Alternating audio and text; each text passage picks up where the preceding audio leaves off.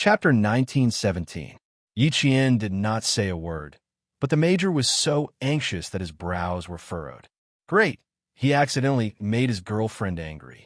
Little fox, don't hold back your anger. Vent it all out. Don't hurt your body. It's easy for us to hurt our bodies, so we have to take care of ourselves when we're resting. We can't add to our injuries. You can punish me however you want. I definitely won't have any objections. Xia Jinyuan was half naked, and Yi Qian, who was in his arms, had her cheeks pressed tightly against his skin. Every time he said a word, his chest would tremble slightly. Yi Qian was not only blushing, but also her neck. She did not dare to open her eyes, because if she did, she would see his powerful and sexy chest muscles. The corners of her mouth curved for a moment, but she immediately suppressed it. She closed her eyes and listened to him say nice things. Although her face was red, her heart was calm, and she was quietly calculating the time he would apologize. Although Yi Qian wanted to let Xia Jinyuan know that she also had a temper, she was not a pretentious person. Listening to him made her heart beat faster. She wanted to solve the problem on the spot, so she lifted her head from his arms and said coldly, "You won't have any objections if I punish you? Really? Really?" Xia Jinyuan finally spoke. He let out a long sigh of relief and said sincerely, "I made you angry. You have to take responsibility." "Okay, I won't punish you. Ask the waiter to bring 2 quilts over. Go sleep in the living room. You're not allowed to stay in the room and try to sleep with me." Since he wanted to sleep in the same bed as her so much, she would punish him by not allowing him to sleep with her. Xia Jinyuan felt as if he had been struck by lightning.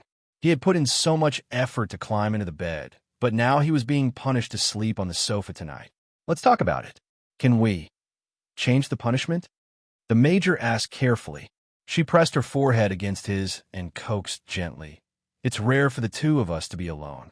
Don't reject me, okay?" His arms began to tighten slightly, hugging her body even more tightly in his embrace. They were so close that they were airtight. "Let's change the method. You told me to sleep on the sofa, and I really tried my best to climb into the bed. It wasn't easy to climb into the bed, so I really want to stay." Yi Qian sneered. "Didn't you say I could punish you however I wanted? Why? Did I tell you to sleep outside?" "No, that's my main goal, so I can't agree."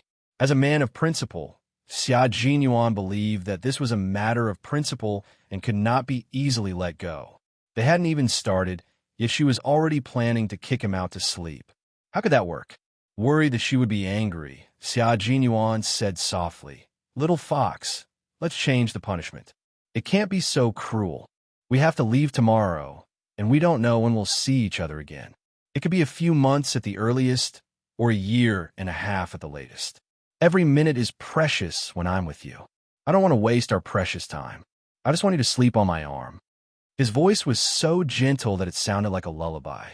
Yi Qian yawned slightly, frowned, and said firmly, "But Captain Xia, if you keep teasing me, I'll get angry too. I won't tease you anymore. Don't be angry. Be good." Xia Jinyuan did not hear any trace of softening in her voice. He only felt that his heart was hanging. "I was wrong. I was really wrong this time." Chapter 1918. Yi Jian, who was no longer angry, slowly reached out her hand and gently hugged the strong waist of the man who kept coaxing her.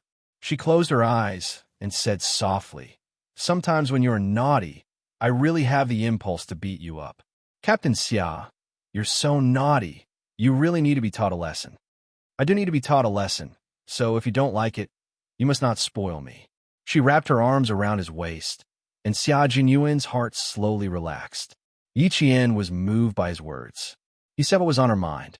Because of their identities, every second they spent together was extremely precious. She was very angry tonight, but she didn't have to be angry all night. She could tell from his behavior that he was really afraid this time. She didn't want their relationship to be strained. She just wanted him to know that once he made her angry, it wouldn't be easy to clean up the mess. He would be so scared that he would break out in a cold sweat. Since she had achieved the effect she wanted, Yi Qian knew when to stop and didn't keep him in suspense. She felt uneasy. "I'm not someone who gets angry easily. When it comes to relationships, I'm not very proactive. It seems like I've been pushed by you all the way, and you've always had to put up with me. But Captain Xia, do you know that before I met you, I never thought of finding a man to spend the rest of my life with? Meeting you is my fortune. It's the fortune of my life. Hearing this, Xia Jinyuan really breathed a sigh of relief. He remembered this lesson well. Being too presumptuous would make him seem frivolous. Do you know why I'm angry? The person in his arms asked him softly. Her voice was soft, and she still felt wronged. Xia Jinyuan felt so sorry for her that he kissed her hair. I know. Being too presumptuous would make me seem frivolous. What happened just now was my fault. I didn't consider your feelings. I'm sorry, little fox. Please forgive me. What happened just now? I'm not that angry. I'm just afraid. Yi Qian didn't always try to control him. There was no need to use each other's faults as a weapon. Leaning against his broad chest, Yi Qian said softly with his eyes closed, "In the elevator and in the kitchen, you looked at me like you wanted to eat me. It made me a little scared. You came out wrapped in a towel and deliberately said that you weren't wearing anything underneath. I really believed you at that time. When I believed you, I panicked. I was afraid that I shouldn't have seen. I'm angry because I trusted you so much, but you lied to me in the end." Her tone gradually softened and was no longer as tough as before. Xia Jinyuan, who was afraid of being pranked, hugged her tightly. After a heavy sigh, he said, "Don't worry, little fox. I won't use your trust to tease you again. It won't happen again." After saying that, he kissed her hair carefully, as if he was kissing a piece of jewelry. "I did have some other thoughts tonight. It's impossible for a grown man to not have any thoughts when facing his girlfriend. Little fox, I have some thoughts about you. I want to have physical intimacy with you." Yi Qian knew what he wanted. When she heard him say it out loud, her heart trembled slightly and her ears burned. Physical intimacy with him. Is this the idea of skin-to-skin contact? She happened to be hugging his waist, so Yi Jian pinched his waist directly. Is Captain Xia satisfied with this kind of skin contact? Xia Jinyuan, who knew that the sky had cleared up after the storm, laughed deeply. "I'm not satisfied. The kind of physical intimacy I want requires honesty. I don't need all of it. I just need—" He leaned over and whispered in her ear. Without waiting for Yi Qian to reply, he lifted Yi Qian and they fell onto the soft bed together. Chapter 1919. When it came to relationships, both of them were inexperienced. Yi Qian was a woman who had not done anything in her 2 lifetimes. She even had her first kiss in her previous life. Major Xia Jinyuan looked both righteous and evil, but he was actually a man who exuded an air of abstinence from head to toe. He was the most gentlemanly man. Relationships were also a foreign territory to him. However, men had always been good at understanding relationships. They were born with the ability to dominate. The two of them pressed down on the bed. Before Yi Qian could make a move, he had already trapped Yi Qian beneath him. His deep eyes stared unblinkingly at Yi Qian. His eyes were his world, and in his world, there was only Yi Qian and Yi Qian's existence. Yi Qian was his world. It won't be the last step. Just give me a few appetizers. I promise it won't be the last step. You're still young. I need to consider your health." His scorching thin lips gently kissed the tip of Yi Qian's nose. As he spoke, he kissed her gently. His gaze was so gentle, and his actions were filled with tenderness. He treated her like a precious treasure. There was no aggression. He only told Yi Qian wholeheartedly that everything he did was built on the basis that he would not let her get hurt. Yi Qian did not close her eyes. She wanted to see his love clearly. Not only did she want to feel it, but she also wanted to see it clearly. The door to her heart, which had always been tightly shut, had unknowingly opened for him. She did not know when he had entered her heart, which could not accommodate anyone else. He was both a teacher and a friend. He was also the only man she had fallen in love with in her 2 lifetimes. It was too difficult for him to hold himself back. Even his handsome forehead was slightly sweaty. His increasingly heavy breathing spilled onto her face. This was the refreshing scent that belonged to him. She did not reject his scent at all. Yi Jian raised her hands that hadn't moved all this while and coiled them around his neck. Yi Jian smiled. Her clear black eyes were no longer cold and indifferent. Instead, They were like flowers blooming enchantingly. "What are your appetizers?" she asked him with a smile. Men took the lead in love affairs, but women were born to seduce men. That was why there was such a relationship. Yi Jian was a strong woman. She would not let Xia Jinyuan do whatever he wanted, as if he was molding clay figurines. The man in front of her was really attractive. He had elegant eyebrows, sexy thin lips, and a strong chest that rose and fell as he breathed. Every muscle line flowed to the point that it was almost perfect. She couldn't help but praise him when she looked at him. "Let's start with an appetizer like this," Xia Jinyuan said softly as he covered Yi Qian with a quilt. He lowered his body slightly and supported his weight with one elbow. When his thin lips kissed her delicate lips, his slender fingers slid into Yi Qian's clothes like fish. He sucked on her lips and gently rubbed and sucked. His voice was mellow and intoxicating like red wine. "Like this?" again, he asked her. His scorching palm had already quietly covered her slender waist and began to rub back and forth. "Just like this." Yi Qian hooked one hand around his neck, and the other hand gently caressed his handsome face. Her fingers traced the side of his eyebrows, then the tip of his handsome nose. Her index finger pressed against his thin lips. Her dimples were like a flower, and her eyes rippled like autumn water. A woman's natural charm overflowed from the depths of her eyes, little by little. She smiled faintly and said, "Captain Xia, your appetizer can't be so simple and plain, right?" Chapter 19:20. "Of course not. I still want to be like this." His fingers slowly caressed her slender waist, and then all the way up, slowly crawling. He didn't immediately climb to the top of the mountain. Instead, he went back and forth between the ravines, as if he was considering which peak to climb first and which to fully enjoy the scenery. Xia Jinyuan wasn't in a hurry to be lustful. Instead, he allowed her to slowly get used to him. Sometimes they kissed, sometimes they whispered, trying to achieve a high standard in one go. As a major who was strict with himself, he also had strict requirements when it came to matters of the heart. He didn't want to leave a bad impression on Yi Qian and cause her to lose interest in him in the future. Interest needed to be nurtured, so he had to take it step by step and enter the best state. Yi Qian, indeed, didn't like to be rude and unreasonable, and he believed that not many women would be willing to treat him that way. The joy of intimacy was a joy that couldn't be controlled when one was deeply in love. How could one be so impatient? When he placed his hand on Yi Qian's right side, she gently closed her eyes. Her face was as red as the rosy clouds, and it was even more gorgeous than the spring scenery. Her eyebrows and the corners of her eyes were like water, and there was also the charm of first love. A droplet of water dripped onto her eyelids. Yi Qian, who had closed her eyes, couldn't help but open them again. She saw his forbearance and restraint, and also saw the joy in his eyes. "I couldn't sleep because I thought about it day and night. Now that my wish has come true."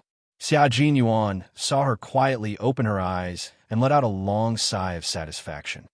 "The texture of your hand is 1,000,000 times better than what I imagined.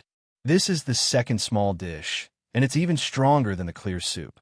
She had secretly rubbed her fingers together and secretly wondered how big they were, and even wondered how it would feel to touch them.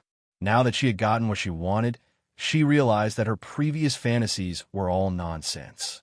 Her imagination couldn't be used as a reference. It had to be real. "This is my first time, so I'm a little nervous." As the sweat dripped, Xia Jinyuan's dark eyes were like an ancient well, and there were already ripples in them. "I didn't expect it to be so wonderful. I want to stop here." He lowered his head and kissed her slender neck. Between heavy breaths, he said vaguely, "The third dish is exploration.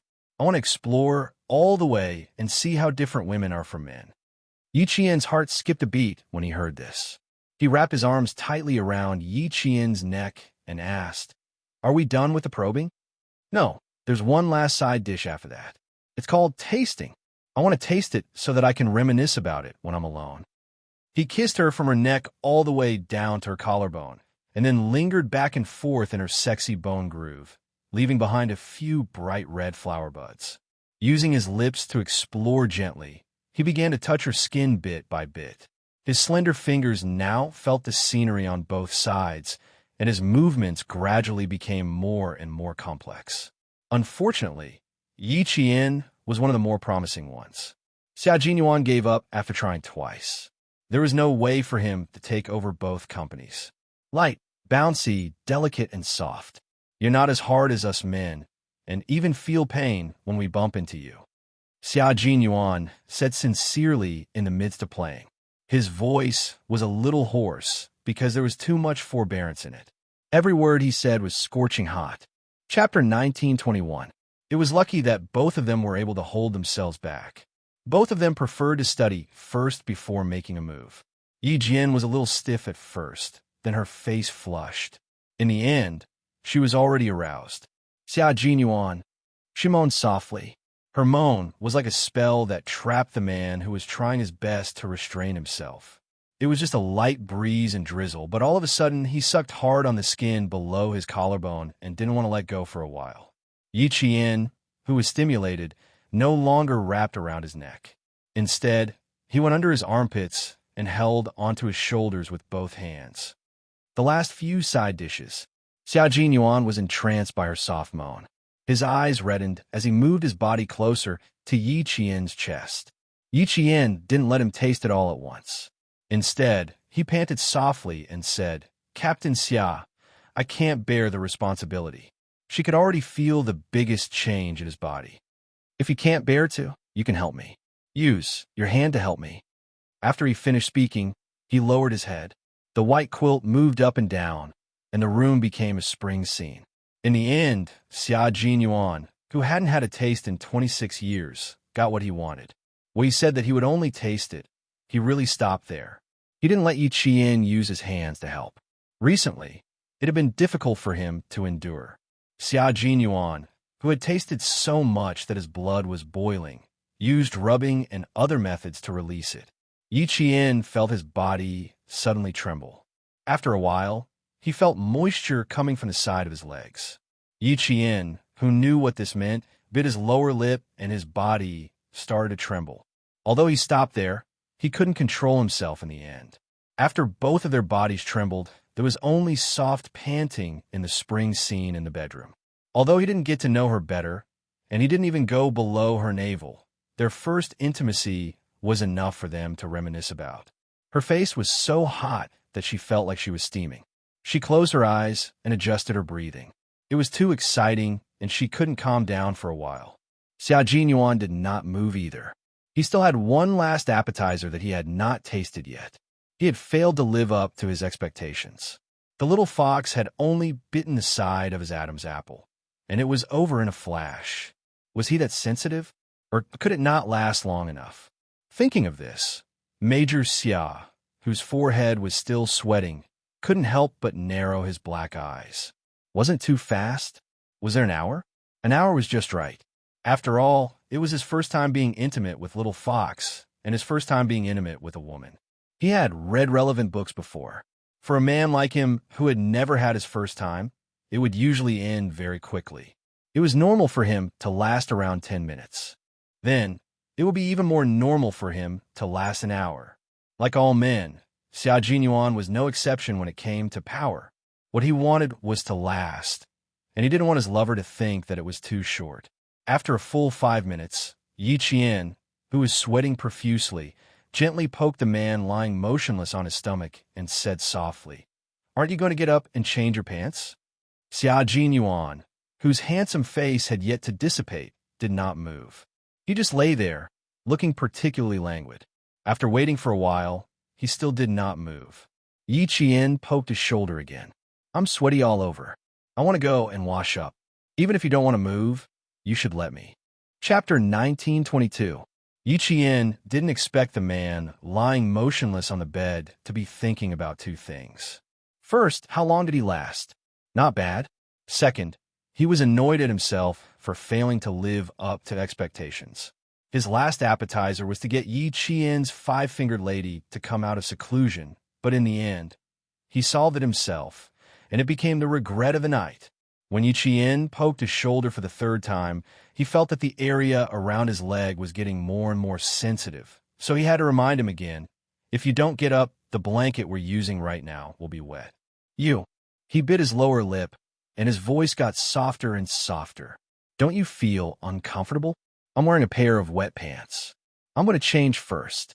I don't want to move, and I don't feel uncomfortable. Major Xia continued to lie on the bed, and his voice was low and hoarse. I want to continue. I want to continue until dawn. I want to. Yi Qian, who was still in the midst of his passion, was shocked by his repeated, I want to continue. Don't even think about it. Get up, Xia Jinyuan. Captain Xia stopped shouting and directly called out his name. Even if he raised his voice, it would still make Xia Jinyuan's ears go soft. He wanted to kiss Yi Qian again, but Yi Qian's long legs were already moving. Xia Jinyuan quickly turned over and rolled to the side. He laughed and said, Little fox, you were turning your back on me. I almost succeeded in my sneak attack. She seemed to realize that something was wrong. So before Yi Qian noticed, she quickly picked up the towel that she had dropped to the side and wrapped it around the wet part of the pants. I'll go outside to see if there's any water. You can go inside and change. From the side, he could see that her face was blushing at a speed that was visible to the naked eye. They had already met each other frankly, but his little fox was still shy. He was also a little uncomfortable at this moment. The wet part of his body made him uncomfortable. After the incident, Yi Qian was indeed a little unnatural. She was quite proactive in the process. Just now, when he got up, she saw the scratch marks she left on his shoulder. It was because of the scratch marks that she became unnatural. Hearing that he was going outside, Yi Qian heaved a sigh of relief. When Yi Jian arrived at the washroom, she looked at herself in the mirror. She was so shocked by her reflection that her body trembled. Was the person in the mirror her? Was it her? Not only was her face flushed, but there was also a hint of charm in the corners of her eyes. The ripples in her eyes were even more charming, as if there were ripples flowing out from her eyes. His lips were bright red, so fresh that they looked like they were about to drip blood. Together, with his face full of spring, Yi Qian almost didn't dare to look at himself in the mirror. She had actually acted like this when she was in love. Where was her usual indifference? Yi Jian took a few deep breaths before she put aside the shyness that she didn't dare to face herself. Then, she slowly lifted her clothes. Her snow-white skin was dotted with red spots, and her chest was kissed by him. After taking one look at Yi Qian, she quickly put down her shirt and went straight into the shower. After taking off her shirt and pants, she was too embarrassed to look at her own body. She only raised her head to let the hot water wash her. Outside, Xia Jinyuan unscrewed the water pipe and took out the small square towel used to wipe his hands. He didn't have to pretend that there was no water anymore. He could sleep with her for the next few hours. He also had to wash his gym shorts. After he finished showering and returned to the bedroom, he saw that Yi Qian had already laid down and wrapped himself up tightly. Chapter 1923. He had no intention of letting him sleep on the sofa. It was obvious from the fact that half of the bed was empty. Yi Qian, whose face was still red, was still awake. She heard him enter the room and close the door. She held her breath as he walked to the bed and lay down beside her. Come sleep in my arms. I'll hug you. After taking a cold shower, his voice was no longer hoarse, but it was still pleasant to the ears. Yi Qian, who was sleeping on her side, did not move. Xia Jinyuan, who was talking, moved.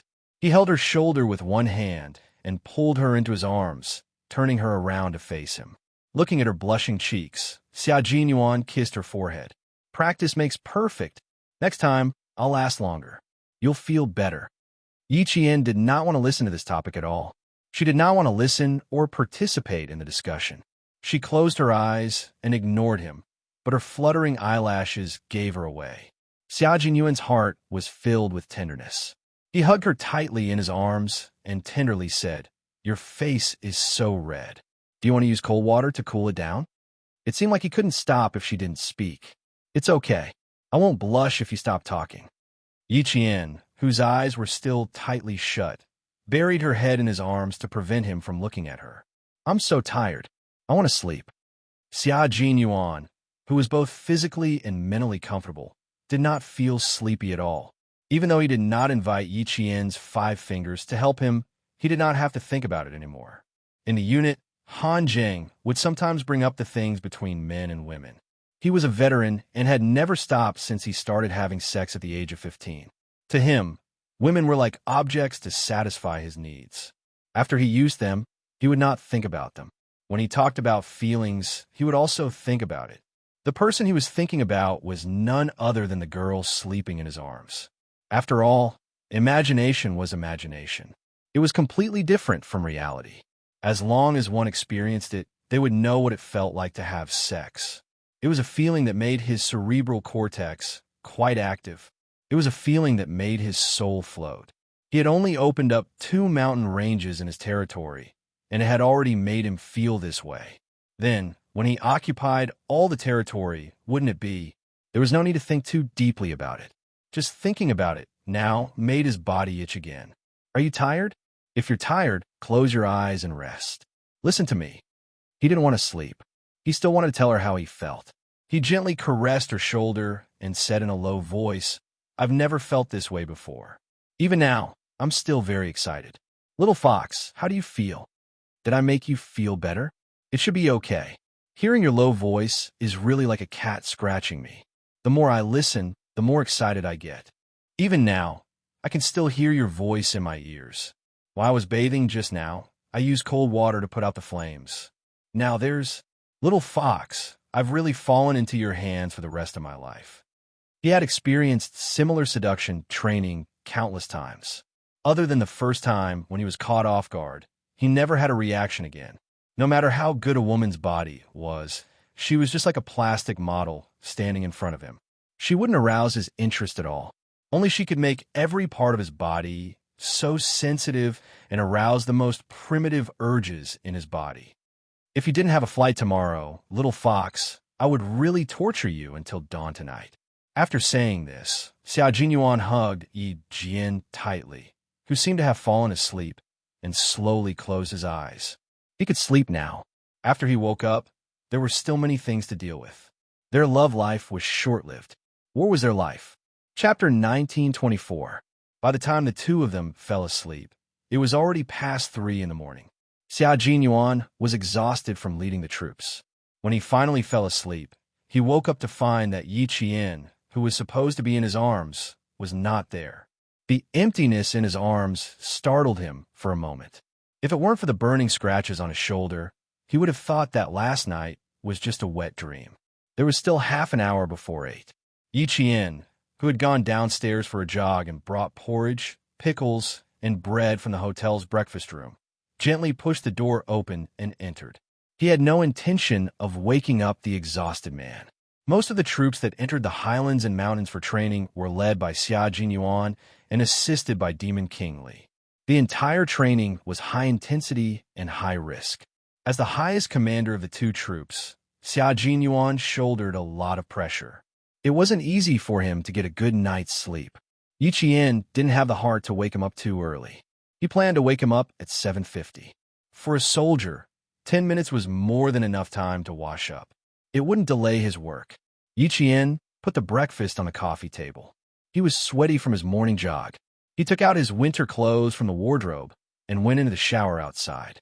Xiao Jinyuan, who was on the phone in the bedroom, had already noticed Yi Qian entering the room.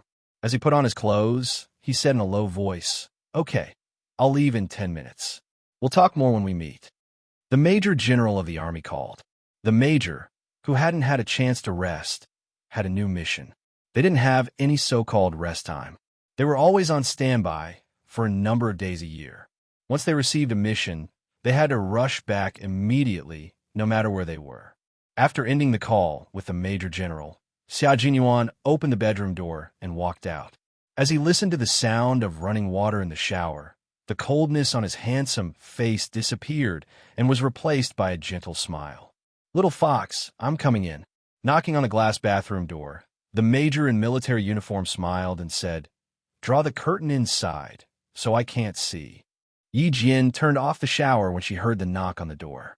After she heard what he said, she immediately raised her hand and pulled the shower curtain tight. "Go to the bathroom inside. I need 2 more minutes.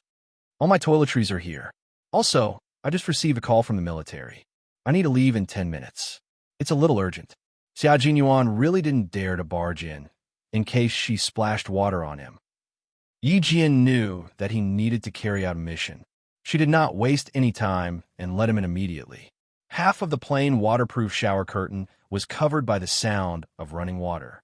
The Major's slender, straight, and muscular legs moved from time to time. His Adam's apple moved slightly, and he let out a light sigh before quickly washing up. After he finished washing up, the sound of running water stopped. His gaze fell on the military uniform and bath towel on the hanger outside. The Major's eyes darkened. He took off the bath towel and walked to the shower curtain that was less than 3 steps away from him. He said in a low voice, "Let me help you put on your clothes, okay? I can wear whatever I want you to wear. I can wear it myself. If I let you do it for me, I won't be able to get dressed for the rest of the day." Yi Qian's face burned when he heard that. He was so frightened that he even stuttered. After saying that, he felt a little weak and short of breath. He put on a straight face and said in a deep voice, "Captain Xia, you can go out and have breakfast first. I'll take care of my own business." Chapter 1925. It was not easy to dress someone else, but it was embarrassing to have someone else dress her. Yi Qian would not find another embarrassing thing for herself. Her face was still burning from what happened last night. If she let him dress her again, she would burn until her entire body turned red in broad daylight. Xia Jinyuan, who was holding a bath towel outside, seemed to understand something. He raised his eyebrows and looked at the dark green winter coat, the shirt, underwear, and so on. His little fox seemed to have misunderstood him. He smiled and pulled the curtain open a little. Yi Qian, who was behind the curtain, was shocked again. She thought he was going to lift the curtain and come in. She couldn't help but shout, "Xia Jinyuan, stand still. You're not allowed to." Before she could say come in, a bath towel was handed to her through the curtain. His voice was soft and seductive as he coaxed her softly. "Wrap the towel properly before coming out. I'll take the clothes out and put them on in the room. Last time, you helped me put on the military uniform. This time, I'll help you put on." Yi Qian, who was silently wrapping the towel tightly around her, finally understood. So when he said, "Put on the clothes," he didn't mean help me put on the clothes one by one. Yi Qian knew she had misunderstood. She wanted to stick herself to the wall, covered in water droplets. What nonsense did she say just now? Shameful, too shameful. Dressing your lover was an interesting thing to do.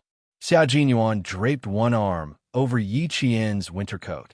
His handsome features contained a gentle smile. He said softly to the person who walked out, "Come here, little fox." Yi Qian, who was only missing the coat, walked up to him and stared at him. "You said something that made me misunderstand again. You're the one who misunderstood. Don't you know that I'm leaving soon? How can I help you put on the clothes one by one? Just as you said, if I were to dress you one by one, you wouldn't be able to wear any clothes for the rest of the day." Xia Jinyuan laughed. When he went into the bathroom earlier, he did have some thoughts, but he still had a task to do, so he didn't have time to indulge in love. Hugging her gently, he kissed her forehead and said softly, "Sometimes I don't pay attention to what I say. I didn't mean to tease you. It's also my fault for leaving a bad impression on you. I have to change." His embrace was very warm, so warm that she sank into it and did not want to leave. She rubbed her cheek against his. "There's not enough time. When do you plan to dress me up?" He needed to leave, and she also needed to leave. It was time for them to leave, so even if she was reluctant, she had to accept it. This was their choice, and it was a choice that they would never regret. "Very soon, but I'll need your cooperation." He let go of her arm and gestured for her to turn her back to him. He put on the coat as smoothly as he put on his own clothes. He then walked to the front and carefully adjusted his collar. He lowered his eyes slightly to look at the girl who had come for him. His chest suddenly felt warm, and he couldn't help but lower his head again. A gentle kiss landed in front of her eyes. Her long, fluttering eyelashes swept across his lips and also brushed across his heart. "There are still 5 minutes left. I can't accompany you to the hospital to say goodbye to Uncle Chun, and I can't accompany you back to school. Southern Province is not as good as the North. It's cold, and there's no heater in the room. If the military doesn't have any arrangements for you after you go back, you can go to Beijing to accompany Uncle Chun, or you can go back to the villa complex. Chapter 1926. The clock never stopped ticking, and there were only 3 minutes left of the 10 minutes. Xia Jinyuan did not stop reminding her. Uncle Chun will be discharged in 6 days. After he is discharged, the military will arrange for him to go to the sniper base in the southern province. If you have no problems with your homework, you can accompany Uncle Chun to the sniper base to practice shooting. He buttoned the buttons of her military uniform one by one and said seriously, "Take good care of yourself. My mission here will take a long time, so I will temporarily cut off contact with the country. If you have any urgent matters, you can contact the brigade directly. Our comrades in the brigade will be happy to help you." Han Zhang's father is Minister Han of the General Logistics Department. My family is on good terms with Han Zhang's family. Uncle Han and my father graduated from the same military academy in the same class. Our families have always been on good terms. If you have any problems that you can't solve, just look for Han Zhang. He won't refuse. You don't have to worry about Du Jiai. She doesn't have the ability to directly overstep her authority and reach into the campus of the National University of Science and Technology of China. You don't have to worry about anything outside. The most important thing for you now is to take care of your own matters. Finish your 4 years of studies with excellent results and get the title of Outstanding Student. He carefully reminded her, and Yi Qian listened attentively. When he finished, she said, "You too. Take good care of yourself." Okay. Their separation was imminent. After Xia Jinyuan helped her put on the coat, he looked at the beautiful girl with deep eyes. Then he hugged her tightly in his arms and buried his head in her neck. He took a deep breath and said, "I'm leaving now. I'll bring breakfast to the car." The car to pick him up had arrived, so he needed to leave. Yi Qian hugged his waist tightly. When he lifted his head from her neck, she tiptoed and kissed his handsome chin. "See you next time, Captain Xia." They let go of each other in the next second. Yi Jian turned around and picked up the bread on the coffee table. Xia Jinyuan picked up his luggage and took the bread from her. He smiled at her, opened the door, and strode away without looking back. Xia Jinyuan did not mention anything about his discussion with Principal Chun until he left. Yi Qian stared blankly at the door that closed behind him after he left. She slowly lowered her head to look at her hands. Just now, she could still feel his warmth on her hands, but now they were empty. Only his breath remained. "I've just left, and I've already missed you, Captain Xia." She smiled bitterly and murmured softly. After living 2 lives, she finally knew what love was like. Whether it was sour, sweet, bitter, or spicy, she would gladly endure it. At 8:00, Yi Qian left the hotel on time and headed to the hospital. Xia Jinyuan, who was sitting in the car, spoke to Commander-in-Chief Xia. It may involve a wide range of people, but a unit that erased the existence of a martyr already shows that there is something wrong with this unit. I'll report the problem to the military. I only hope that justice will be served for the martyr who sacrificed himself for the country. I want to investigate the matter clearly and let those with bad intentions know that they won't be able to hide the truth forever. Commander-in-Chief Xia's face turned pale when he heard this. If Xia Jinyuan had not reported the matter, he would not have known that there was a unit that dared to erase the glory of a martyr's life. How dare they? At this time, I will report it to the military commission, but everything will have to wait until I have a certain amount of investigation results. If we want to make a move, we have to make a big move. A small fight won't hurt us, but if we make a big move, it won't have much effect on a few scapegoats. Chapter 1927. Hearing the furious Commander-in-Chief Xia close the document he was reading with a sullen face, the Commander-in-Chief, who had not been angry for a long time, slammed his palm on the desk and said sternly, "Tell Xiao Yi that as long as I'm here, I won't let her mother suffer any grievances after her sacrifice." How audacious! How dare they erase the deeds of a martyr? I'd like to see what kind of monsters are stirring up trouble in this unit. A martyr was loyal to the country, yet she was treated like this after her sacrifice. If the military didn't solve this problem, how could they face the soldiers who risked their lives to protect the peace of the motherland? The morale of the army was in chaos, and the country was in chaos. How could anyone disturb the morale of the army? Dad, I haven't told her about this yet, mainly because I don't want to affect her studies and distract her. I plan to tell her when I have some clues. Please keep it from her for the time being. Xia Jinyuan originally wanted to investigate it himself, but the mission cycle was too long. After thinking about it, he could only ask the old man in the military to do it.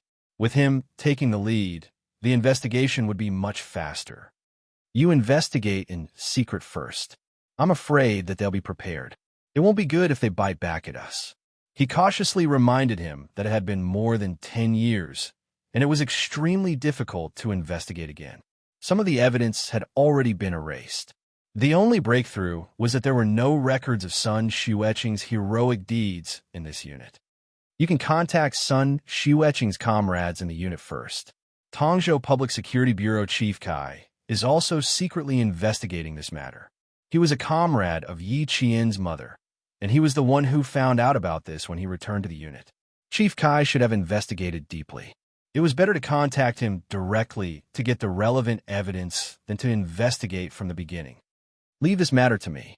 You and Yi Qian don't have to be distracted. I'll contact you if there's any progress.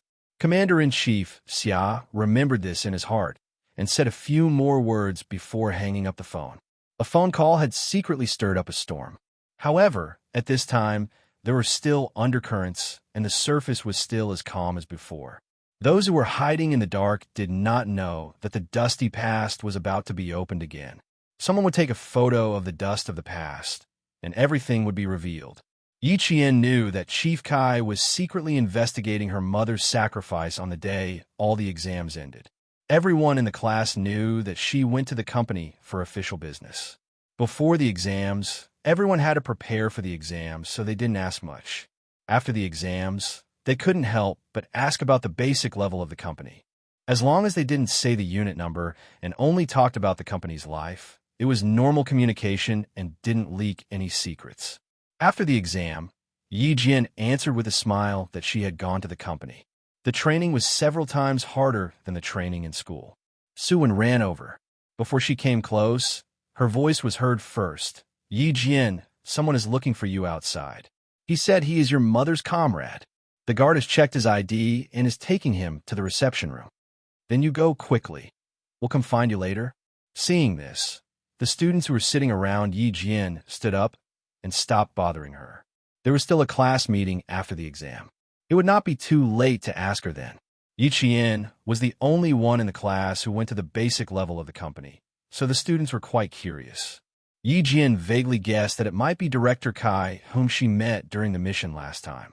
She slightly restrained her expression and suppressed the panic in her heart. After thanking Suwon, she quickened her pace and headed to the reception room. When she arrived, Chief Kai was already in the meeting room. Yi Qian pushed the door open and said with a smile, "Not bad. You look more like a soldier than last time." Chapter 1928. Knowing that Chief Kai was his mother's comrade, Yi Qian only felt a sense of closeness when he saw him again. He couldn't help but smile as he walked over. "How did you find the time to come over? Are you here on a business trip?" "I wanted to come and see you for a long time, but I was afraid I'd disturb your studies, so I decided to wait until your exams were over." Chief Kai scrutinized the girl he hadn't seen for a few months. The more he looked, the happier he became. She was really a good child. She stood tall and straight with the valiant and heroic bearing of a soldier. She wore a tailor-made student uniform and looked like a thriving pine tree. Although the branches and leaves hadn't fully extended, one could already see her future glory. Yi Qian first asked him to sit down, then hurriedly poured him some hot water. "I'm sorry, there are no tea leaves in the reception room, so I can only treat you to some hot water." Hot water is good. It's simple and plain, without any impurities. A person should also be like a glass of clear water, simple and straightforward. Chief Kai took the hot water with a smile on his face. He gestured for Yi Qian to sit down and said kindly, "Although your complexion is a bit poor, you're full of energy. It's clear that you're used to military school life." "Not bad, not bad. You didn't embarrass your mother. You're the descendant of a soldier." Yi Jian liked to talk about her mother very much. She felt a great sense of pride. Although my mother left early, I still remember things from a long time ago. I still remember that she once told me that a person should live up to the word person, be open and above board, and act magnanimously. Just as you said, a person should be like a glass of clear water, simple and straightforward, without any impurities. Chief Kai heard this and laughed even louder. Good, good, good. Very good, very good. Hong, Mei has a daughter like you. No matter how much she suffers, she's willing to accept it. But I can't bear to. Yi Qian took a sip of the hot water. When he looked up again, his expression was a bit more solemn.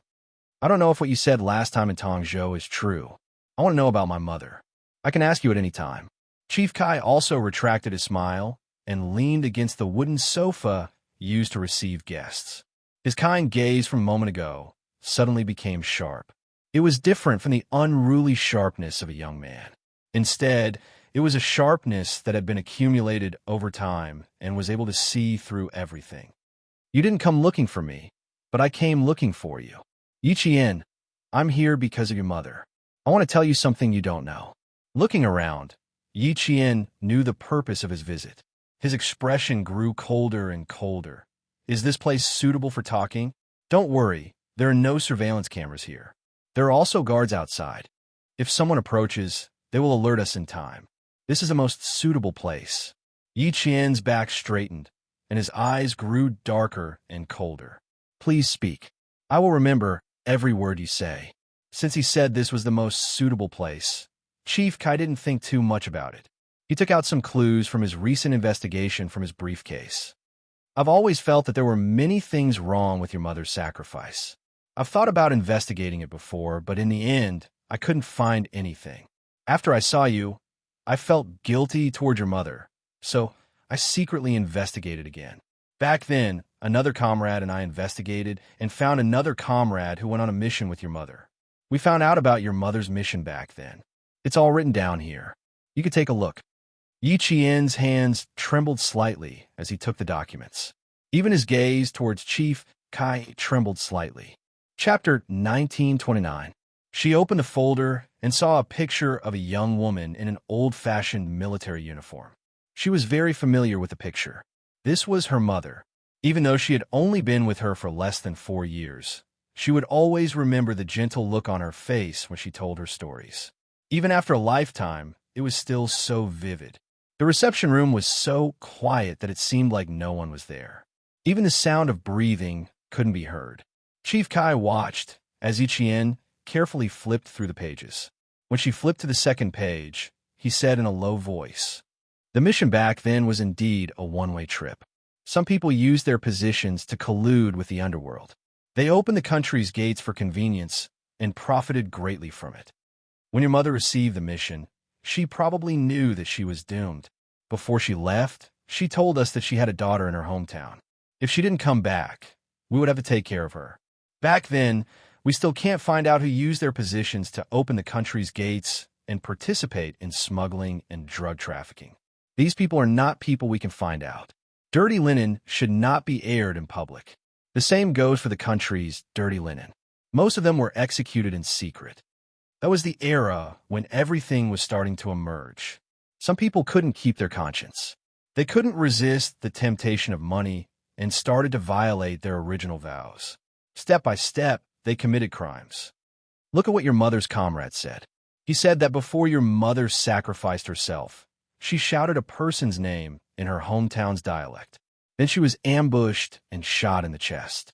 She died on the spot. This is what she sacrificed." Chief Kai suddenly stopped talking. He quietly took out a brown envelope from another pocket of his briefcase. He gently placed it on the coffee table and slowly pushed it in front of Yi Qian. "Yi Qian, take a look." Yi Qian's outstretched hand seemed to realize what was inside. She suddenly retracted her hand. She glanced at Chief Kai, whose expression was dark. Yi Qian's outstretched hand clenched into a fist. When she released it, she seemed to have made a decision. She quickly picked up the envelope. There was a picture inside. Even after more than 10 years, the colors were still so bright. It was a bright red national flag with some blue leaves. Under the national flag lay.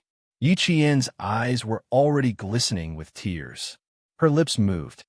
This is the picture of my mother when she sacrificed herself, right? She's the one lying under the flag, right? Yes, child. The one lying under the flag is martyr Sun Xueqing. This is a photo of her after she sacrificed herself. Chief Kai's voice was filled with sorrow. After more than 10 years, when he mentioned his comrade who had once saved his life, the mention of her sacrifice still made him sad from the bottom of his heart. Tears slowly rolled out of her eyes, drop by drop. Yi Jian stared at the photo and sobbed in a low voice. The entire flag covered her mother from head to toe. She could only vaguely see the outline of her mother's body. She couldn't see her mother's face or body, but she could see the red flag was stained with blood.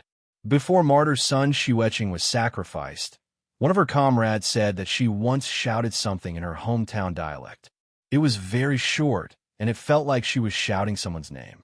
Unfortunately, there was a lot of gunfire at the time, so he wasn't able to tell what your mother said. Look at the second photo. The second photo is a little gory. It's a combat dagger stained with blood. Later, when the fabric on the dagger was extracted, it was found to be tissue from a human eye. In other words, before your mother sacrificed herself, she used this combat dagger to stab a criminal in the eye. Chapter 1930. For some reason, Yi Qian's heart trembled violently. She looked up at Chief Kai abruptly. A criminal's eye? Did you catch the criminal? Her voice had a sharpness and urgency that she didn't even notice. Don't be anxious, child.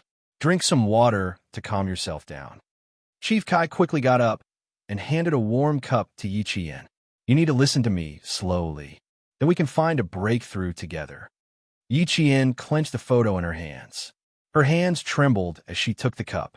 She took 2 small sips and suppressed the immense pain in her heart. She asked in a hoarse voice, I want to know if this criminal was caught. No, other than killing a few criminals at the scene, we didn't catch the criminal whose I was injured. Later, I heard your mother call out to her comrade in the dialect of her hometown. She mentioned this several times. When I found this comrade, he told me that no one cared even though he mentioned it. Someone even ran to the dorm window and warned him not to mention it again. He didn't mention it again until he left the army. He didn't mention it again until I found him some time ago. Yi Qian gently closed her eyes. A fierce and ferocious face flashed through her mind. Sun Yaozu. His eye was injured when her mother sacrificed herself. Old Madam Yi even said that it was an accident when she was working in a factory outside. The boss even paid a large sum of compensation because of it. The villagers said that it was at least 100 to 200,000 yuan. At that time, 100 to 200,000 yuan was an astronomical figure to the villagers. In the dialect of her hometown, Sun Yaozu, then she remembered the fierce gaze he used to stare at her after his eye injury, and the year he kicked her unconscious. So that's why. She finally understood. She finally understood why Sun Yaozu hated her so much. She finally understood why old Madam Yi pretended to be kind even though she clearly hated her. She finally understood why she came to school to cause trouble in her 3rd year of high school. When she brought her parents' photo over, she looked so scared. She finally knew the reason. She put the photo of the dagger back on the table. Yi Qian, who was still quite emotional, now spoke in a terrifyingly cold voice. Can you do me a favor? I want to get the results of the tissue on the dagger. She had changed so much that Chief Kai could not keep up with her. He could not help but ask her, what do you want this result for? I want to compare it to see if it's the same person. It was a very calm voice, but it was filled with an extremely strong aura of hostility. Using a calm tone to speak in an extremely ruthless tone, even Chief Kai, a veteran who had seen many scenes, couldn't help but feel shocked. However, his attention quickly turned away. He lowered his voice and said, what did you think of? I thought about how it coincided with the time of my mother's sacrifice, and how she also happened to hurt her eyes. She used to wear an eye patch all day long, but now she wears a pair of black glasses all day long. I plan to meet him tomorrow and take some tissue back to see if I can close it. Chief Kai objected sternly. Nonsense. Yi Qian, if anyone finds out what you're doing, your future will be ruined. Give me the suspects, and I'll take care of it. She was the only descendant of Red Plum Blossom left in the world. He had to protect her. You can't stop me. I have to take care of this matter myself. Yi Qian shook her head. Her calm expression was filled with unwavering determination. I can only rest assured if I do it myself. Chapter 1931.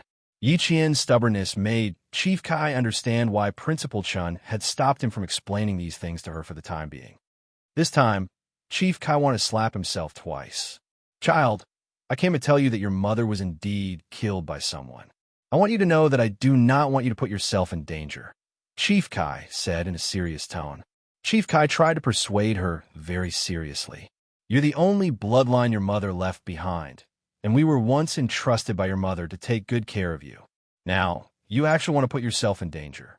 Yi Qian, I do not agree with this, and I do not approve of it.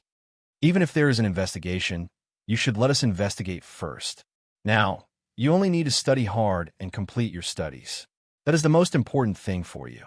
Uncle came this time because I was afraid that if something unexpected happened during the investigation, you would not know anything. Even if there were suspicions, we would have to investigate again. You, don't know how deep the waters were back then. Even after more than 10 years, the waters are still very deep. I have been very careful during the investigation, afraid that something big will happen again. As for you, you're just a military school student now. What do you have to investigate? If he had known that this child was so stubborn, he would have discussed this with Principal Chun first. But Principal Chun was nowhere to be found now. Old Chun, I wanted to discuss this with you, but in the end, I could not even find you. Even the villagers of Shuku village did not know where he went. Right? He almost forgot about this. Yi Qian, do you know where Principal Chun, who has been taking care of you, is? I went to Shuku village this time, but I did not find him. Even the villagers said that they had not seen him for a long time. He was afraid that something would happen. After all, he had already investigated the death of Hong Mei and handed some of Hong Mei's belongings to Old Chun, which was equivalent to bringing him into danger. Yi Qian could hear the worry in his voice, but it was true that he couldn't reveal too much about Uncle Chun. So he said, Uncle Chun went on a vacation. I'm afraid he won't be back for a while. Yi Qian could tell that he was worried and that there was something wrong with his tone. He asked directly, You said that the situation was already very complicated 10 years ago, and it's still the same 10 years later. You also mentioned that you were afraid that there might be an accident during the investigation. Are you implying that if someone finds out that you're investigating my mother's death, they will kill you to silence you? That's right. That's why I stopped you.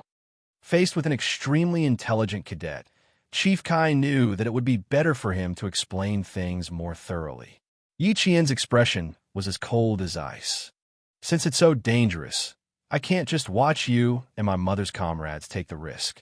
As her daughter, I must do what I should do. Don't worry about me. I won't be so stupid as to joke about my future. I have a way to get his eyes, and I also have a way to not let myself fall into his trap. Sun Yaozu, let's settle our old grudges together. Yi Qian, who had finished reading all the documents, did not put them away properly. After memorizing each and every one of them, he destroyed them one by one in front of Chief Kai. I've kept the 2 photos. I've already memorized the rest of the information. I can't keep them, lest they implicate you. At this point, Chief Kai knew that he had no way of stopping Yi Qian. He sighed and said, I'll see if I can get my hands on the test report. If I do, I'll let you know immediately. Chapter 1932. Yi Qian didn't plan on leaving for Nan province immediately. She still needed to go back to the capital to pick up Principal Chun from the hospital before returning to Nan province. Chief Kai knew that he had no way to stop the girl who was as stubborn as her mother. He could only repeatedly remind her to be careful and to contact him immediately once she found something wrong. She could not act on impulse. Old Chin was traveling at this time and couldn't be found. If he could find him, he might be able to persuade Yi Qian. Even after they left the school, Chief Kai still reminded Yi Qian to be careful and not act rashly. She needed to be calm when something happened. Yi Qian promised him again and again that she would look for him first if anything happened. Only then did he relax a little and leave. Yi Qian was very grateful to him. To her, Chief Kai was actually a stranger. But for her mother's matter, Chief Kai, who could have ignored everything, risked his life to find out the truth. As a daughter, how could she stay out of it and ignore it? The night after the class meeting, Yi Qian chatted with her classmates until 11 p.m. before returning to the dormitory. The next day, she and Su-Wen took a flight to the capital. There were 4 students in her class who all lived in the capital. Only Su-Wen took the same flight as her. The other 3 took the afternoon flight. The other 3 students all came from families with some background. Either their fathers were soldiers or their mothers were soldiers. Since young, they had been influenced by what they saw and heard. Their families had long planned for them to aim to get into the military academy before joining the army. This involved a promotion, and a promotion was the key to one's development in the military. Why was family education so important? It was because family education had a lifelong impact on an individual. The quality of family education directly determined a person's life. Su-Wen and the others all came from good families. Their parents and relatives were all highly educated. They knew the importance of education, knowledge, and qualifications. From the beginning of their children's education, they had a clear plan. They wouldn't let their children go with the flow. Naturally, they were much stricter than the average family. The more Yi Qian interacted with them, the more she understood the importance of family education. After thanking Su-Wen for the invitation, Yi Qian took a taxi directly to the military hospital. Now that she had time, she naturally wanted to spend more time with her family. Principal Chun was also very happy to see Yi Qian come over. He knew that she did not have any training plans for the winter break, so he brought Yi Qian back to the sniper base in the southern province to train with the snipers that were being groomed. Yi Qian had never been averse to training. Seeing that Principal Chun was in a good state of mind and that he still exuded a murderous aura when holding a gun, Yi Qian felt more at ease. Political Commissar Yin looked at Principal Chun, who was strictly guiding this group of snipers, and said to Yi Qian helplessly, now that he's been specially recruited back to the army, he'll place all his focus on the sniper base in the future. We don't even have the power to restrain him anymore. I didn't expect the military to make such an arrangement. Previously, he was so tired from training this batch of snipers that he vomited blood. Now that he's received an order, he'll only put more effort into it. Little Yi, you have to persuade him. Regiment Commander Liu was also very worried. They all knew old Chen's ability. He was the sniper at the top of the sniper team. Keeping him around was like keeping a mountain of gold. Even a mountain of gold would run out one day. The best way was to develop it rationally so that it could last for a long time. The next step was to memorize the sniper's image. Yi Qian, who had entered the sniper base, was in charge of clearing the bullets and arranging the guns. Hearing this, she checked to see if there were any problems with the sniper rifle. While adjusting the scope, she smiled and said, "Don't worry, I've already made an appointment with Uncle Chun. I'll only have 4 hours of special instruction every day." Chapter 1933. I also told him that since he was specially hired, he had to appear at key moments. If he appeared all the time, the other sniper instructors would have an opinion. If he did all the work of several people by himself, it would make the others seem incompetent. I also said that your intention of monopolizing the training was good. You wanted to train more excellent snipers, but this would offend others and bring criticism to yourself. For the sake of the unity of the entire sniper base, you had to change your habit of monopolizing the training. Commissar Yin had already laughed when he heard that. This advice was good, really good. With Principal Chen's temperament, only this kind of advice could reach his heart. Uncle Chun was stunned for quite a while after he heard that. I saw that he was wavering, so I asked him again if he was responsible for all the training and if the other sniper instructors were just watching from the side and giving simple instructions. If that was the case, then it would be your fault. The main responsibility of the sniper instructors is to be responsible for sniper training. How could they just watch from the side and give simple instructions? You're not helping them, you're taking their jobs. Yi Qian was already checking the 4th sniper rifle.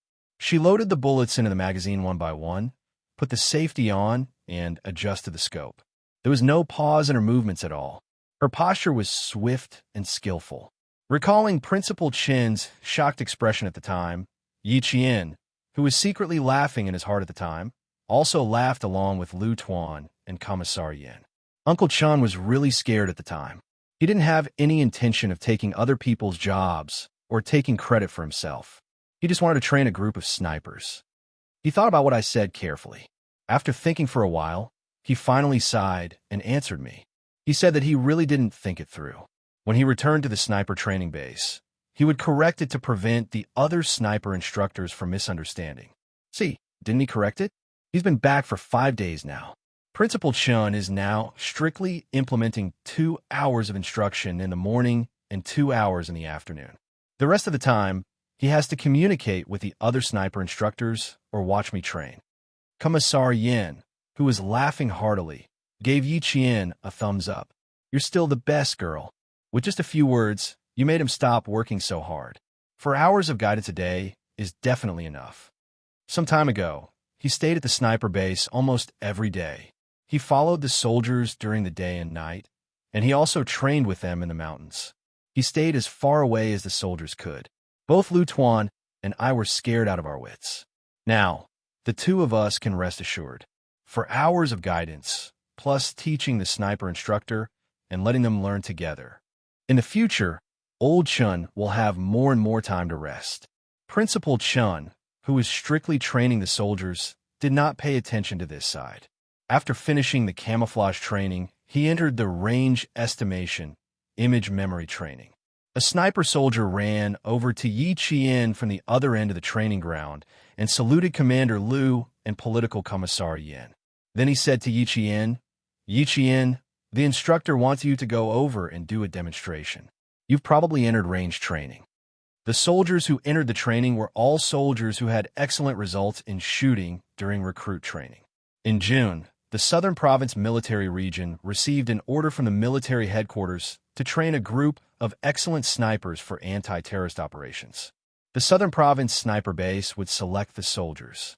At the same time that the Southern Province Military Region received the order, Principal Chun also received a transfer order from the military headquarters. Principal Chun, who was originally stationed in Shuka Village and only occasionally went to the army, was transferred to the sniper base and began to train the selected soldiers. In the end, he was too tired and got injured.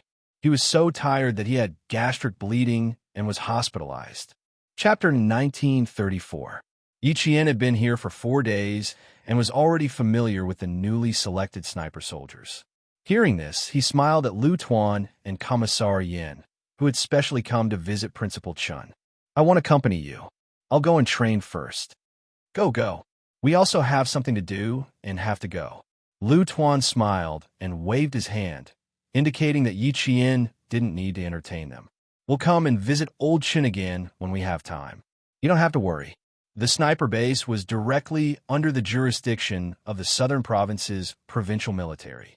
Lu Tuan and Commissar Yin only had one training base for Zongnanhai's automobile soldiers. They came to take a look and left. They couldn't stay for long. They didn't let Yi Qian send them off. After she left, Lu Tuan smiled and sighed. From now on, this will be Old Chen's base. I'm afraid the troops in the mountains won't be able to invite him back. Yes, it's a pity. In the past, Old Chun would occasionally go to the army to guide the soldiers' shooting training. The shooting standards he brought out were quite high. In the future, well, we can only watch. Commissar Yin smiled and patted his partner's shoulder. We still have to rely on ourselves. Old Chun has already brought out a batch of soldiers for us. Let this batch teach the next batch. Old Chin's efforts won't be in vain if he teaches them batch by batch. After we leave, Old Chun and Little Yi probably won't be able to come back to the army. Let's go, Old Lu. Let's go to the old place for a drink. I wanted to mention something to Little Yi just now, but you kept winking at me. Now you want me to go to the old place for a drink with you. Why don't you ask Little Yi to come along? She's like our child, now that we're leaving one after the other. I don't know if Little Yi will miss us. Commander Lu said in a low voice. Commissar Yin smiled and said, What's there to say? I told Old Chun to let Little Yi know. I'm fine, but you... In the howling cold wind, the two black-green figures talking side by side gradually disappeared into the distance. Yi Qian, who had run to the end of the training ground, turned around and looked at the two figures leaving. He said to Principal Chun, Uncle Chun, let's go back to Shuka Village if we have time off in the future. I really miss the soldiers there. More importantly, that was the first unit she came into contact with. Before she left Shuku village, she spent all her holidays in that unit that quietly transported weapons and fuel from the north to the south. Their relationship was so deep that it was even deeper than her relationship with Shui Ko village. It was as if that place was her root. Principal Chun, who was in a good mood, said with a smile, "Sure. As long as you want to go back, you can go back at any time. However, if you want to transfer Regiment Commander Liu and Commissar Yin, it will be a little difficult. You want to be transferred? Are you sure?" Yi Qian was quite surprised. He also realized that Captain Liu and Political Commissar Yin had been stationed in Fujian town for many years. He suddenly felt a little uncomfortable. Regiment Commander Liu is transferring, and Commissar Yin is transferring. If they want to go back to the army in the future, we'll talk about it when the time comes. Principal Chun sighed softly and said, "All good things must come to an end.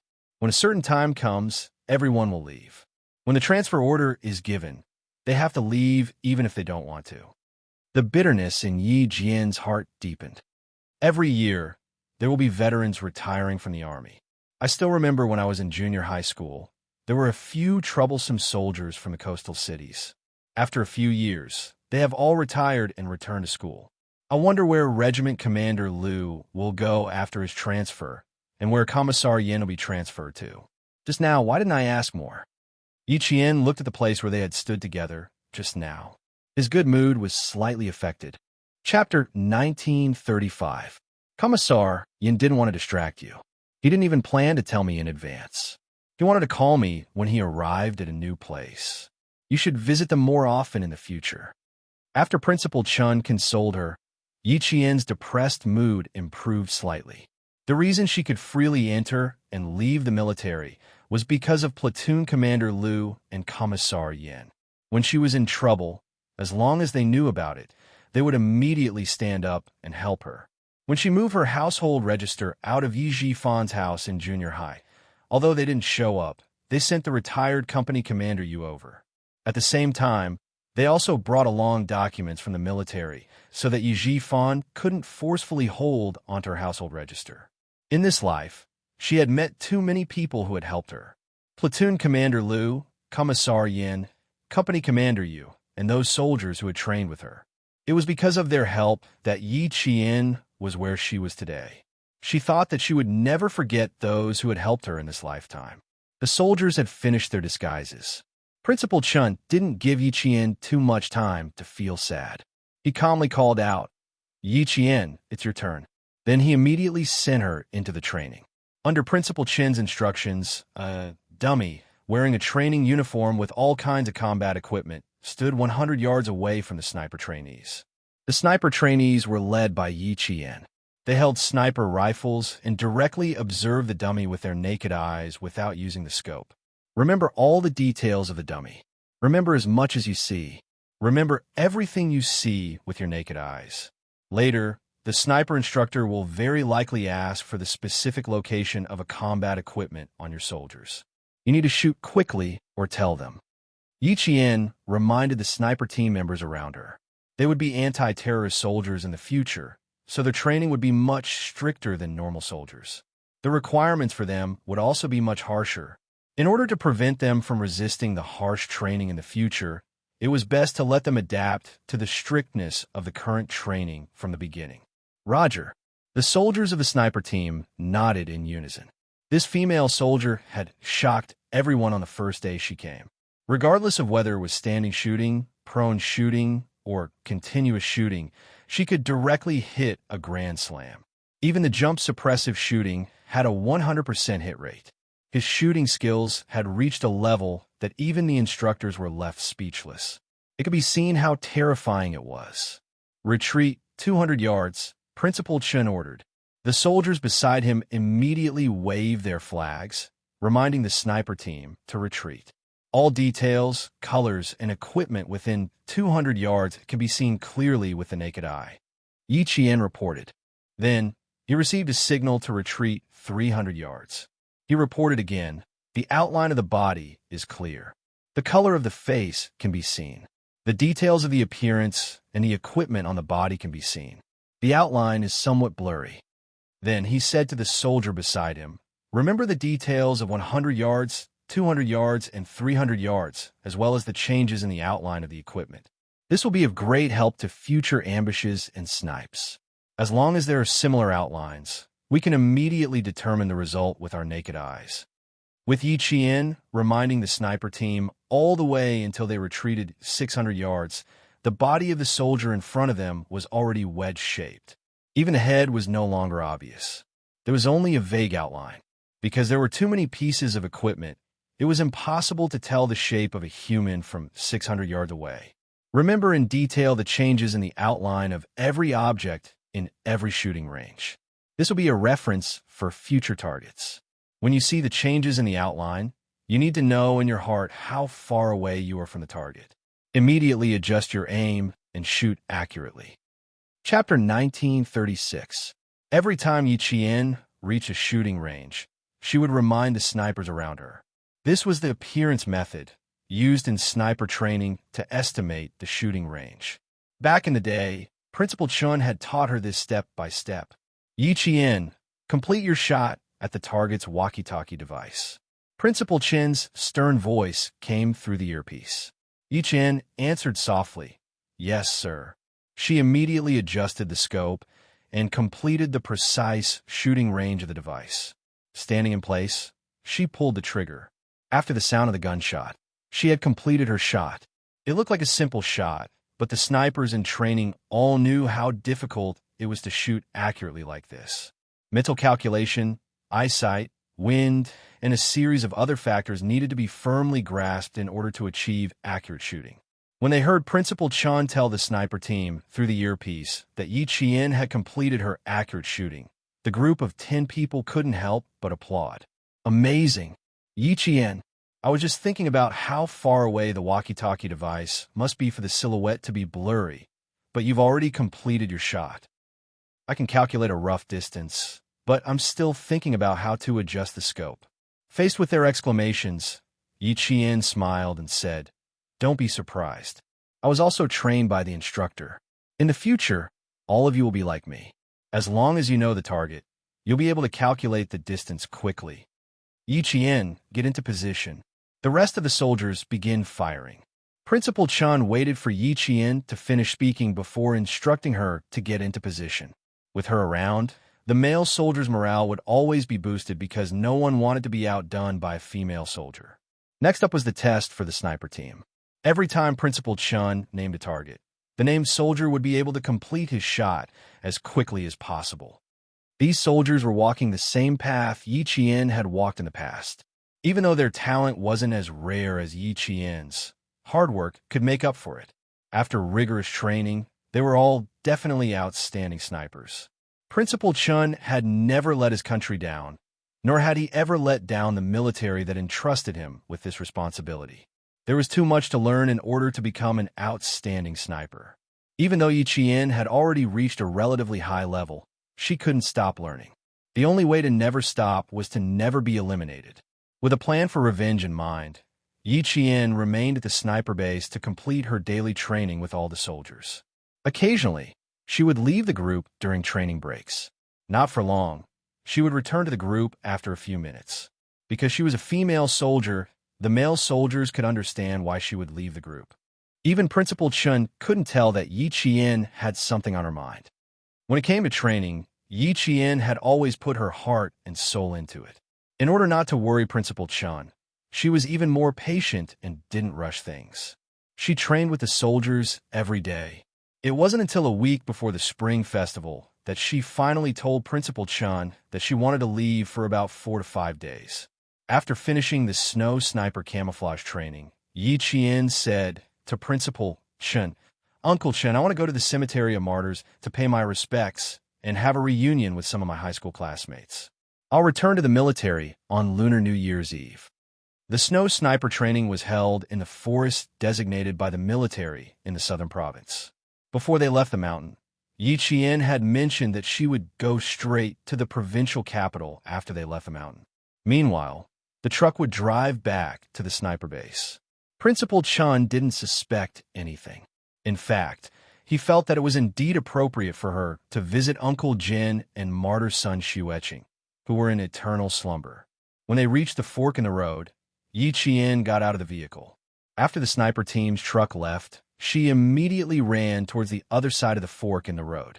There was a vehicle arranged by Ho Zi waiting for her there. Chapter 1937. However, Yi Qian did not expect that Ho Zi would personally come and pick her up.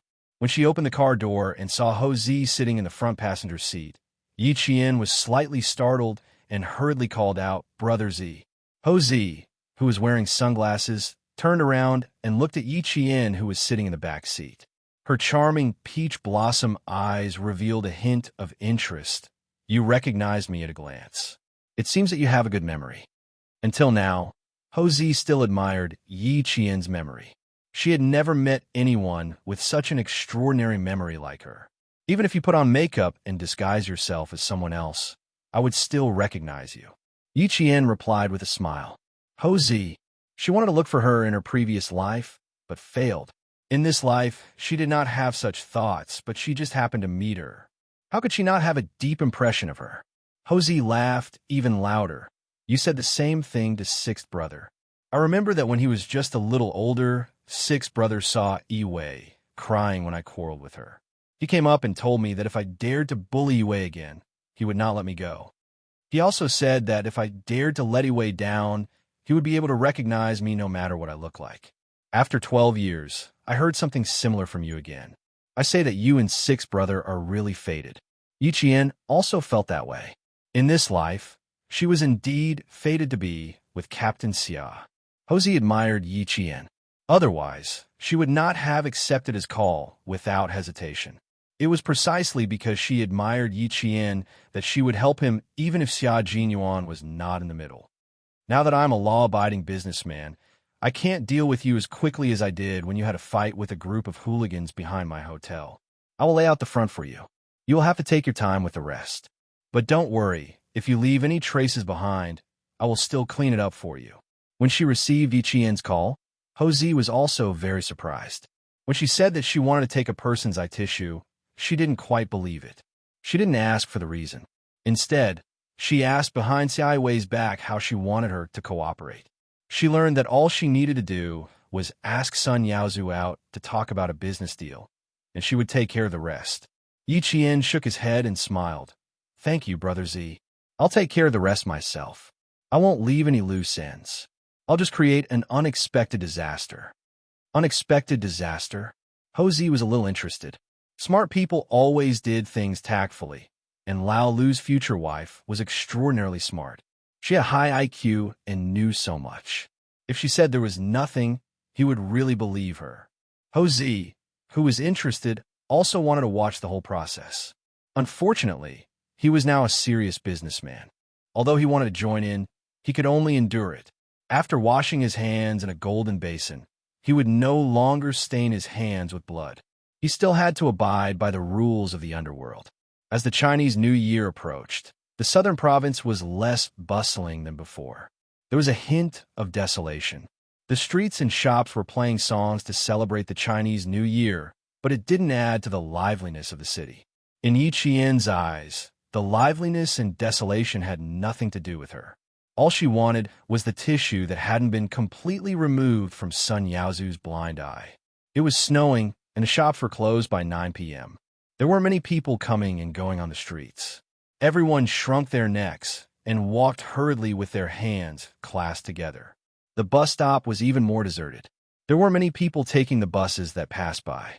The entire provincial capital was empty as the migrant workers returned to their hometowns for the Chinese New Year. The desolation and emptiness added to the bleakness of the city in winter. Chapter 1938. Yi Qian looked down at her watch for the second time. The phone that Ho Zi had prepared for her beeped with a message notification. With one hand on the steering wheel, Yi Qian opened it and glanced at it. Her tightly pursed lips curled up slightly. "Sun Yaozu, it's time to settle the score with you. Tonight, I'll only let you see blood. The next time we meet, I'll take your life." Her hatred had never disappeared. It was just that she hid it better and deeper. She knew that she couldn't do it without a certain level of strength. Now that she had the chance, She would waste her 2 lives if she didn't seize it. She didn't feel guilty. She didn't feel guilty at all. The person she wanted to kill had committed a heinous crime. She didn't need to do it for him. She was just doing it for herself. With a cold expression, she started the car and drove off. The car seemed to be going faster and faster. In the blink of an eye, it disappeared at the end of the street. In the hotel, Jose glanced at the phone handed over by her assistant. There were only 2 simple words on the screen: "Thank you." Just like her, she was simple and pure. Even the way she did things was the same. Her actions were more daring than a man's. As someone who had been in the underworld, Jose didn't think that Yi Qian's actions were inappropriate. Revenge for revenge. Don't say that the world is unfair. As long as you have the ability, you can get justice for the past unfairness. If you don't have the ability to get justice, you can't blame others. Fairness won't come to you for no reason. You have to work hard to know what fairness is. Looking at Yi Qian's resume, Jose admired her. Her starting point was lower than his when he was young, but she climbed step by step to where she was now. She had the ability to take a life whenever she wanted. Oh, that's not right. She wouldn't kill him personally. She would take an effective shortcut to get rid of Sun Yaozu. Tonight was the first step in her plan. As for him, he didn't have to do anything. He just had to wait. Brother Z, you don't have to do anything. You just have to make him walk to your right and face the road when you leave the hotel. Remember, you must make him face the road because I want him to have his eyes pierced again. Jose walked out of the private room and glanced at the oblivious Cyclops. Yi Qian's words flashed through her mind. She chatted and laughed as she walked out of the hotel. Jose calmly looked at the traffic on the street. After everyone left, he stepped in front of Sun Yaozu and slightly staggered so that Sun Yaozu was facing the road. He stretched out his hand and smiled. "Mr. Sun, then we have a pleasant cooperation. I'm waiting for Mr. Sun to draft the contract to my assistant as soon as possible. I hope that after the Spring Festival, we can officially establish a cooperation relationship." Sun Yaozu, who was now proud of his success, saw the boss of the underworld that he didn't dare to offend politely shake hands with him. He pushed away the glasses that his assistant cum bodyguard handed to him and stretched out his hand with a smile. Well said, well said. To be able to cooperate with you. It's something shiny suddenly splashed as a car sped past.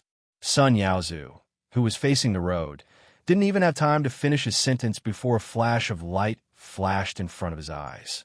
Then, he covered his eyes tightly and howled like a pig being slaughtered. Everyone didn't realize what was going on. Although Jose knew that something would happen, he didn't expect it to happen so suddenly. The black car sped past. Even he, who was closest to Sun Yaozu, didn't notice anything strange. The guy who was talking to him a second ago had his eyes pierced in the next second. Chapter 1939. The speeding car didn't attract too much attention. There was more than one car coming and going on the road. In the chaos, who would pay attention to a car? "Mr. Sun, Mr. Sun, Mr. Sun, Mr. Sun, what's wrong with you? Blood, Mr. Sun. Mr. Sun is bleeding." Jose roared. "What are you panicking for? What the fuck are you all panicking for? Call the ambulance. You guys, bring me the hotel's sterilized towels, quick." At this time, the boss of the underworld showed his majesty. Although he was wearing a tailored suit, he looked elegant and calm. Then, he roared and immediately calmed the panic scene. The waiter brought the sterilized towels. Jose said to Sun Yaozu, who was howling in pain, Mr. Sun, cover it with the towel first. There's a lot of blood." Sun Yaozu was in so much pain that he couldn't listen to anyone. He felt the pain again after more than 16 years. It was so painful that he wanted to roll on the ground. It was so painful. "I'll cover it with the towel for you. You can't stop the bleeding with one hand." Jose looked at the blood flowing out between his fingers. His expression didn't change at all. He was used to seeing this kind of blood. What he was interested in was, how did old Six's girlfriend manage to injure Sun Yaozu's eyes without even showing herself? Compared to the blood in front of him, he was more interested in how she injured him. It seemed to be quite serious. The bleeding couldn't be stopped. Who did this to me?" Sun Yaozu, who was in so much pain that his whole body trembled, said intermittently. He wanted to say something fierce, but because of the pain, he seemed to be very cowardly. Ho-Zi said seriously, "It shouldn't be someone's intention." Based on Mr. Sun's position just now, if there really was someone's intention, all the vital parts would be exposed. But it's not certain. Mr. Sun, you'd better investigate this matter carefully. You also know that the land you bought is the most promising piece of land in the southern province. It's possible that someone is holding a grudge. You're bleeding too much. You offended Mr. Sunday after saying that. Ho-Zi grabbed Sun Yaozu's wrist and pulled hard. He saw a glass-like fragment embedded in his eye. In the light, the sharp fragment flashed a bloody light. Amazing. He still couldn't figure out how she did it. It actually hit the damaged eye right in the middle of the eye. When Ho-Zi covered his eyes with a towel, he gently wiped his eyes with his fingers. When he saw a trace of blood on his fingers, he immediately withdrew his hand and picked up another towel to wipe his eyes. He threw the towel to his assistant and gave him a faint look. The assistant nodded slightly and held the towel in his hand. He then said to Sun Yaozu's bodyguards, "Leave 2 of you to guard CEO Sunday. The rest of you should go and take a look around. Whether it was an accident or premeditated, we have to find out." These bodyguards couldn't be compared to Ho-Zi's bodyguards who had seen blood, but they were all strong and powerful. 2 of them stayed behind to guard the door, and the rest quickly went to check the surroundings. Sun Yaozu couldn't even use his strength to cover the broken eye socket when the glass fragment splashed into it. Now, as long as he touched the fragment, his howls would be much louder. Yi Qian drove the car to the side of a small road without surveillance. After a while, she heard the sirens of the ambulance. She lowered her head and looked at the rubber bands that could be bought in the small shop. The corners of her mouth curled up slightly. She put the rubber band that had helped her out into her pocket. Chapter 1940. Ho-Zi's assistant walked over from the darkness. He obeyed Yi Qian's instructions and walked around the 2 intersections to the black car parked under the shade of a black tree. "Miss He, Brother Z asked me to give this to you." He took out a towel with eye tissue from his pocket and handed it to Yi Qian respectfully. He knew about the entire plan. Because of this, he felt that the girl in front of him was terrifying. She didn't even show her face. She just drove over and injured someone's eye. He could drive over and kill them with a gun while he was at it. This was something he could do too. However, he couldn't hit the target with just a piece of glass. He had held a gun with Brother Z before. Yi Qian took the towel that smelled faintly of blood and said, "Thank you," in a low voice. He didn't stay any longer and immediately drove away. She needed to rush to the private hospital Ho-Zi invested in and give the towel to the laboratory technician. She wanted to get the results as soon as possible. She didn't want to wait any longer. When the car started, Sun Yaozu was also carried into the ambulance. Ho-Zi didn't leave and personally accompanied him to the hospital. The assistant didn't go with them. When he came back, he nodded slightly at Ho-Zi to indicate that the matter was done. In the chaotic scene, no one would notice the secret movements, and no one would notice the subtle communication. It was already past 3 in the morning when Ho-Zi arrived at the private hospital he invested in. The assistant told him that old Six's girlfriend was waiting for the results and didn't want to leave. Ho-Zi, who was dressed in a suit, walked into the room specially prepared for him to rest. He leaned against the window and teased Yi Qian, who was looking out the window. "It's the same even if you come over tomorrow morning to get the results. Are you afraid that my hospital will run away?" Yi Qian, who was in a daze, immediately reacted. He stood up straight and thanked Ho-Zi. "Thank you so much, Brother Z. If it wasn't for you, it would have been difficult for me to take his eye tissue." "Don't thank me. I didn't do anything." Since he got a few good pieces of land from Director Yi of the Construction Bureau, as a serious businessman, I have been thinking about cooperating with him. Your matter is just a matter of convenience. You don't have to thank me. Ho-Zi closed the door behind her and sat on the chair. She crossed her long legs and placed her hands casually in front of her abdomen. She asked her with interest, "I really want to know how you managed to get the glass shard in his eyes. Even if you open it with one hand, your other hand shouldn't be that strong. Humans have 4 limbs. Our hands can drive, and so can our legs. I just use my knees to control the steering wheel, and then I used a rubber band to shoot the glass shards into his eyes. Yi Qian did not hide anything. If you want to know, he could just tell him. He did not need to worry about exposing himself. Although it sounded unbelievable, Ho Zi, who had seen Yi Qian's abilities, believed it. She suddenly realized, I see. That would explain it.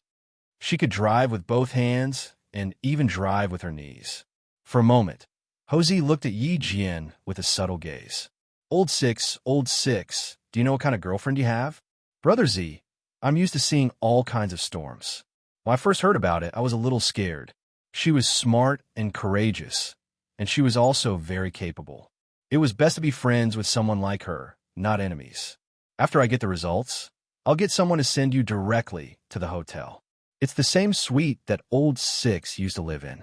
It's always been empty. Ho Zi was satisfied with the answer. I'll take care of the rest. He won't be suspicious. Chapter 1941.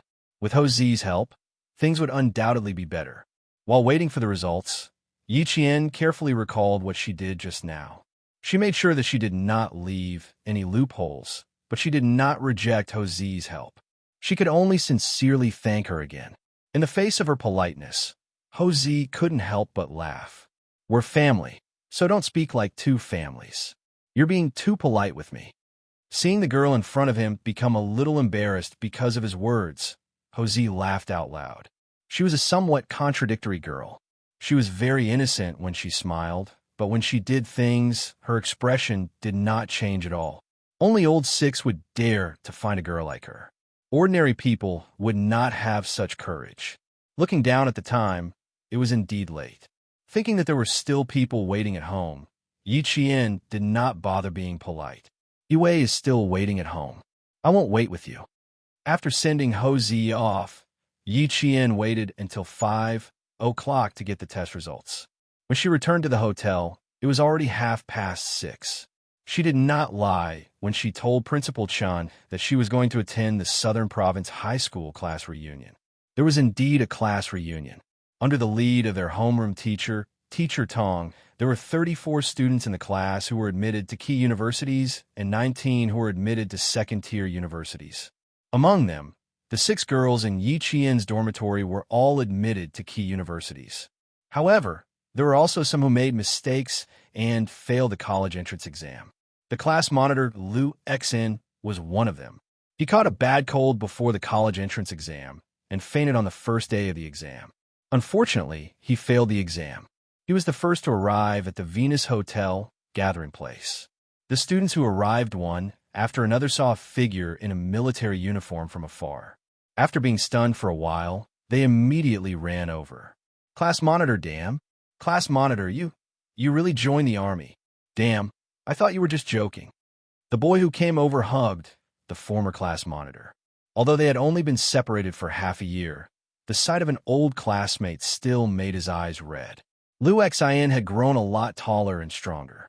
Although he had only been in the army for a month, he already had the temperament of a soldier. Hearing this, he laughed. Why would I lie to you? I told my family a long time ago that if I didn't get into a good university, I would join the army. That's amazing, class monitor. You're really, really willing. A boy who chose to repeat his second year gave him a thumbs up. You're better than me.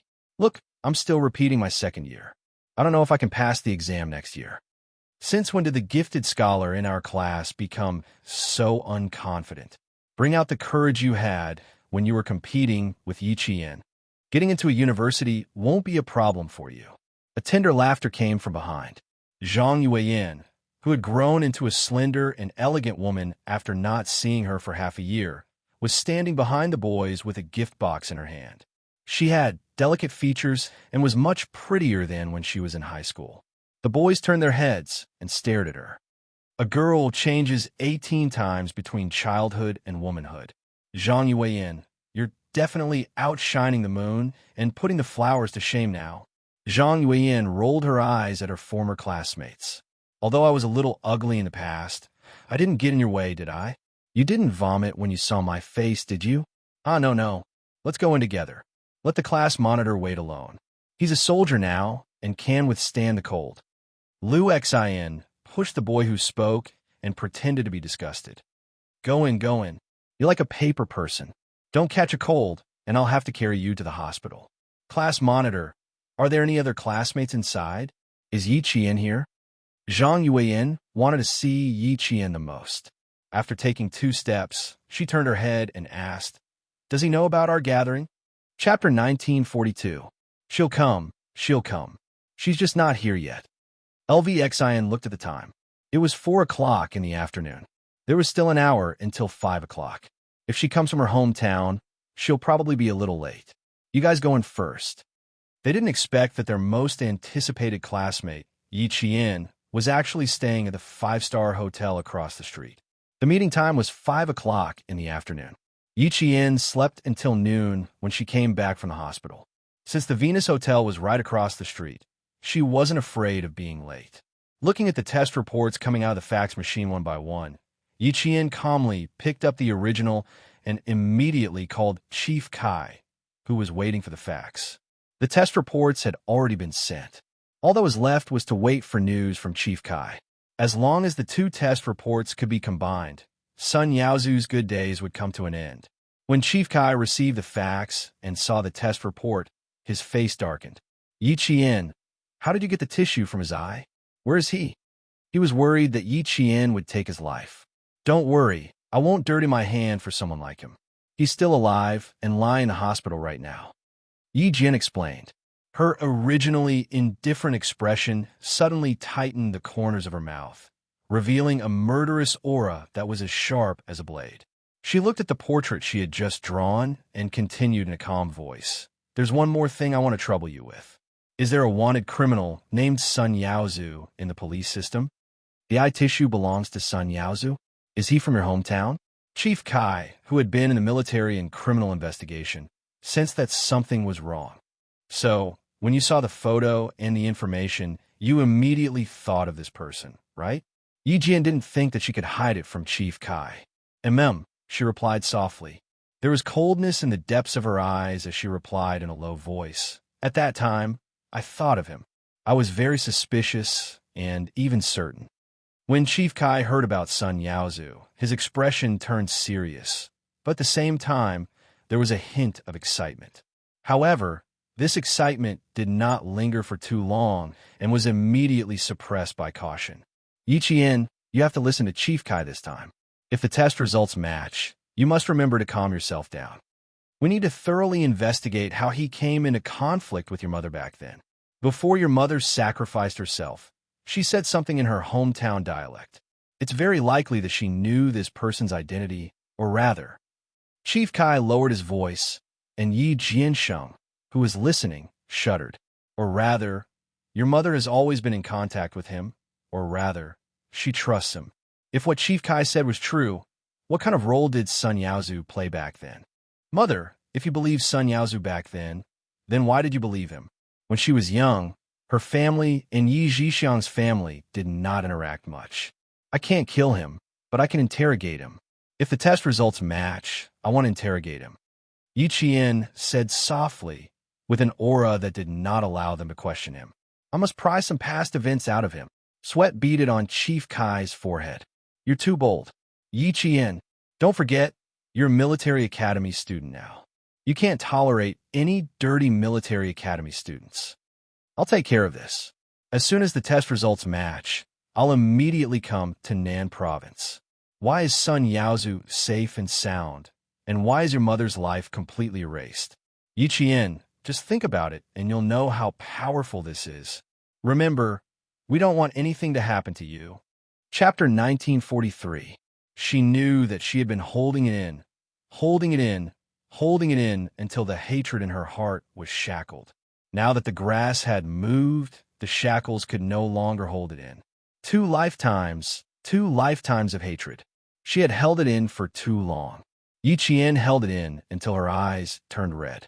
She slowly clenched her fists until her knuckles looked like they were about to break through her skin. In the end, she took a deep breath and said, I know, don't worry. For the sake of her people, she had to hold it in for a while longer.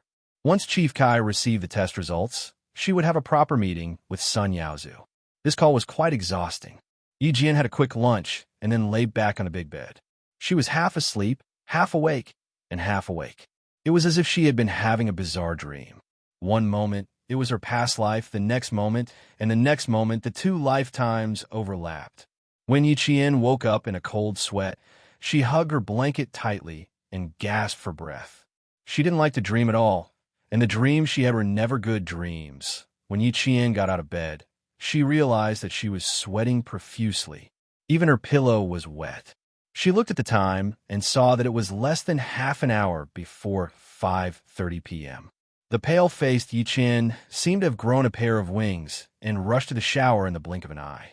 There was still 20 minutes before 5 o'clock p.m. Yichien crossed the road and was less than 100 meters away from the Venus Hotel. Liu Xian had been paying attention to his surroundings. When he saw a figure walking in front of him with her head held high and her arms swinging naturally, he couldn't help but stand up straighter. He even straightened his military uniform, afraid that he would be impolite.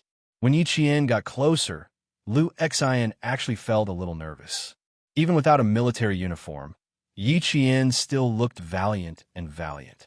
There was something about her that made him feel a sense of awe. When he stood in front of her, he didn't even realize that he had saluted her. Standing in front of Liu Xian, who was wearing a military uniform, Yichien was as surprised as the other students. She was about to ask, "Class rep, did you really join the military?" when Liu Xian saluted her instead. The military salute came a little too suddenly. Yichien, who was not prepared, reflexively returned the salute. Hey, do you still need to salute each other?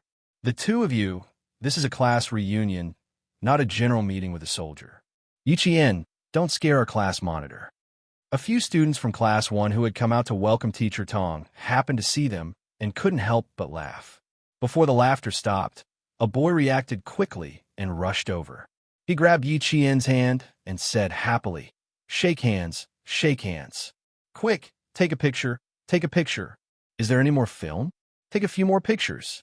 I'll sponsor the film. Brat, you're too smart. I've been thinking about this for a few days, but you beat me to it. Don't take his picture. Are you stupid? Don't you know that we should take a picture together? Class rep, come, take a picture with us first.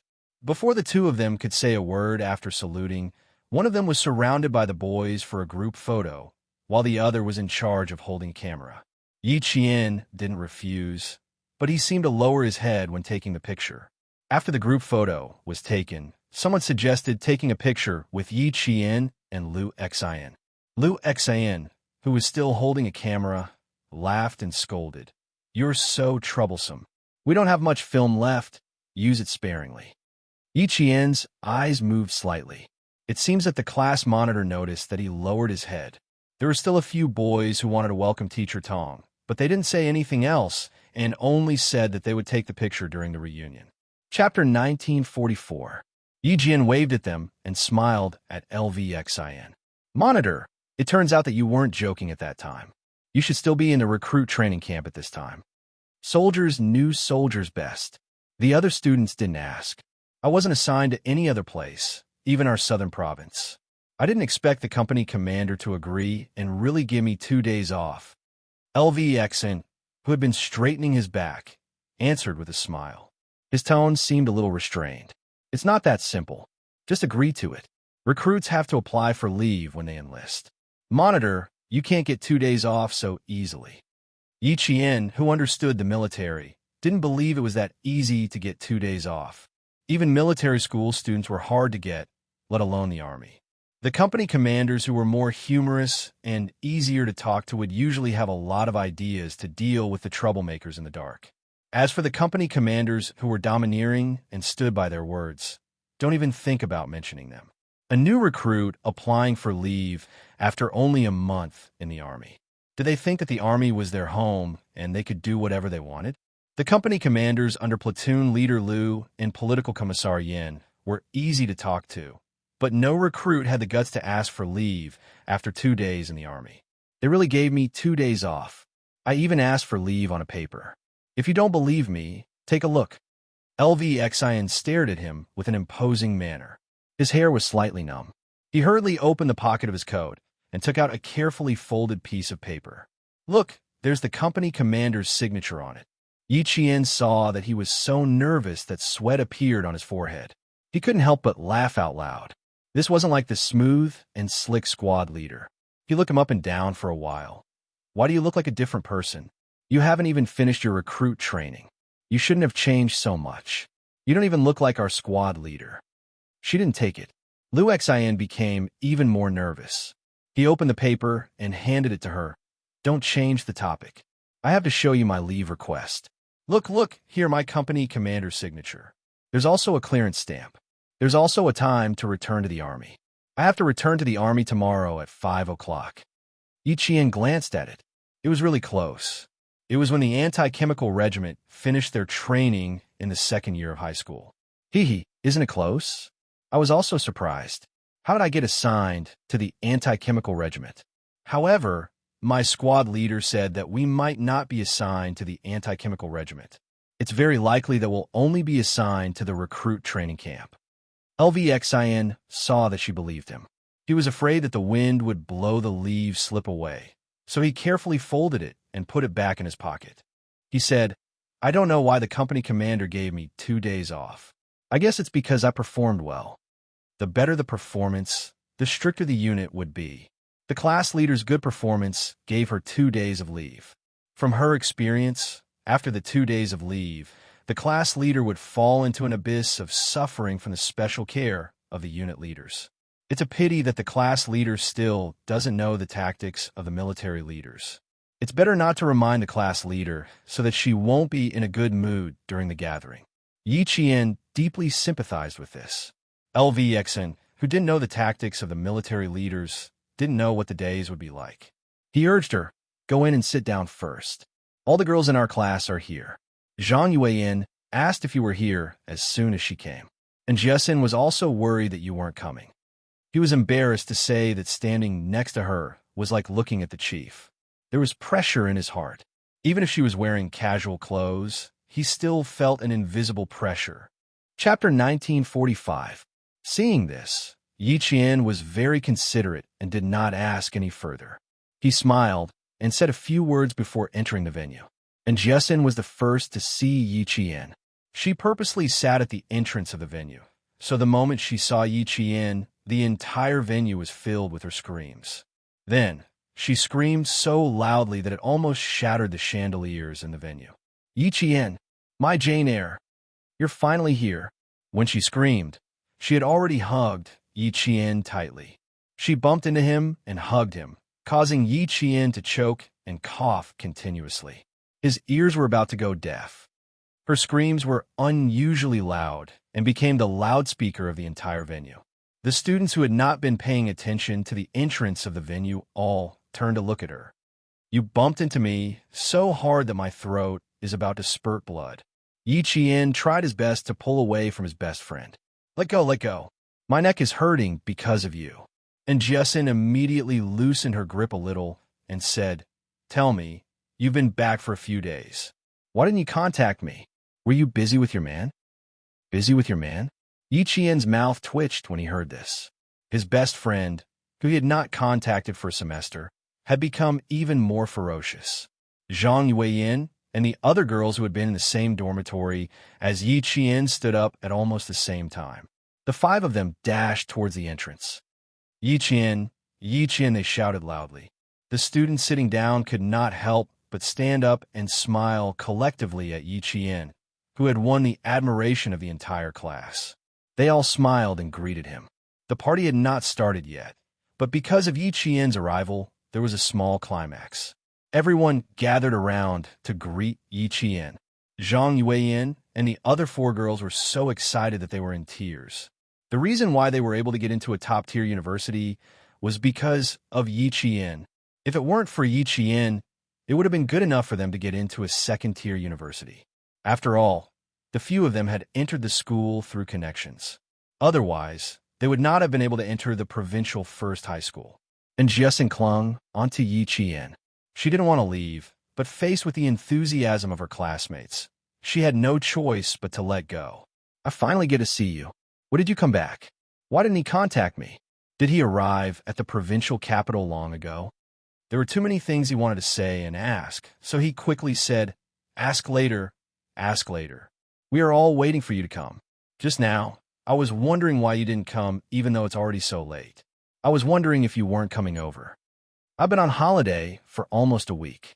I've been busy with some things, and it's not convenient for me to go online. I only found out a few days ago that there was a class reunion.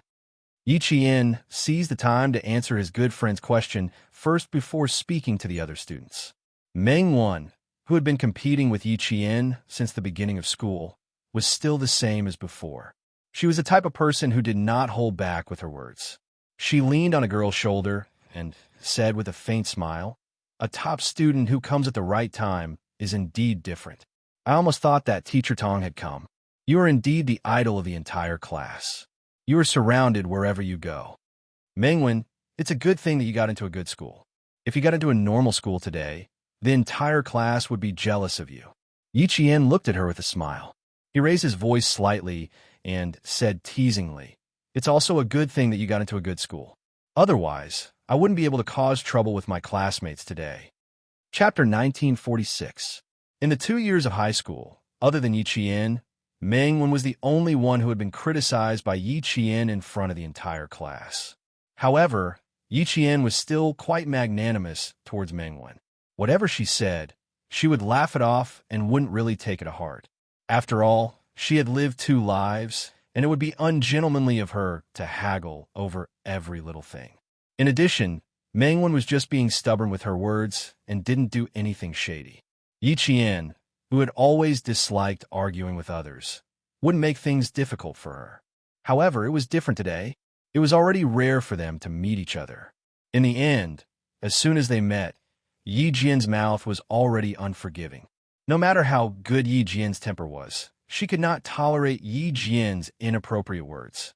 What did she mean by a top student who came on time? She insinuated that she came on time on purpose and even mentioned Teacher Tong. Could it be that after half a year in college, she had forgotten the most basic principle of respecting your teachers and teaching? Mengwen was someone who was amenable to the soft, but afraid of the hard. She had always been used to going against Yi Qian. Although she was reluctant to part with Yi Qian after graduation, she couldn't help but feel a little arrogant when she saw that Yi Qian was still so popular and wanted to poke her. Who knew that Yi Qian, who had always disliked arguing with her, would actually embarrass her this time? Mengwen couldn't react for a moment. When the surrounding students saw this, they all laughed together. They pushed Mengwen, whose face was beginning to turn red, and joked, "Do you know your mistake now? Don't let Yi Qian give in to you every time. Giving in to you is her magnanimity. Mengwen, don't always take Yi Qian's magnanimity lightly. Even a rabbit bites when it's anxious. You came up with such thorny words. We've been separated for half a year, and you're already a college student. How can you still be so petty? You're a top student after all." Mengwen's face was already as red as fire, but she refused to admit her mistake. She straightened her neck and said, "I was born with such a mouth. You guys just ignored me." Yes. We all know that you're good at talking, so we're paying attention to you. If you have a sharp tongue and a sharp heart, not many people would dare to talk to you." Seeing this, Jessen laughed and fell into Yi Qian's arms. She said, "My stomach hurts." Even if she wanted to nitpick, she had to look at the time. Her classmates hadn't seen each other for half a year, and they weren't even in a hurry to catch up, unlike her. "Mengwen, you have to change that mouth of yours. What if you meet a boy you like in the future? You clearly like him, but your mouth doesn't spare him. Even boys will be scared by you." And Jessen teased her. She didn't like her in the past, but Yi Qian told her that some people were just like that. They said things that offended others easily, but they were still kind at heart. Mengwen was such a person. When she heard that the house in Yi Qian's hometown had been washed down by the rain, she was worried for a long time. Her classmates knew about it, so they didn't target Mengwen. They only reminded her to watch her words in the future. However, Yi Qian saw a flash of awkwardness in Mengwen's expression because of Jessen's words. He raised his eyebrows slightly and felt that there was something going on, so he joined in the teasing. "Mengwen, I think what Jessen said makes sense. If that's really the case, won't you regret it to death?" "Sigh, I already regret it to death." Mengwen sighed heavily. She was really worried. It wasn't easy for my heart to ripple, but I scolded him and chased him away. I regret it so much that I'm beating my chest. When the surrounding classmates heard this, they actually wanted to persuade her. No one knew who was the first to laugh out loud, but they all laughed. Chapter 1947. The class monitor, Lu Xin, came in with Teacher Tong and the other teachers. They happened to hear the loudest laughter of the students, which came from within. It seemed that all the students were still sitting in the classroom of Grade 12 Class 1, preparing for the college entrance examination. Teacher Tong, your students are still the same as before. I feel comfortable just looking at them. It's also the best batch of graduates I've ever taught. Yi Qian contributed the most. She pulled the whole class to fight together. Teacher Tong, she is the unifying force of this class. Teacher Tong was deeply touched by the words of the teachers. Yes, Yi Qian is the best student I have ever met in my decades of teaching. She is very resilient and has a pure heart. She is very rare. Us boys call Yi Qian boss in private. We feel more confident when we study with her. The boys who went out to receive the teachers agreed with the teacher. Yi Qian was indeed the unifying force of the class. It seemed that with her around, everyone had a direction in their hearts and would not be easily lost. A long time later, when the news media interviewed this teacher who had taught a female general, 2 leaders of the Great Hall, 5 provincial officials, a diplomat, and several big entrepreneurs, they asked her what teaching method she had used to let these students achieve the glory of #1 high school in the province. The news media asked her what teaching methods she had used to let these students achieve the glory of #1 high school. At that time, the white-haired teacher Tong smiled and said to the reporter, "Because there is one person who is the unifying force of the class of '99. My students all say that with her around, their goal and hope will always be there." The reporter asked Teacher Tong, who had dedicated her life to education, who was the person she was talking about. Teacher Tong smiled and looked at the photos of the class of '99. After a long time, she answered, "Who do you think is the unifying force of this class?" At this moment, the students of Grade 12 Class 1 didn't know what their future would be like. When they saw Teacher Tong and the other teachers standing at the entrance of the hall, just like how they used to do in class, they immediately stood up respectfully and greeted the teachers one by one. Yi Qian loved the 2 years of high school.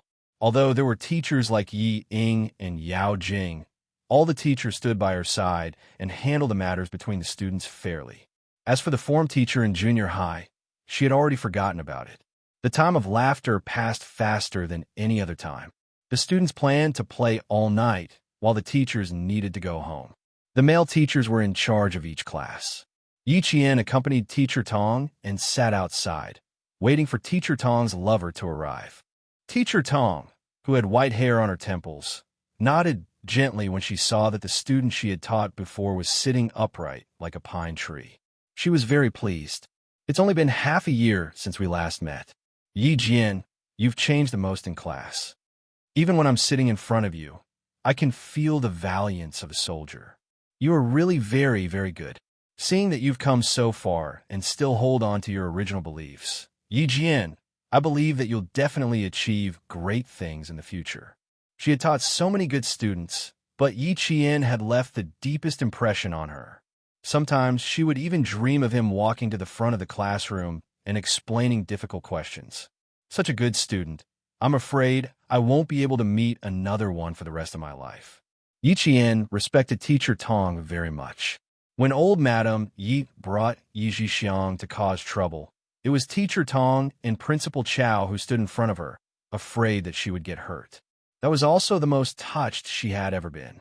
After that, she tried her best to help her classmates in order to repay the school and teachers for their sincere protection of her. Chapter 1948. You don't have to do anything, but you have to have a clear conscience. Yi Qian helped Teacher Tong sit down and smiled. I remember when I first entered the school, I told you, sometimes hiding your talent doesn't mean that you're weak. It's also a form of protection. And you said, only the fittest survive. You also told me, the provincial first high school is a big dance, right? It has a sky that allows students to roam freely. It was because of your words that I slowly started to interact with my classmates. Teacher Tong smiled as she looked at her student who remembered her words. The pride in her heart was self-evident. To tell you the truth, when I returned to school, I was prepared to be isolated. If you didn't ask me to cooperate with my classmates from time to time and participate in group activities, I think I might have really been isolated for the first 2 years of high school. She wasn't good at socializing and speaking. Plus, there was Ying. She didn't think that her high school life would be good. Later, as she gradually integrated into the class and often called to the office for heart-to-heart talks, Yi Qian's way of doing things had the smoothness, roundabout, and gentleness of a girl. She was no longer as domineering as a boy and didn't have the gentleness of a girl. At the mention of the past, Teacher Tong's smile deepened. When I asked you to fill in the admission form, you pointed at your parents and stopped me. The words you said to me made my heart ache. Child, you protected yourself so much that you were even wary of me. At that time, I was very surprised. How could you be so wary? It was as if I would hurt you at any time. Later, I specially looked for Principal Chun to understand your situation in junior high. Only then did I understand why you were so wary of me. I knew that you needed to be counseled. Now it's all good. Everyone in the class likes to talk to you and ask you to make decisions for them. Yi Qian, you're doing very well now. I hope that no matter what kind of life you have in the future, the next time I see you, you'll still be the same person. Continue to maintain a positive attitude. I'll watch you go further and higher step by step. Let me say one more thing. Whether you enter the military or society in the future, connections are very important. Other than Zhang Yueyin, Yang Yi, and a few other girls in our class are all from rich families. There are also many classmates that you've helped. Their families have certain connections. Look, Zhang Yueyin and Yang Yi's families are paying for today's event. They're not giving me face, they're giving you face. There are also a few other parents who called me to thank me properly and hope that I can give them your contact information. Yi Qian, this is your network. As long as you continue to work hard and stand at the height where others want to befriend you, your path will become wider and wider. Even if you encounter a temporary difficulty, those of you who have helped before will extend a helping hand to you. The life experience that society gives you will also give you more stage space. All of this comes from your hard work and is inseparable from yourself. When Yi Qian heard this, he seemed to understand something. His clear eyes widened slightly. After a while, he said in a low voice, "Back then, when you arranged for me to live with Zhang Yueyin and the others, was it to teach me how to maintain certain connections? It's good that you know it in your heart. There's no need to say it out loud. This is also the only selfish thing that I've done." When Teacher Tong saw that her student only understood her arrangement at this moment, the kind smile on her face deepened. Chapter 1949. Yi Qian held Teacher Tong's thin hands tightly and said softly, "Thank you, teacher. If you didn't say it, I really wouldn't have known about your good intentions. Since I won you over from Class 6 to Class 1, as your form teacher, I have to be responsible for you. Your grades are already very good, but you're still lacking in the way you handle things. I'll do my best to help you, but you still have to rely on yourself to stand up." Then Teacher Tong teased her like an old child. "I'm also very proud. The smartest student in my class only now understands that students are no match for teachers." Yi Qian smiled warmly. Her eyes were clear and bright, like crystals under the light. "You're the most amazing teacher in the eyes of all of us. None of us are your match. You'll all surpass me. When that happens, I'll still be a teacher, but you won't be you anymore. You'll all be pillars of the class." Teacher Tong had a lot of confidence in this batch of students because the students in front of her would continue to influence the entire class. Even if they were separated, her influence would not disappear. This was Yi Qian's personal charm. Yi Qian leaned over and hugged her teacher. She said softly, "You have to be good. You have to see all of us in Class 1 become successful. You'll be proud of us. I'm already proud of you now. There's no need to wait until the future." Teacher Tong helped her tidy her clothes. Looking at the energetic girl, even her kind wrinkles had a gentle smile. Liu Xin looks just like an adult when he wears a military uniform. He's very masculine. It's a pity that I didn't see you in uniform. Next time, send me a picture of you in uniform. I want to see what you look like in uniform. It was just a small request, but Yi Qian couldn't fulfill it. She said softly, "Teacher, I'm sorry. I intentionally avoided taking pictures tonight. I couldn't avoid the group photo, so I made some small movements and didn't get a picture of my face." Her words stunned Teacher Tong. Couldn't students take pictures in military schools? There wasn't such a rule. Yi Qian lowered his eyes and explained softly, "There are some unspeakable reasons. Please take a look." Although Teacher Tong did not understand why, she believed that there was indeed an unspeakable reason. She smiled slightly and said, "I know that you are not an ordinary college student now. You are a soldier who will serve the country in the future. With your ability, I am afraid that you are not an ordinary soldier. No, it's fine. Just pretend that I didn't say anything. Study hard and do well in the future. I will always support you."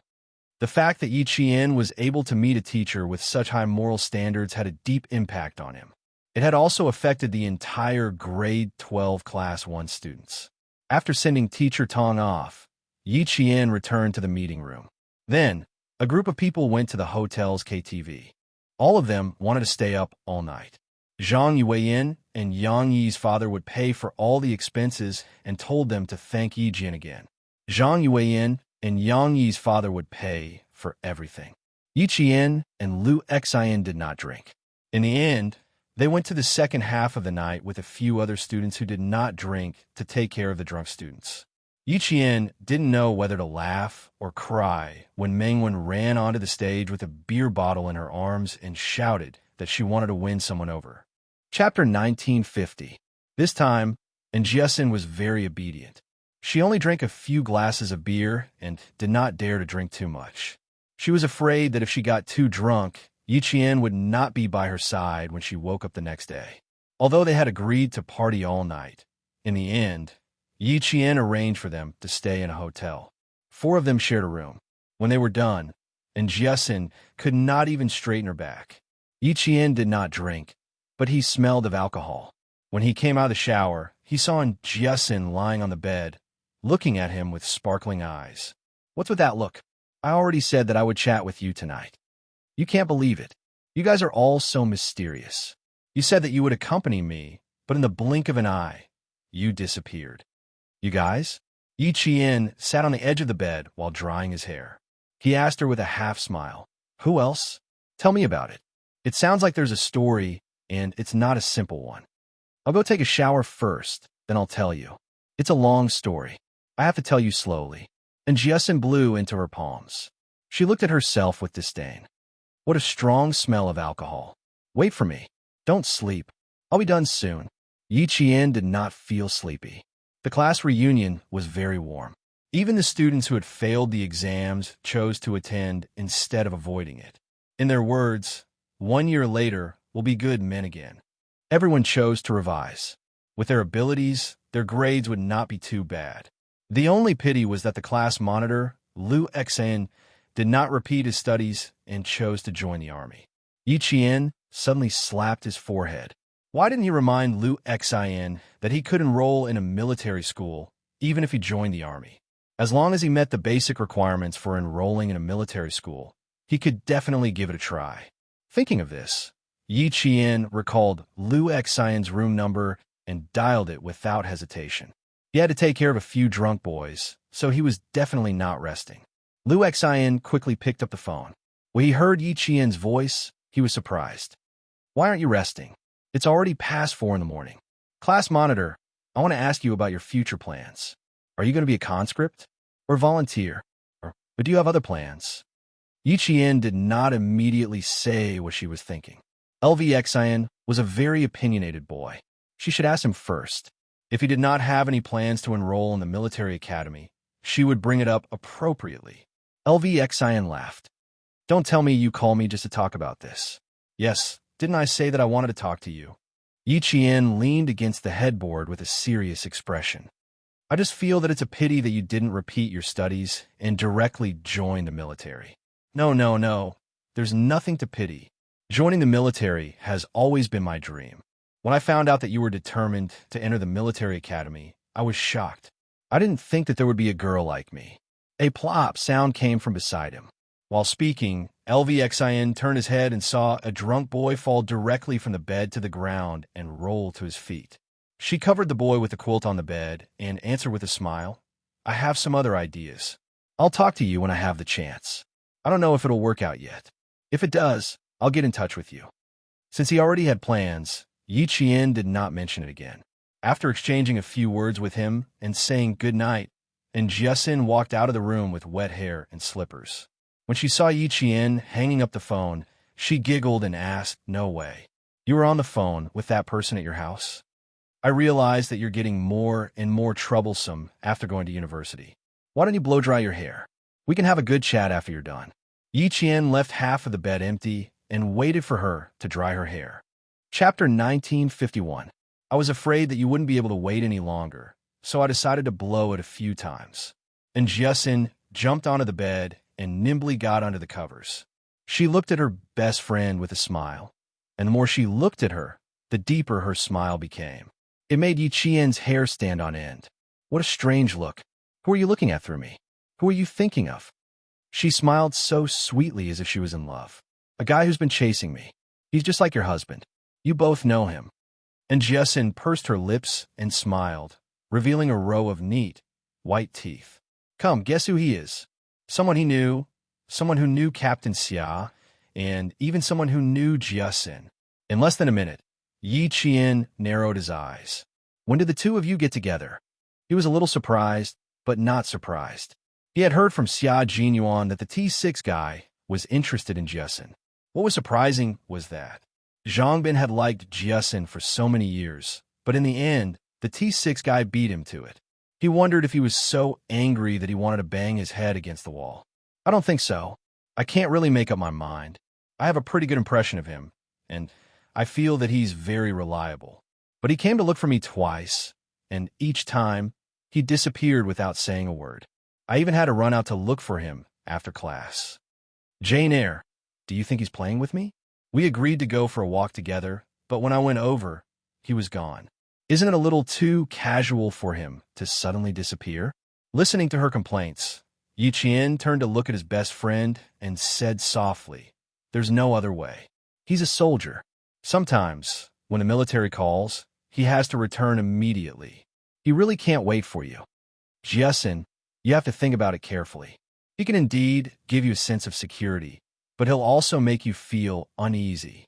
He'll suddenly come back to give you a surprise, and then suddenly disappear to give you a scare. Jiasin, you'll lose a lot of sweetness if you date a soldier. Especially if you were in a relationship with a special forces soldier who often carried out missions. Sometimes, you wouldn't even see him once a year. Sometimes, you would only receive a call for a few months or half a year. It would make you feel like you weren't actually in a relationship. They often disappear without a trace. It's normal for them to not call you for half a month. It's also normal for them to not call you for half a year. It's also normal for them to not call you for half a year. It's also normal for them to not meet you once a year. 1 minute, they're still chatting with you. The next minute, you might have to send them away. Yi Qian looked at the tears that flowed out of his good friend's eyes.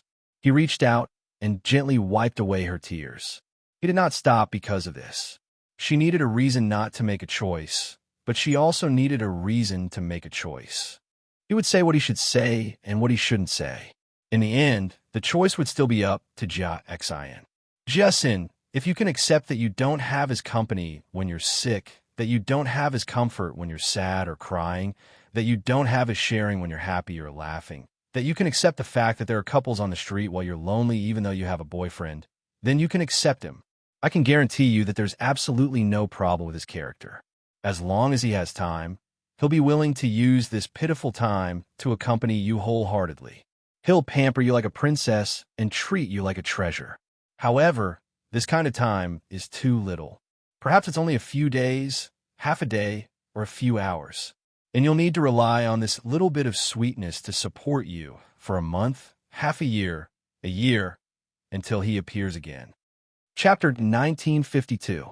Yi Qian could see the confusion in her best friend's eyes, as well as the struggle in the depths of her eyes. She knew that right now, she wasn't advising her best friend on what to do. Instead, she was explaining the problems that her best friend had to face. This cycle continues day after day, relying on a short period of sweetness to support the days without him. Jiesin, ask yourself if you can accept this kind of life, if you can bear this kind of life. I can't give you any advice. I can only analyze and tell you what to do. Only you can make the choice. No one else can help you or make the decision for you. And Jiesin, who hadn't cried out loud, choked up and couldn't say anything for a while. Yichien pulled out a tissue to wipe the tears on her face and quietly and patiently accompanied her. And Jiesin waited until her emotions gradually calmed down. Her voice was hoarse, and her eyes were filled with pain. She asked softly, "What about you? Are you the same?" "Jiesin, I'm different from you. The person I love and I are both soldiers. We both chose to join the military, which means that we have the same direction. Separation and silence are normal for us. We will get used to it and accept it, but our direction will never change. So, I'm different from you." And Jiesin didn't give up. She struggled to ask, "Jane Eyre, can you accept that he wasn't by your side when you needed him the most?" "I can, because I know that even though he wasn't by my side, his heart has always been by my side. When he needed me by his side the most, I didn't accompany him. But my heart is always thinking about him. I can endure separation, accept separation, and get used to separation. Because every time we separate, we will work hard for the next time we meet." Yichien's words were very thorough, and Jiesin understood even more clearly that accepting a soldier with a special status required a lot of effort. And Jiesin had never thought so deeply. She only thought about why he liked to leave without saying goodbye since he was pursuing her. She also thought that it was too rude and didn't take her seriously. Yichien's words were like a bolt of lightning that struck her heart. She suddenly realized that there were so many problems in dating a soldier. Think about it carefully. You can only make a choice if you think it through. Yichien saw the confusion on her face and reached out to hug her friend gently. He said softly, "You won't be able to figure it out in such a short time. You're still in your first year.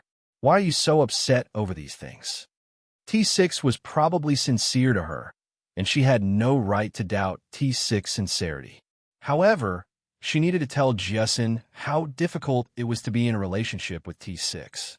One was a comrade in arms, and the other was a good friend. She naturally hoped that the two of them could live well. However, she didn't want the two of them to fall in love in the future, only to hate each other in the end. The room fell silent. Even though it was past 4 in the morning, the city was still dark. Yichien, who was lying in bed, gradually closed his eyes. After some time, Yichien suddenly heard Jiesin ask him cautiously, "Jane Eyre, what if I join the army? Am I the same as you?" The sleepiness that had just surged up was instantly swept away. Yichien opened his eyes and looked at her with clear eyes. "Jiesin, I said just now that I'm different from you. You don't have to be like me. You just have to look at your own heart. My choice and my identity can't be your reference. Do you understand?" Chapter 1953. She couldn't do this and couldn't do that. How was she supposed to choose? And Jiesin bit down on her lower lip. The struggle in her heart only intensified. "I don't think you've reached the stage where you've decided on him yet. Why do you have to make a decision so quickly? Jiesin, there's still time ahead. You can take your time to think about it."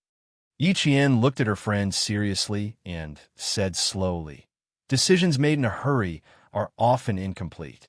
You can think about it carefully, but once you've made a decision, you can't regret it." And Jiesin nodded slightly at her friend's serious expression. "Okay, I'll think about it carefully. Like you said, I haven't decided on him yet. I just think he's not bad. He's someone I can date properly. Yes, he's an outstanding soldier. You have good taste." In Yichien's eyes, his comrades in the Snowfield Brigade were all outstanding. She couldn't keep her eyes open. She rubbed her head against the soft pillow and yawned. "Go to sleep. Let's talk when we wake up." And Jiesin couldn't take it anymore, but she forced herself to keep her eyes open. She waited for Yichien to fall asleep for a while before she closed her eyes. However, when she woke up, she was the only one lying in bed. She called out Jenner in a daze. She, who was half asleep and half awake, did not receive any response. She opened her eyes abruptly and raised her voice. Jin, other than her, Ling Chun, who was still sleeping with her, was no longer in the room. She muttered, "Don't tell me they went to visit me." Out of the corner of her eye, she saw a piece of paper on the bedside table.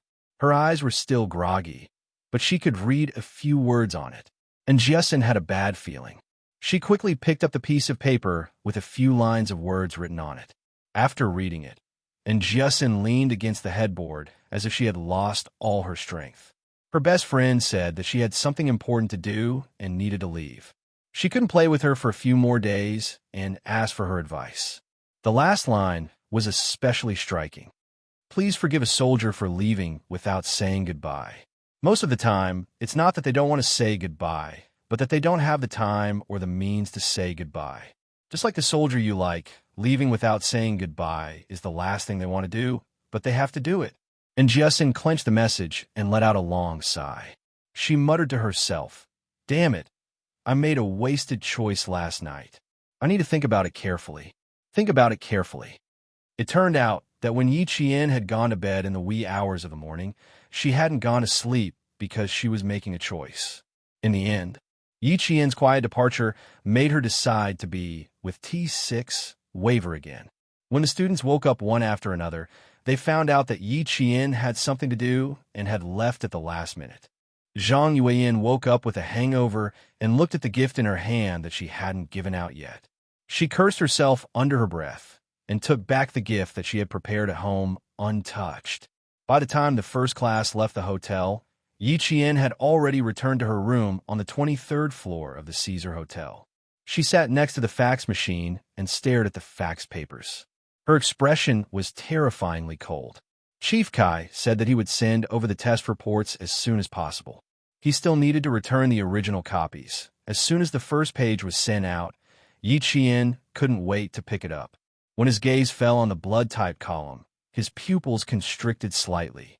The blood type matched. Before the second page was sent out, Yi Qian's eyes were already filled with hostility. There was even a murderous glint in his eyes. It was the same. The two reports were exactly the same. Chapter 1954. When the second page was sent over, Yi Qian compared the results of the two reports. The match was 99.9%. There was no need to investigate further. The two reports were enough to prove that Sun Yaozu was blinded by his mother. At the same time, Sun Yaozu also knew who blinded him. That was why he treated himself so viciously. With bloodshot eyes, Yi Qian slowly folded the two reports and put them away. Tonight, she needed to find Sun Yaozu. She had to properly ask him about what happened in the past. Chief Kai's call came. He spoke very quickly. Knowing that Yi Qian had already received the fax, he only said, "Wait for his call," and hurriedly hung up. Yi Qian was so agitated that her blood was boiling. Chief Kai's hurried words were like a bucket of cold water splashing her heart. It was so cold that it made her slowly come back to her senses. She couldn't go find Sun Yaozu yet. At least she had to wait until Chief Kai was safe. She couldn't put Chief Kai, who had already risked his life to help her, in danger because of her hatred. Wait a little longer, Yi Qian. Wait a little longer. You've waited for so many years. It won't hurt to wait a little longer. Yi Qian sat on the bed and softly muttered a few words. Then she sat motionless like a statue. She didn't think about going back to her good friend in Jessen. Before she dealt with Sun Yaozu, she didn't want to be too close to her friend. She didn't want to implicate her friend and cause her to do something bad. Since she couldn't go find Sun Yaozu for now, she would go find old Madame Yi, who had been living in the sanatorium of the Southern Province People's Hospital. Old Madame Yi would know as much as Sun Yaozu. The sanatorium of the Southern Province People's Hospital was equivalent to a nursing home, but it was a little more advanced. The elderly who lived there were all wealthy families who could afford to pay for treatment and care. Old Madame Yi had Yi Zhixiang's money to take care of her, so she was living quite well. Yi Qian looked at old Madame Yi, who was sitting in a wheelchair, slurring her words and ordering the caregiver around. She walked in with a cold smile and said to the caregiver, "Auntie, go and rest for a while." The nurse had never seen Yi Qian before. Just as she was about to ask, old Madame Yi, who was sitting in the wheelchair, stuttered, Yi Qian."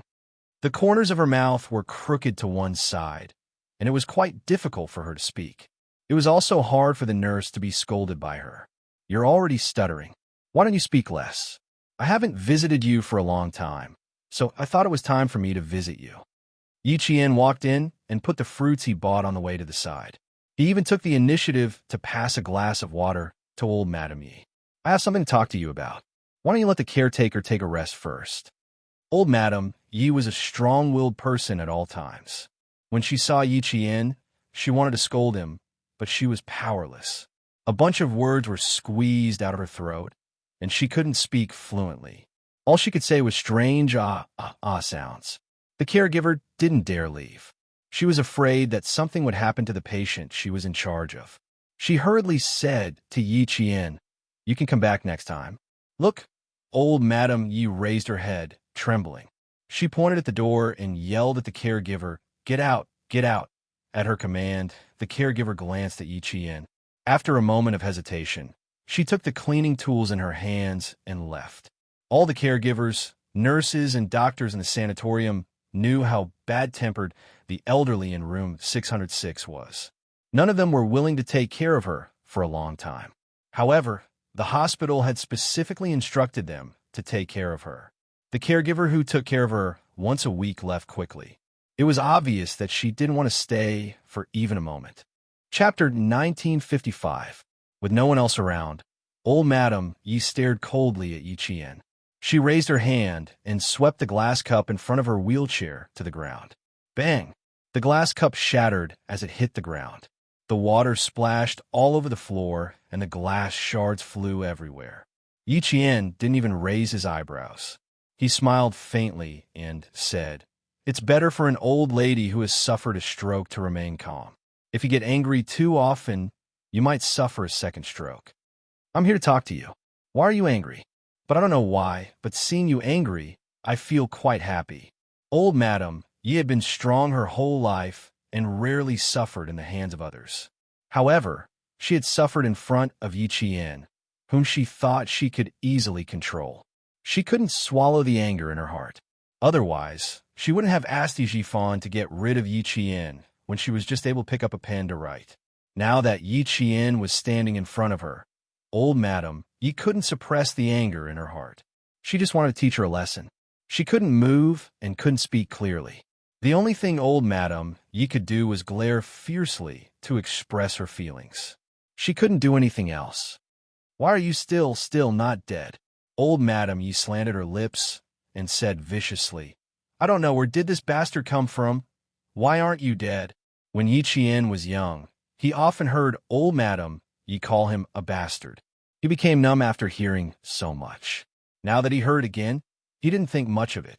With an indifferent expression, she looked down at old Madame Yi, who used to be awe-inspiring and strong-willed.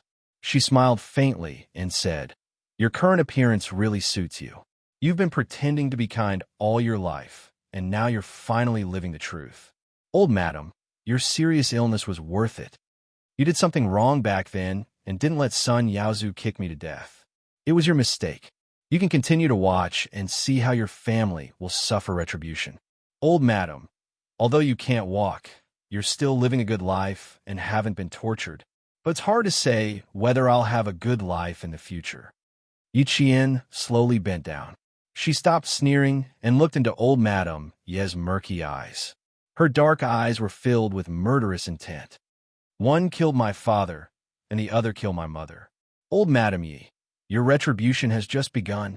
She spoke very slowly, and her words were very light and cold, like an invisible blade that suddenly cut into old Madame Yi's heart. Suddenly, old Madame Yi, whose mouth was crooked and the stiff muscles on her face twitched as if she had been greatly stimulated. Her eyes were filled with fear. You, what do I want to do?" Not only were her eyes filled with terror, even her tone was filled with terror. She was afraid, very, very afraid. Yi Qian, who had originally only wanted to trick Sun Yaozu, knew that she had made the right choice in coming here. She didn't need to know too much.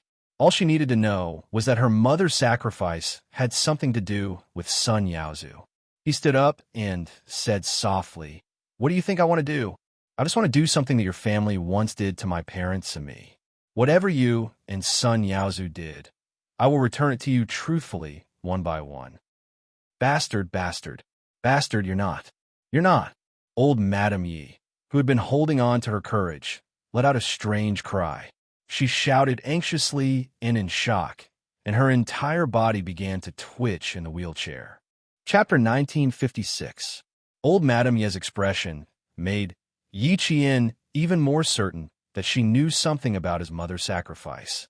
He was even more certain that she had something to do with his mother's sacrifice. Otherwise, she wouldn't be so scared. If he continued to question her, old Madame Yi would definitely suspect something. No matter how much he wanted to get something out of her, he had to hold it in for now. He had to take things slowly. Furthermore, what he said just now had successfully made her think that he knew something. Based on his understanding of this old woman, she would definitely take action next. Old Madame Ye's heart would be even more ruthless and hardened. In order to get rid of a future threat like her, she would either tell Sun Yaozu or Yi Zhifan about what happened today so that they could deal with her. She would tell Sun Yaozu as soon as possible. Sun Yaozu already hated her to the bone. If he knew that she had found out about what happened in the past, he would definitely take action. As long as Sun Yaozu took action against her, it would be her chance. In her previous life, she didn't have the ability to seek justice for herself. In this life, she would definitely take revenge for all the suffering she had suffered in both lives. She would laugh as she watched old Madame Ye's family and Yi Zhifan's family fall from the clouds into the mud. Looking at the old woman who had completely lost her ability to move, but her mouth was still unforgiving, Yi Qian's murderous eyes flashed with a cold light. His gaze became even more terrifying. Save your energy. I just told you that people who have suffered a stroke should be calmer. In your case, it's only a matter of time before you have a second stroke. If you have a second stroke, I hope you won't leave so soon. It's better for you to stay in bed for the rest of your life. Yi Qian spoke calmly, revealing a look of contempt that old Madame Yi couldn't stand. I'm sure you're willing to live a life where you can't move your hands, can't speak, and have someone feed you when you eat or drink. Old Madame Yi, who had always thought of herself as high and mighty, naturally couldn't stand Yi Qian's contempt. When she heard him curse her again, she was furious, and her limbs twitched even more uncontrollably. She really wanted to stand up and slap the bastard who dared to curse her. Unfortunately, she couldn't even speak properly, let alone stand up. Back then, you bullied my father because he was too obedient. It's a pity that he didn't see your current miserable state. If he did, he would be happy. Have a good rest. When I go to see my father tomorrow, I'll mention your current miserable state and what kind of miserable state you'll be in the future. My father and mother were killed by your family. How can I watch you live a good life? I only hope that you'll be tortured and live a life worse than death. The cold and murderous words were like a sharp knife that ruthlessly pierced into old Madame Ye's heart, as if it had pierced a big, empty hole.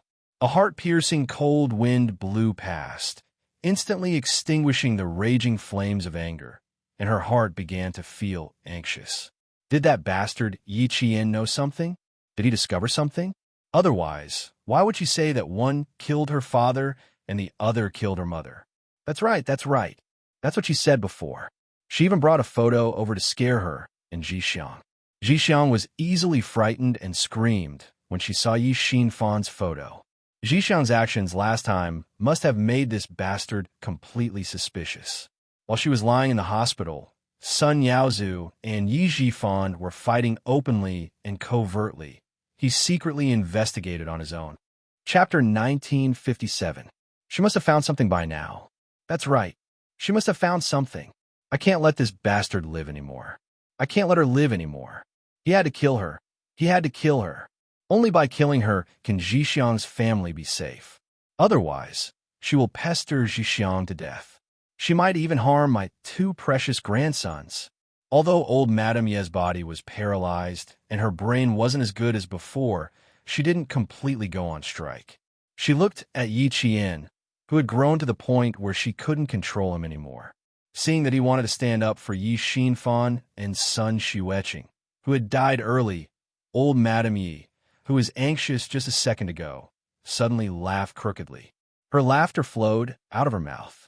It was like the strange laughter of a person who lived in darkness and damp all year round and was filled with malice. Just a bastard. She really thinks she's someone important. Old Madame Yi had never liked Yi Qian, not even for a moment. She stared fixedly at Yi Qian, who was now so arrogant that he could make her angry. Old Madame Yi's mouth moved a few times. Suddenly, she spat out a mouthful of thick phlegm at Yi Qian.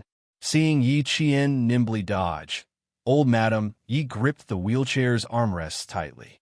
Her face and eyes were filled with malice. Yi Qian, do you know why I don't like you? Because you're a bastard. You're the bastard your mother gave birth to outside. She spoke in a hurry, so her words were even more unclear. However, Yi Qian heard everything clearly. Hearing this, his gaze suddenly sharpened. He stared at the old woman who couldn't even walk and was still acting like a tyrant. What did you just say? The ferocious-looking old Madame Yi looked at Yi Qian, whose expression had changed. Her upper lips trembled uncontrollably as she let out an unpleasant cackle. I said, your mother's bitch outside. Martyr? Cackle, cackle. Your mother is such a promiscuous slut. How can she be a martyr? Old Madame Yi was overjoyed and said happily, let me live like a bastard. Tui. Yi Qian, who was about to leave, narrowed his eyes. He squatted down again and looked at old Madame Yi with a gloomy expression. So, you scolded me because of this? What right do you have to talk about my mother? What right do you have? Boss is a good-for-nothing. He clearly knows that his wife gave birth to a bastard, but he doesn't even dare to sleep with her. I raised him up, but he didn't listen to me and strangled a bastard like you. He wants me to treat him well? Bah, just a piece of trash. The gloomier Yi Qian's expression became, the more comfortable old Madame Yi felt. Strange laughter kept coming out of her throat. A martyr with a lover. How ironic. Shut up. Yi Qian could not tolerate such a vicious person slandering her mother. The killing intent that she had been suppressing grew again. She reached out and grabbed old Madame Yi's neck. She gritted her teeth and said fiercely, those who slander my mother die. Come, come, come. Strangle me to death, you strangle. Ye girl. The door of the ward behind her was pushed open with a bang. Principal Chen's angry voice shook the air. What are you doing? Stop it. Strangle. Strangle me to death. Strangle me. Old Madame Yi's laughter was unusually loud. She continued to provoke Yi Qian fiercely. You're not. Boss's child. You're a bastard. Ha ha. You want to make my life difficult? Bastard. Let's see who's the one who's going to suffer. Chapter 1958. You're a bastard. Your mother gave birth to you with another man. Your father is a good-for-nothing. He knew that you weren't his child, but he still raised you. Old Madame Yi's continuous curses seemed to come from the void, expanding in circles. When they reached the ears, they all swarmed in like a whirlwind, squeezing into the brain in an instant. It was incomparably sharp, piercing the brain and causing pain. Yi Qian, whose eyes were red, glared at the old woman whose face was completely distorted. He gritted his teeth and wanted to bite her throat so that she could no longer speak and say those vicious words. Little Yi, she wants to destroy you. Are you really going to let her destroy you? Principal Chun held Yi Qian's wrist tightly. His gaze was as sharp as a knife. Do you know that your loved ones will be hurt and your enemies will be happy? Where did your rationality go? Where did your calmness go? Principal Chin scolded in a low voice. He didn't want old Madame Yi, who was like a mad dog, to hear him scolding Yi Qian. He wanted her to be happy. He was really glad today. He suddenly wanted to contact Chief Kai to ask about the progress of the investigation into martyr son Xueqing's death. He wanted to see if he could leak some information to Little Yi. It was also because of this phone call that he found out that Little Yi and Chief Kai had been in contact for a long time. He also found out who the eyepiece on the dagger in martyr son Xueqing's hand belonged to. When Chief Kai found out that Little Yi didn't leak any information to him, he immediately said, "Oh no," and asked him to come out and find Little Yi immediately. After searching for a few hours and taking a big detour, he finally found Caesar Hotel. When he knocked on the door, he bumped into Caesar's boss, Ho Zi. With his help, he successfully found the hospital. Principal Chun, who ran until his forehead was sweating, was anxious and angry. His voice was several times stricter than before. "Little Yi, if I came even a little later, you would have committed a heinous crime. Do you know that?" Yi girl had always been calm. No matter how big the matter was, she would not lose her mind completely. However, the situation was different this time. The old woman of the Yi family had coincidentally made Yi girl, who had just found out that Sun Yaozu was related to the sacrifice of martyr son Xueqing, suddenly lose her mind. No child could bear the humiliation of their parents, not to mention the humiliation of the enemy who had killed their parents. Even if a saint was alive, he would not be able to bear it. Moreover, Granny Yi was truly detestable. Every word she said was disrespectful. "Wake up, Yi girl. Do you remember what I said to you before I died? Look at you now. Are you worthy of this old uncle?" Principal Chun was obviously really angry. He even mentioned Uncle General. When Yi Qian heard the words Uncle Jin, her muddled mind suddenly cleared up. She looked up and seemed to have realized who was holding her back. "Uncle Chun," she scolded my mother. "I couldn't help it. I couldn't help it. She's the only one who's collapsed on the bed. Do you still need me to clean her up? The person you want to deal with isn't here. Do you understand?" Seeing her eyes gradually clear up, Principal Chun heaved a sigh of relief. He looked at Granny Yi, who was laughing maniacally.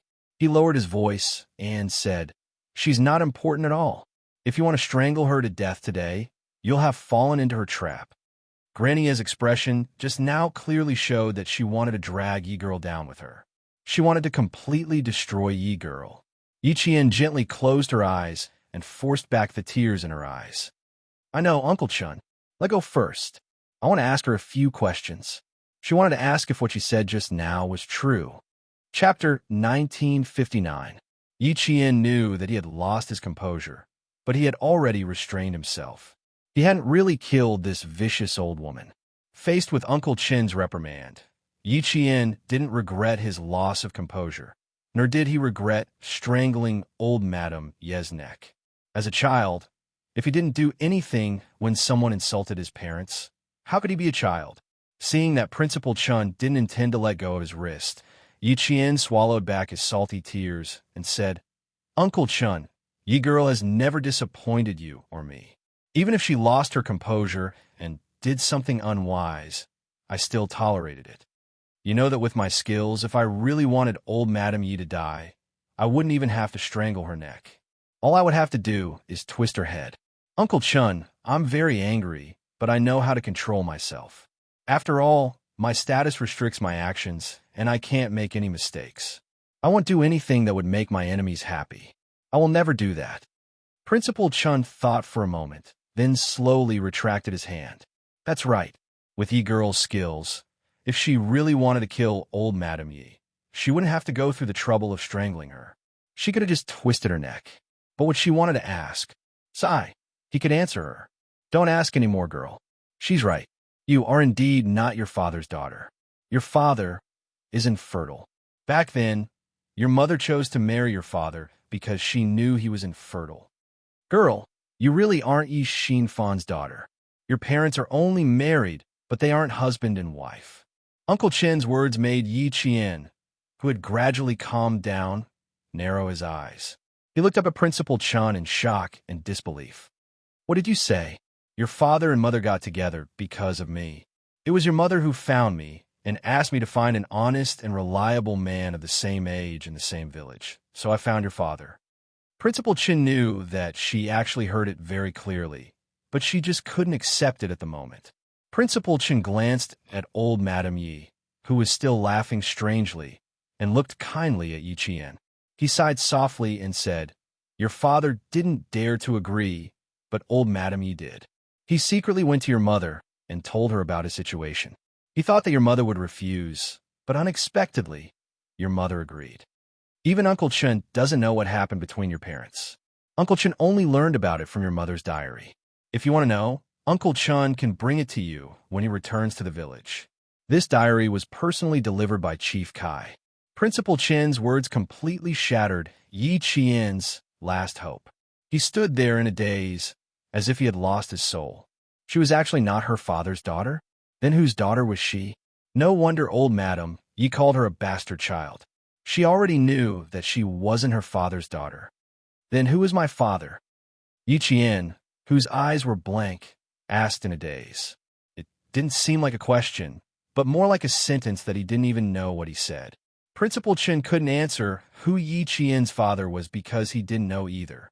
Martyr's son, Xu Weqing's diary, didn't mention it in her comrade's safekeeping. Chapter 1960. Old Madam Yi, who was sitting in her wheelchair, looked at Yi Qian, who was standing a few steps away from her. Her eyes were filled with disappointment. That wretched girl was becoming more and more tolerant. She could actually hold herself back from humiliating son Xu Weqing like this. The laughter in old Madam Yi's throat didn't stop, but her heart was sinking. That wretched girl who could hold herself back had already become a big problem. Back then, she was worried that if she killed son Xu Weqing's illegitimate child immediately after her death, she would be criticized by the villagers. Moreover, Yi Zhifan, the white wolf, convinced her to keep the illegitimate child. She was so obsessed that she really kept the illegitimate child. She regretted it so much, so much. She should have thrown son Xu Weqing to her death back then. Falling to her death would have eliminated all future troubles. If she had fallen to her death, today's events wouldn't have happened, and she wouldn't have to worry about the bastard's revenge in the future. Now, the bastard was no longer the little girl who could be bullied by others. She had already become a big problem that made her afraid and anxious. No, she couldn't hold back anymore. Either Yi Zhifan would do it, or her son-in-law would do it himself. She had to see the bastard die, while she was still alive to be at ease. She had to see the bastard die before she could leave with peace of mind. Old Madam Yi, who had thought of 10,000 ways to make Yi Qian die on the streets, stared darkly at Yi Qian, then at Principal Chen. For a moment, old Madam Yi hated Principal Chen again. The principal of this town's middle school was also a busybody. Just now, he had appeared in time and ruined her plan. Old Madam Yi couldn't hear what Principal Chen was saying in a low voice. She glared at Principal Chen a few times in anger and raised her trembling hand to touch her neck. She didn't pinch too hard, so there shouldn't be any handprints left. If there were, she would have a way to ruin the bastard's reputation. Her gloomy and calculating gaze made Principal Chen involuntarily sweep his sharp gaze over. A sniper's gaze was undoubtedly frightening. Old Madam Yi, who was caught in the eye, was so frightened that she couldn't breathe properly. Waves of violent coughs came from her throat. Yi Qian slowly turned around. His eyes, so dark that they seemed to be able to swallow everything, stared straight at old Madam Yi. Step by step, he walked up to the old woman who had done evil all her life. He said softly, "I will make your family pay for all the pain I've suffered." It was very light, but the smell of blood inside was so thick that one could almost smell it. "Bastard, what are you trying to do?" Old Madam Yi was shocked and angry at the same time. Even though she was still putting up a strong front, her paralyzed eyes had already revealed her true thoughts. She realized that Yi Qian's family included her two most beloved grandsons, Yi Lei and Sun Jiaqing. That was why she asked Yi Qian what he wanted to do. "I want to do what you're most afraid of." Yi Qian coldly spat out a few words, then ignored the struggling old woman. He turned to Principal Chen and said, "Uncle Chen, let's go." She knew enough. She could stop here for today. Next, she quietly waited for Sun Yaozu or Yi Zhifan to come. After leaving the hospital, Principal Chen didn't blame Yi Qian. When they returned to Caesar Hotel and walked out of the revolving door, a man in a suit who looked like a hotel attendant immediately came to greet them. He respectfully said to Yi Qian, "Miss Yi, Zigu invites you to his office." He glanced at Principal Chen and said, "He also invited the person beside you to come with us." Hosie's office was on the top floor of the hotel. The hotel's guest elevator hadn't arrived yet, but there was a special elevator that led directly to the top floor. Chapter 1961. When the elevator doors opened, they could see the bulletproof glass door. The man pushed the card open and invited Yi Qian and Principal Chen to enter. He then stood at the elevator entrance and waited. Josie had been waiting for Yi Qian in the office. The moment Yi Qian stepped into the hotel, he received the news. He personally brewed tea and served it to Principal Chun. He smiled and said, "Please have some tea. I'll talk to Xiao Yi for a while. Please listen and see if there are any suggestions that need to be changed." Suggestions? Principal Chun glanced at Ho Zi calmly. Although he had never been in the underworld, he had heard of Ho Zi. He was a well-known underworld boss in the southern province and even in other countries. He was also a very law-abiding underworld boss. Both the white and the underworld would give him some face. He had heard of him, but when he saw him in person, he could only say that the real person did not show his true colors. Who would have thought that the underworld boss would be so gentle? Principal Chun took the tea from him and smiled. "You're too polite. If it's about Little Yi, I'll have to be thick-skinned and listen to it." He really did not know that Little Yi was in contact with Ho Zi. When he received Ho Zi's help, he was shocked. "It is indeed about Little Yi. Yuan has asked me many times to take care of Little Yi. Therefore, I know a little about any movements on Little Ye's side. It could be said that Little Ye's matters are Ho Zi's matters. Whatever she wants to do, I'll support her." Ho Zi was a righteous person. When he spoke, he was calm and had the demeanor of a general. As he spoke, he explained how he knew Yi Qian. Principal Chun understood when he heard this. So that was the case. He immediately felt relieved. Seeing this, Ho Zi smiled faintly and said to Yi Qian, "Is Sun Yaozu's matter not over yet? How far has it progressed? Can you tell me?" "Sixth brother told me in secret that if you make any big moves in the southern province, I must help you. I reckon that your actions this time were indeed a little too big. In addition, this old senior's expression changed a little. I thought that your actions might not be as big as what I saw. It's very likely that there's an even bigger movement in the dark. You're Lalio's girlfriend, and I'm your brother Z. With such a relationship, Xiao Yi, you can tell me what to do next. I need to say one more thing. With my status, it will be easier for me to do things." This sentence made Principal Chun, who was quietly drinking tea, raise his eyes slightly. That's right. It was indeed easier to do things with Ho Zi's identity than with Little Ye's identity. However, dragging Ho Zi into this mess was a little unkind. Yi Qian thought so too. He smiled bitterly and said, "Brother Z, you've helped me too much. If you continue to help me, you'll be in deep trouble. I'll be honest with Brother Z. Sun Yaozu and I have a grudge against each other for murdering my mother. There are too many things that are related to this grudge. I'm afraid that if I'm not careful, a disaster will befall anyone who has anything to do with me." Chief Kai clearly told her that her mother's sacrifice had deep implications. Some things were still classified and couldn't be revealed. They could only be buried by time. And she needed to dig through the mud of time to find the truth behind her mother's sacrifice and the murderer behind it. She really didn't dare to involve too many people, even though many people were already involved. Chapter 1962. Ho Zi sneered. "If you wanted to get involved in the military, I could tell you right now that I definitely won't. But if I want to deal with Sun Yaozu, it won't be a problem. If Sixth brother was here, he would definitely think of me first. He wouldn't even bother with his childhood friends. Xiao Yi, just tell me your plan. If Guzi can help, he will. If he can't, he will tell you immediately." He then looked at Principal Chun, who had been silent all this time. "Senior, what do you think?" Xiao Yi didn't mind. This senior who cared about Xiao Yi from the bottom of his heart would know what to do. It was best for him to speak. Ho Zi wouldn't be wrong. Otherwise, he wouldn't have invited Principal Chun to his office. "Little Yi, tell me your plan first." Principal Chun would be very happy if someone from the underworld helped Little Yi, because Sun Yaozu was also from the underworld. Yi Qian, who had been silent for a long time, finally spoke up when Principal Chun opened his mouth again. He lowered his eyes slightly and said, "I want to deal with Sun Yaozu, and I also want to get some information from him. It was related to a person's life.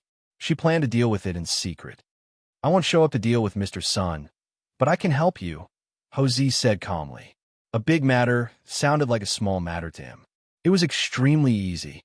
Yi Qian looked at him and said, "I'll wait for Sun Yaozu to come looking for me. Even if they want to investigate, we have to let the police know that Sun Yaozu was the one who committed the murder and was killed in the end."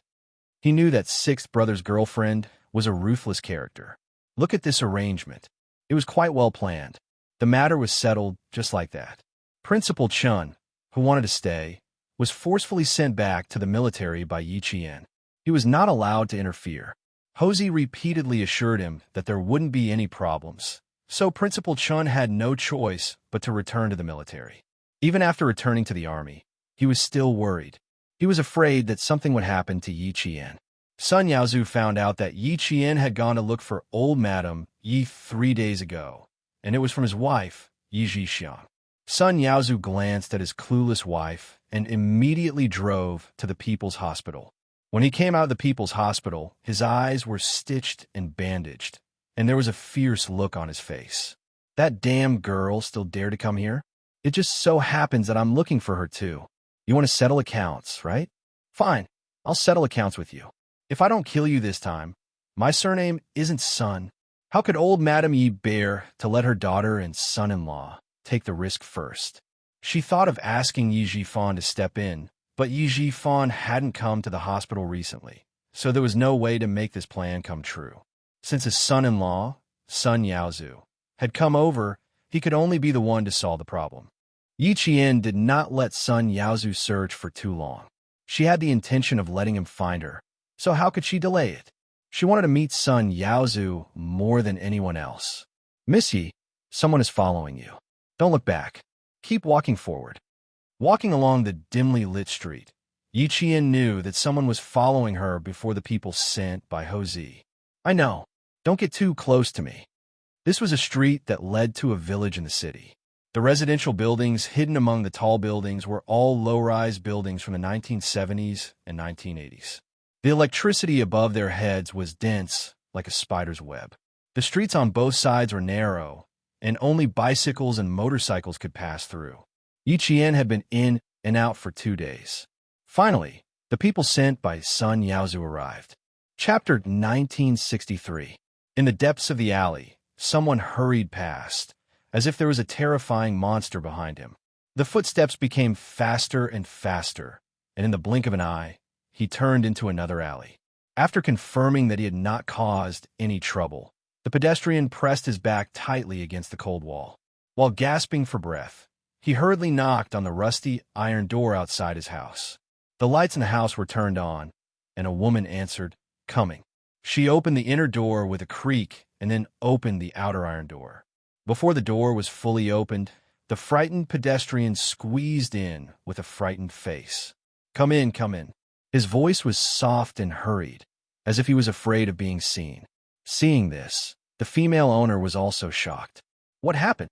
She conveniently turned off the lights. The male owner, who worked overtime until 11 o'clock, found a chair in the dark. When he sat down, he realized that even his legs were trembling. A group of hooligans blocked a little girl. I wanted to help with a stick, but when I saw that they even took out a knife, I was so scared that I almost peed my pants. I didn't dare to help and quickly came back. They were in a village in the city, the most chaotic place. 5 people lived together, and no one knew each other. Robberies were discovered at the end of the year. But it was the first time that he had encountered someone with a knife. The female owner, who was so scared that she kept gasping, was so nervous that she stuttered, Are you okay? This is none of your business. Our family depends on you. If anything happens to you, who will we rely on? I don't care. I don't dare to care even if I wanted to. 5 or 6 of them all had knives. The male owner was so scared that he wiped his face and asked the female owner to pour him a glass of cold water to calm him down. After a while, he sighed. That little girl, probably seeing that he was still talking about it. The female owner scolded in a low voice. That's enough. Don't meddle in other people's business. If you saw it, just pretend that you didn't see it. Keep your mouth shut and don't cause trouble for the family. Do you hear me? I know, I just feel, What's the use of you thinking? Can you beat them with knives by yourself? Don't worry about it. Go take a shower. You have to catch the morning shift tomorrow. Next year, you have to pay tuition fees again. Your parents are still waiting for you to send money back for your brother to get married. Don't meddle in it. The female owner was afraid that she would cause trouble, and the voices in the house became quieter and quieter until it was silent. On the other side of the alley, the footsteps were footsteps the footsteps, the footsteps, the footsteps, the footsteps, and the footsteps, the footsteps, the footsteps, and the footsteps, the footsteps, the footsteps, the footsteps, the footsteps, and the footsteps. Of the footsteps, the footsteps, the footsteps, the footsteps, the footsteps, the sound. Brother Z, they took Miss E away. Someone looked in the direction of the van and spoke to Ho Z with a phone glowing with a faint blue light. Head in the direction of Chungnan Middle Road.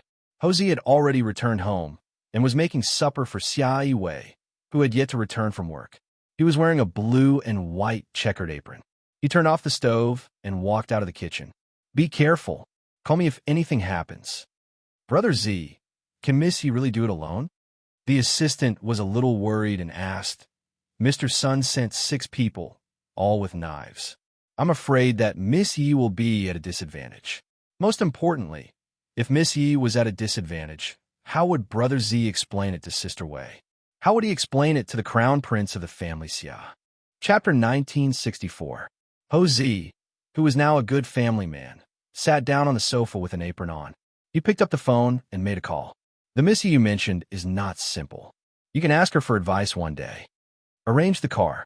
Pick her up immediately when she comes out. Clean up the scene.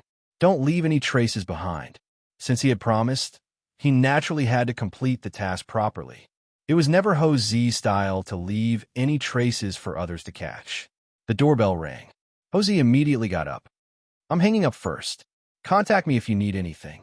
Without waiting for his assistant to say anything, he quickly hung up the phone and walked a few steps away. Xia Yiwei, who was wearing a navy blue coat, walked over, braving the cold air.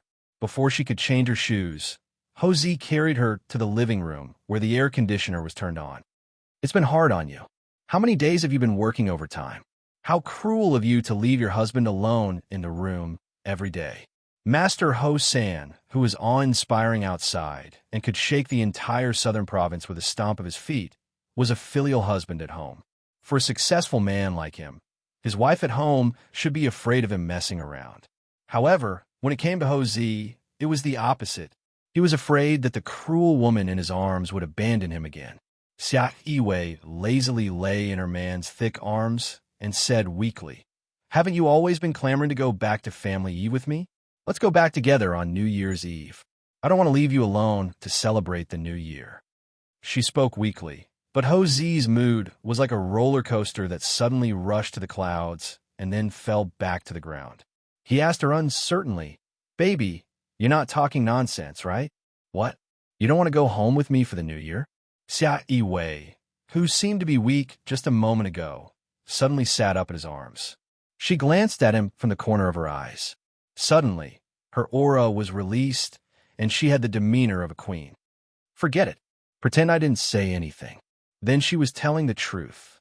Ho Z, who was pleasantly surprised, hid his expression and said in a deep voice, You have to keep your word. How can you be so casual? Then I have to make some preparations. The old man likes to drink tea, so I have to prepare some good tea leaves. Old Madam likes small ornaments such as embroidery, so we have to find some good ones. It would be best if they were old. Uncles, aunts, brothers, and sisters-in-law, you have to give me a list of what they like. It's my first time visiting, so I have to be polite. Where are your brothers? Is there anything you like? Apart from you, I only have a younger sister from my aunt's side. I'll have to spend some effort on this younger sister. When it came to marriage, Ho Z was just like any other man. He was afraid that he would leave a bad impression on his first visit, so he tried his best to be perfect. Xia Yiwei looked at him with a serious expression, and the smile in her eyes had long been overflowing. She and a man in front of her had been going around in circles for almost 20 years. They had been on and off, but in the end, they were still together. Looking at the young man who used to be so handsome that the delinquents in Chong and went crazy and the socialites threw themselves at him, he became a mature and steady middle-aged man in front of her. Time was kind to him. He didn't become uglier, but more handsome. He was full of charm that could make women fall in love with him, especially his peach blossom eyes, which were deep and reserved. Looking at them for a long time would make her heart beat faster. Although his appearance was handsome, what made her even more fascinated was his feelings for her. For nearly 20 years, he had never had another woman, not even a scandal. He had always kept himself clean and honest. Once, he said to the young her, "You'll be my one and only. My one and only will never change." Chapter 1965. For nearly 20 years, she was indeed his one and only. She was in the past, and still was now. He had always kept the promise he made when he pursued her. She was his one and only. A gentleman's promise was engraved in his heart. Xia Yue raised her slender arm and hooked it around Ho Zi's neck. She lowered her head and kissed his sexy lips that were still chattering away. "Master Ho-san, did you plan to come home with me a long time ago? Otherwise, how could you know so much about my family's hobbies? You even know that the old madam likes embroidery. Everyone thinks that the old madam likes reading." Ho Zi was the most vulnerable to Xia Yue's teasing. His sexy Adam's apple moved slightly as she nibbled on his lips. Even his breathing became heavier. "Of course I have to find out. Otherwise, who will I ask for help if there's a fire at home? Darling, you're a big family, and I'm alone. I need the Yu family support. Only with the Yu family support can I." He turned around and pressed the bewitching woman in his arms onto his body. His peach blossom eyes, which had charmed countless women and frightened countless opponents, were filled with darkness. "Only then can I lock you by my side. Don't even think about leaving my side for the rest of your life." Meeting Xia Yue was the biggest disaster in his life. For her, he was willing to go through hell. Xia Yue smiled coquettishly. Her eyes were filled with deep affection as she stared at the man who moved her heart and wanted to spend the rest of her life with him. As his kiss traveled down her lips, she gently closed her eyes and murmured softly, "Giving birth to a child can lock me in. Yes, my queen." In front of the only woman he loved, Ho Zi, who was all-powerful in the underworld, tried his best to please the woman under him. "You will be my one and only. My one and only." He would use his whole life to fulfill this promise. The cold wind blew in the dark night. Somewhere, the crackling sound of firecrackers could be heard, bringing a bit of noise to the cold night. The assistant sent by Ho Zi followed them all the way to the villas under construction in Changnan Middle Road. Seeing the van stop in front of a villa whose exterior had been painted, he said to the person beside him, "Drive the van to the back door. Be alert. I will contact you too at any time." "All right." The two men nodded and lowered their caps a little to cover most of their faces. Their coat collars were straightened up, and they left swiftly. The door of the van opened, and two men pushed Yi Qian out of the car. They warned him in a low voice, "Behave yourself. If you dare to play any tricks, we'll break your legs." Yi Qian, who had a bag over her head, did not know where she was being taken. She shook her shoulders violently, as if trying to shake off the two pairs of hands that were pressing on her shoulders. The two men who were holding her down looked even more ferocious. The man who jumped down first and walked to the front quickly walked into the villa. Soon, Yi Qian was also brought in. There was the smell of paint and damp cement in the air. It smelled like a construction site. Yi Qian, whose hands were tied, estimated where she was the moment she was pushed in. Then, someone said, "Why are you only here now? The boss has been waiting for half an hour. He even lost his temper just now. Hurry up and bring her in. This chick is very fierce. Our brothers only became obedient after we showed them our knives. One of our brothers even got bitten twice by her. Damn it, we'll deal with her later." The man in charge of capturing Yi Qian scolded and urged the people behind him, "Hurry up and bring her in. The boss is not in a good mood." Chapter 1966. After the leader finished cursing, he ordered the other three men, "The three of you stay outside and don't let anyone come near. Keep your eyes open. If the boss is unhappy, we'll all be in trouble." A total of 6 people went to surround Yi Qian. 3 of them stayed outside, and the other 3 went in together. Yi Qian secretly moved her tied hands. As she walked through the dark corridor, her right hand suddenly twisted strangely. Her hands, which were originally tied to her wrists, were released in a minute. She secretly tugged at the rope with her freed hands. Not bad. It was indeed very sturdy. She would use it to deal with Sun Yaozu later. Yi Qian didn't move immediately. She only wanted to deal with Sun Yaozu. These people weren't in her area of concern, so there was no need to take more lives. With her head still tied up, Yi Qian felt that she had entered a very spacious room.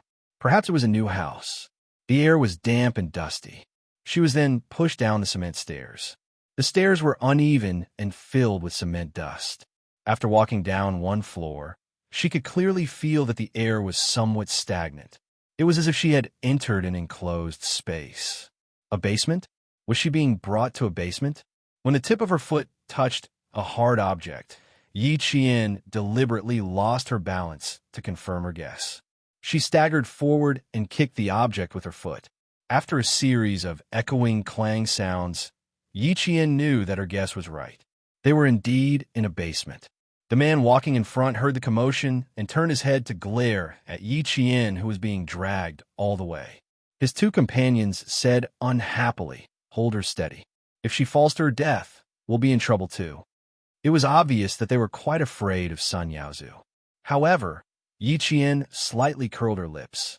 This kind of fear wasn't a fear of reverence, but a very simple fear of stopping a monetary transaction. It was also the most unreliable kind of fear. Then she wasn't afraid that these people would really sacrifice their lives for Sun Yaozu. They were only doing it for the money. They wouldn't really sacrifice their lives. Brother Z reminded her to be careful of the 4 bodyguards around Sun Yaozu. 2 of them were foreign bodyguards from South Asia. These bodyguards usually had their hands stained with blood. She was wary of these 2. The good thing about foreign bodyguards was that they could shift the blame to others. After the man in front finished speaking, Yi Jian vaguely heard the echoes of roars coming from the basement. She couldn't hear it clearly, but it made Yi Jian realize that this basement probably had more than one floor. There were at least 2 floors. The roar came from Sun Yaozu. He had never had much patience. After becoming a boss, he restrained himself a little. But when it came to Yi Qian, he had absolutely no patience. Not long after his men went out, he began to ask questions.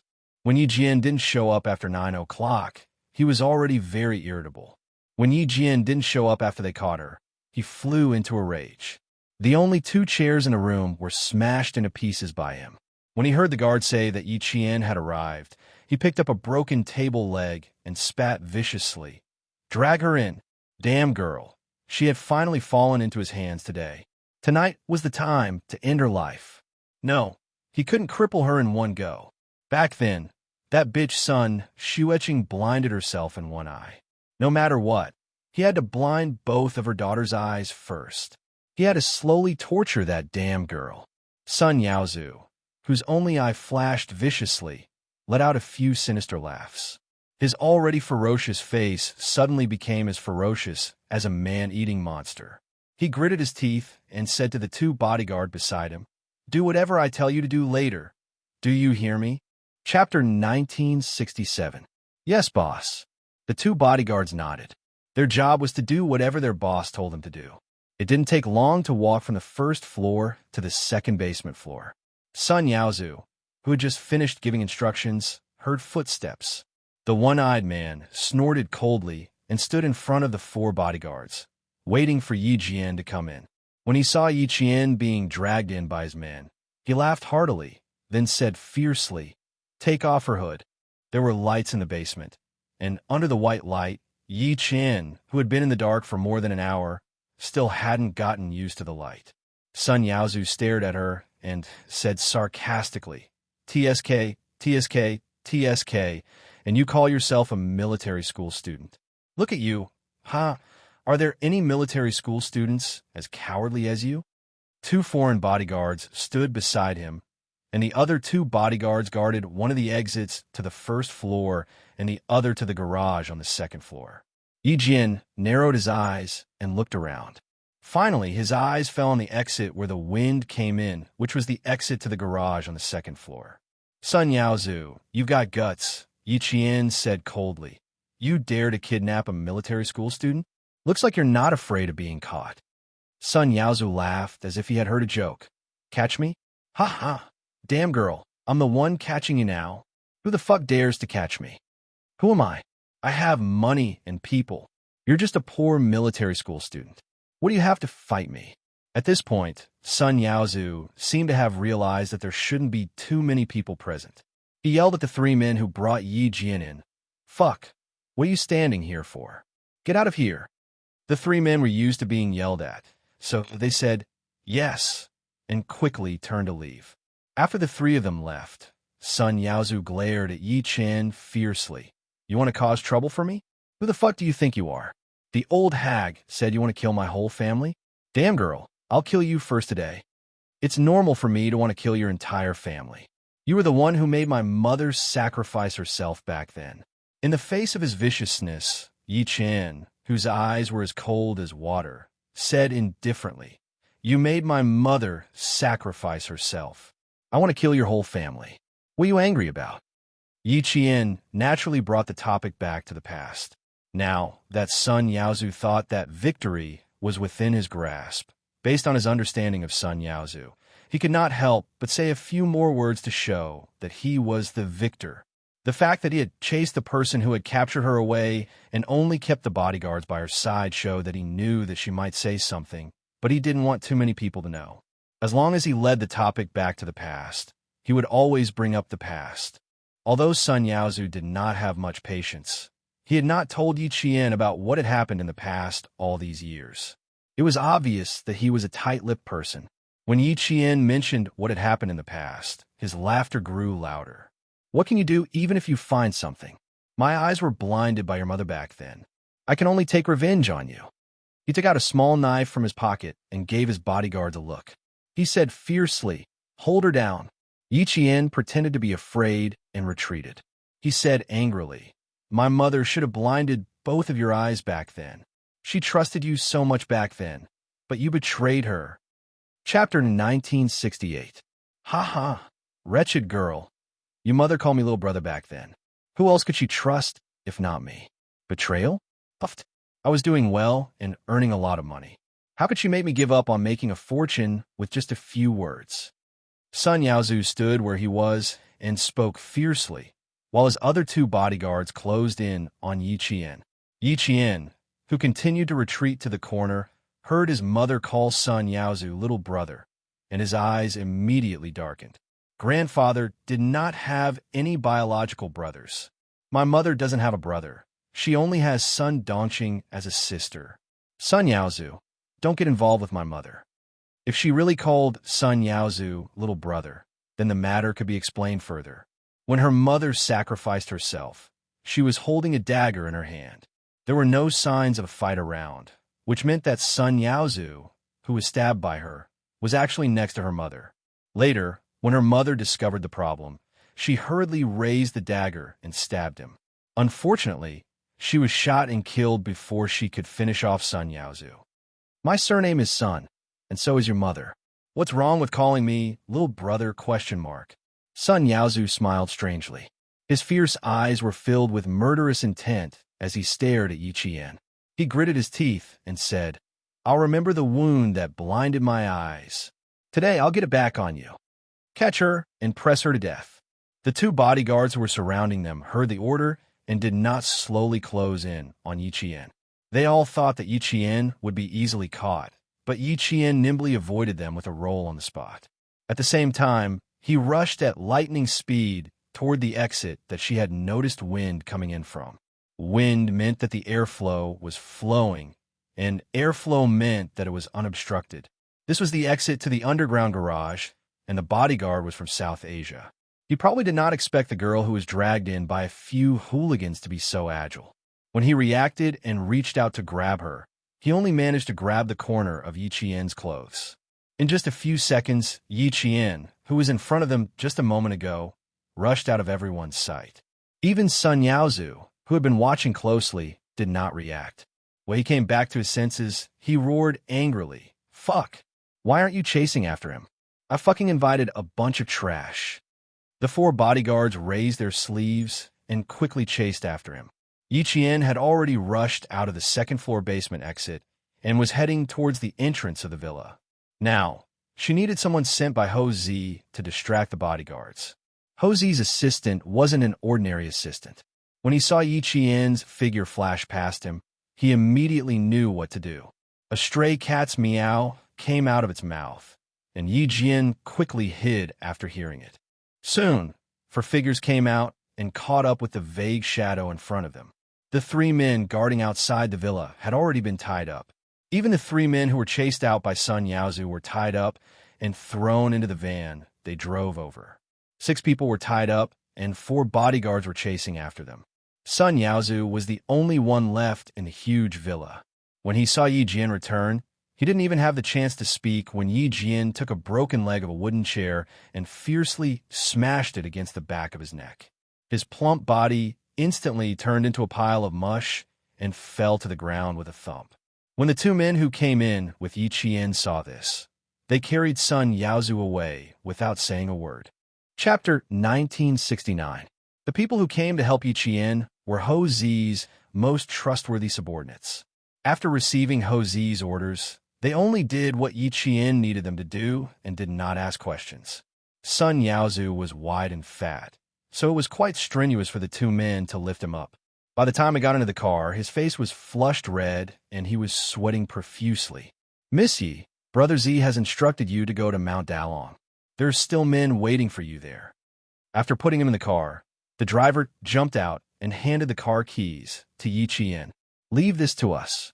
They still needed to get the 2 foreign bodyguards into the car and bring them to Mount Dalong. They also needed to leave behind a series of disguises so that Brother Z could take care of Miss Yi safely. Just as Principal Chun thought, Ho Zi's help would save Yi Jian a lot of trouble. With his ability, he could protect Yi Jian. This was also why Xia Jinyuan asked Ho Zi for help.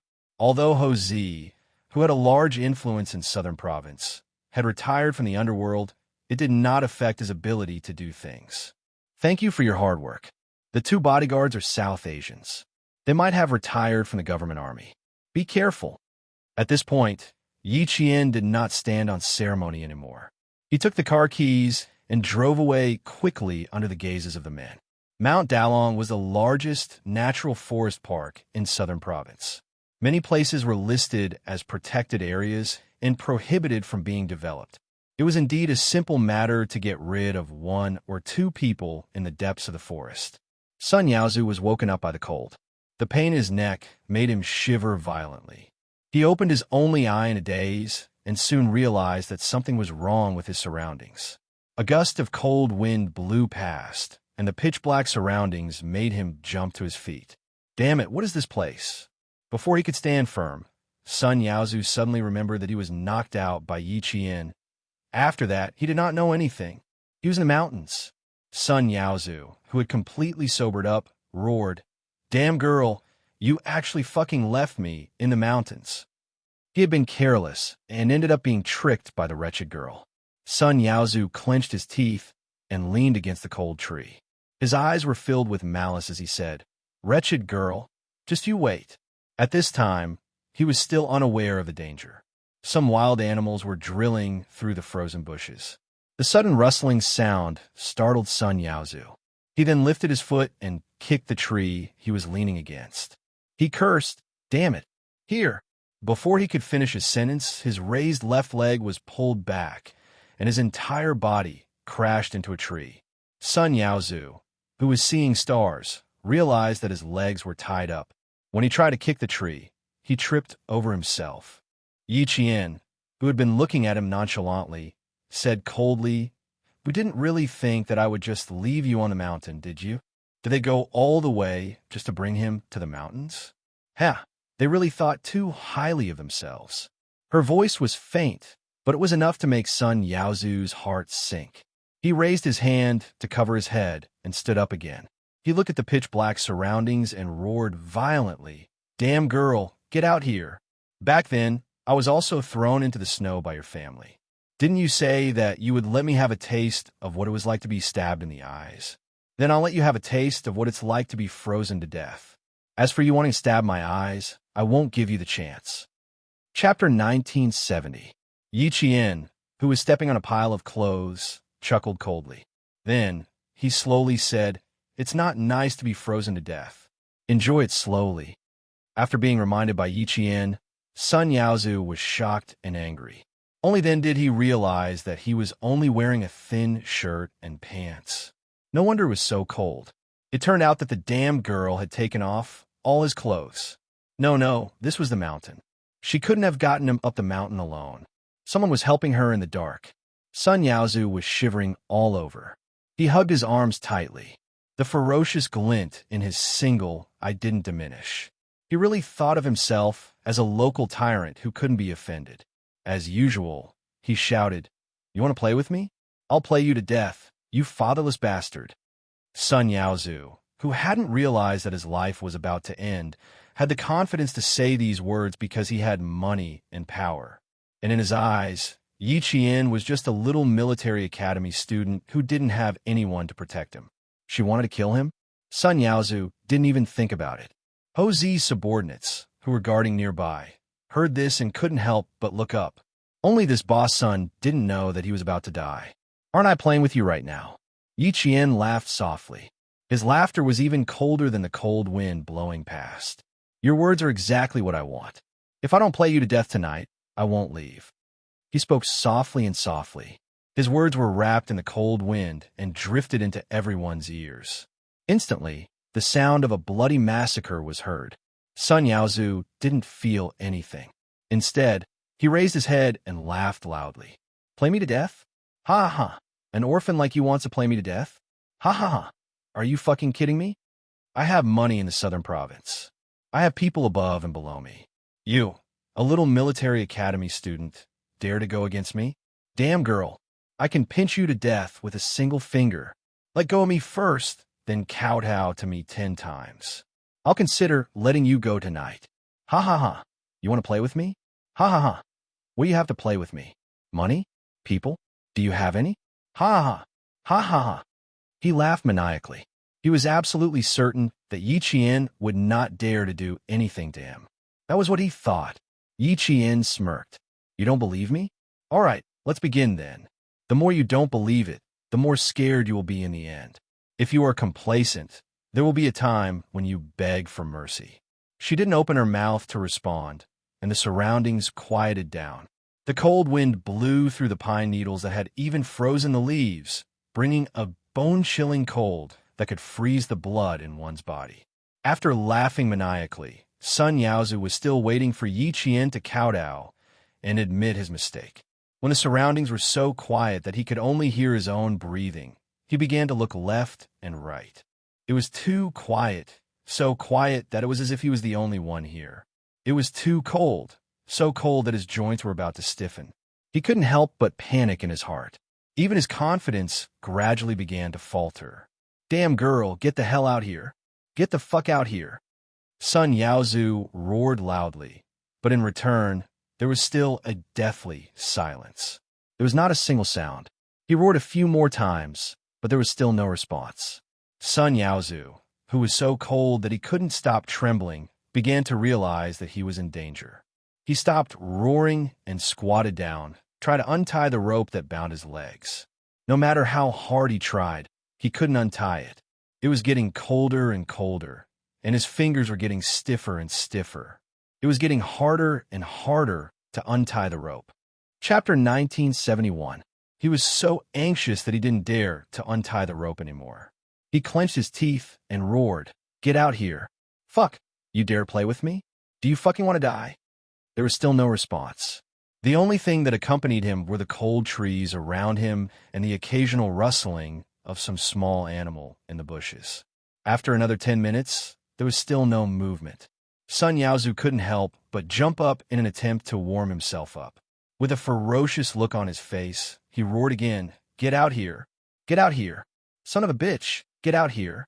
Insults floated over one after another. Yi Qian remained unmoved and continued to lean against the tree with his eyes closed. The show had just begun. Let him torment himself for a while, until he was completely scared. Sun Yaozu wasn't like old Madame Yi, who could curse 18 generations of people's ancestors. He also didn't think of insulting martyr son Xueqing. He just kept on cursing Yi Qian, saying unbearably ugly things. "Son of a bitch, stop fucking pretending to be a ghost. Get out here if you have the guts." His words were ugly, but it was obvious that he didn't have much confidence left. The only reason he could still shout was because he was holding on. Sun Yaozu, who had shouted until his throat was sore, had a look of panic on his face. His gaze swept around in a hurry, as if he was looking for something. At this moment, he was really starting to feel scared. Cold, too cold. Even jumping on the spot didn't bring any heat. Sun Yaozu, who was shaking all over his body, began to wonder if Yi Qian had already left and wasn't around at all. No, if he stayed any longer, he would really freeze to death. Good. You fucking have guts. Just you wait. If I don't kill her when I get back, I'm not human. Sun Yaozu didn't dare to stay any longer. He hugged his arms and tried to run up the mountain. His legs were so cold that his muscles were stiff. Before he could take a step, he tripped over the bushes under his feet. How could Yi Qian give him a chance to escape down mountain? The rope that tied his legs was the same one that tied her hands. It was tied with a professional knot in the army and could only be cut with a sharp tool. After struggling for almost an hour, before Yi Qian could even make a move, Sun Yaozu, whose face was bruised and swollen from the fall, was so cold that he no longer had any strength to struggle. His teeth were chattering, and his whole body was curled up into a ball, trying to use this method to keep himself warm. He didn't want to die. He didn't want to die. He had earned so much money and achieved his current status. He didn't want to die. He didn't want to die at all. Why didn't those good-for-nothings at home realize that he was missing? Where were the bodyguards that he had spent so much money on? All of them are fucking useless freeloaders. Damned old hag. If I go back and meddle in your business again, I won't be human. Sun Yaozu, who was so cold that even his head was trembling, clenched his teeth tightly. He cursed fiercely in his heart. Yi Qian, who didn't want to freeze him to death for the time being, saw that it was about time. Finally, she took a step out of the darkness. Her feet trampled over dead branches and leaves as she walked in front of Sun Yaozu. She turned on a dim blue flashlight. Her expression was cold as she looked down at him condescendingly. Sun Yaozu, the cold doesn't feel good, right? Sun Yaozu, who was so cold that he was about to lose consciousness, vaguely heard someone talking. He struggled to lift his eyes, but only saw a dim blue light. As for who was talking to him, he couldn't tell at that moment. Save me. Save me. Someone wants to kill me. Save me. He subconsciously asked for help. There was no trace of his initial arrogance. Chapter 1972. Sun Yaozu, whose lips had turned purple from the cold, did not know that the person he was asking for help was Yi Qian. With only a ball of blue light in front of him, he raised his heavy eyelids and kept murmuring, "Save me, save me." Yi Qian, who was not moved at all, asked coldly, "Why did you shoot my mother?" "Shoot? What do you mean shoot?" Sun Yaozu answered with his eyes closed. At this time, he was so cold that his joints were rusty and had no energy left. Just like that year on New Year's Eve, when he threw Yi Qian into the deep snow. Seeing this, Yi Qian broke off a tree branch and turned around to pick up the dirty coat she stepped on. He threw it directly onto Sun Yaozu, who was gradually losing consciousness from the cold. The coat was made of thick wool and could clearly protect him from the cold. Sun Yaozu, who instinctively wanted to live, tried his best to hold on to the warm coat. His fat body shrunk as if he was trying to squeeze himself into the coat. At this moment, the insufferably arrogant Sun Yaozu no longer had the awe-inspiring aura from before. He was no different from a beggar, fighting only for a meal. Yi Qian's eyes were full of mockery. It had only been a little more than an hour and 12 minutes. Back then, when she was only a few years old, she had been frozen for more than 3 hours. She listened to the laughter and chatter in the house. She listened to Yi Ying's happy voice when she received the money. She listened to Yi Zhixiang's proud voice when she talked about how much money her family had made in the coastal area. She also listened to Sun Dongxing's flattery. They stayed in the warm house, eating meat and drinking wine for the new year. She shouted, cried, and begged. Who would even look at her? He kicked her unconscious and threw her outside. Sun Yaozu, tonight is your retribution. Recalling the past, Yi Qian's calm eyes suddenly turned cold and ruthless. He lifted his leg and kicked Sun Yaozu's chest. This was the place where she was kicked that year. An eye for an eye, fair? What she cannot take revenge in her previous life, she had to pay it back little by little in this life. Sun Yaozu, who finally had some warmth in his heart, was kicked to the throat and coughed violently. It also kicked him back to his senses. The kick was not light. If it were not for his fat, his ribs would have been broken. Even though his bones were not broken, he was in so much pain that he arched his body and fell to the ground. Before he could recover from the pain, he clearly heard a familiar voice asking him coldly, "Why did you shoot my mother?" Because of this cold voice, he suddenly became clearer. It's that damn girl, the one who dared to risk her life with him. Goes up. Before he could say anything else, his voice suddenly, he let out a scream. In the dim blue light, Yi Jian could see that Sun Yaozu's wrist was bent at a strange angle. The number of people I've killed is definitely more than yours. Yi Jian twisted his wrist and looked at him with a murderous look in her eyes. It's more than you think. You said that I don't dare to kill you? Fine. Don't challenge my patience and don't waste our time. We can't afford to waste time. His gaze was as sharp as the sharpest blade. Yi Qian asked again, "Back then, why did you shoot my mother?" Sun Yaozu had never seen Yi Qian like this. The Yi Qian who was so cold that his heart trembled, and the Yi Qian who was so unfamiliar to him. Chapter 1973. He chuckled softly, his eyes filled with provocation. His frozen, purple lips trembled as he said, "Let go of me, and I'll tell you." A student dared to say that he had killed many people? Ha ha! Did he think he was a fool? A military school student dared to kill people? Could he continue to study after killing people? Ha ha! Was he trying to lie to Grandpa's son? There was only one way to deal with someone who always thought he was strong, and that was to show him what it meant to be stronger.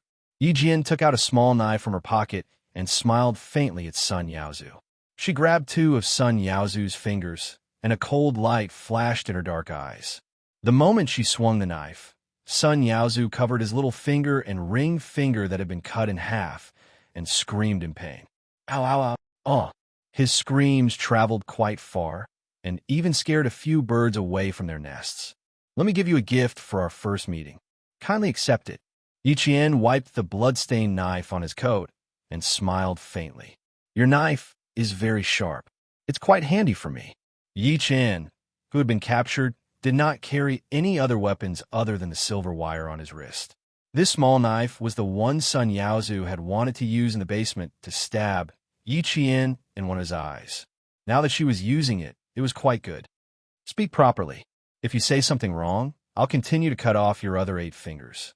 As long as you can withstand it, I'll be happy to play with you," Yi Qian said faintly. He did not take another look at the blood in his eyes. "Take a good look at the 2 fingers that I cut off. Next time, I'll probably cut off the entire palm. If not, I'll leave a section for you."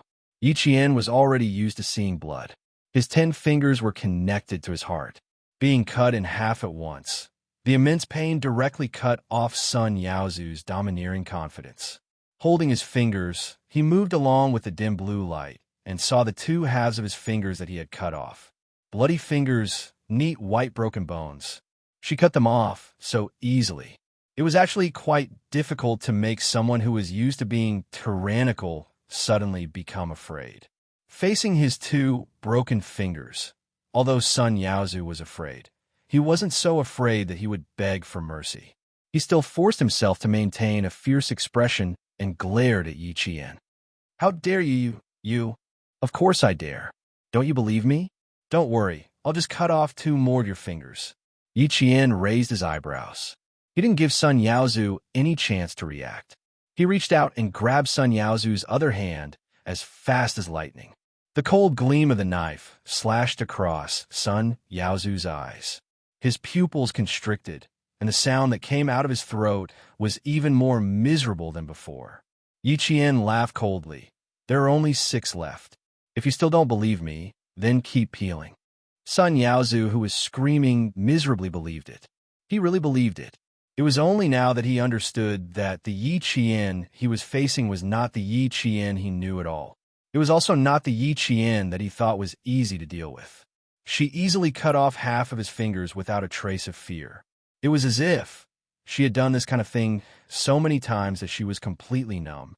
Thinking of this, Sun Yaozu, who had always been domineering, was finally so scared that his eyes were filled with terror. He fell to the ground and could no longer hold his hands tightly. He was in so much pain that sweat broke out on his forehead, and he ground his teeth. The wretched girl that he was calling out and the bastard that he was cursing would really kill her. She would really kill her. Chapter 1974. The pain in his body told him that the wretched girl he looked down on was actually a ruthless character. How many people could cut someone's finger just like that? The coldness on his body told him that it was the wretched girl he looked down on who had planned to bring him to the mountains. How could such a ruthless person be caught by his men so easily? Moreover, she was able to escape from the 4 bodyguards he had hired at a high price and come back so easily. She had planned everything long ago and was just waiting for him to fall in her trap. The cold and painful sun, Yaozu, finally realized that he had fallen into her trap. Just like she said, she was actually waiting for him to come over. Sun Yaozu's heart was trembling, but he did not dare to continue crying out in pain. His teeth trembled as he said, I'll talk. Let me go. I'll tell you everything." He stated his conditions, but in return, Yi Qian sneered contemptuously. "What right do you have to negotiate with me? Money? People? You'll lose everything if you die. Unfortunately, I don't care about what you have. What right do you have to negotiate with me? Back then, why did you shoot my mother?" she asked sternly again.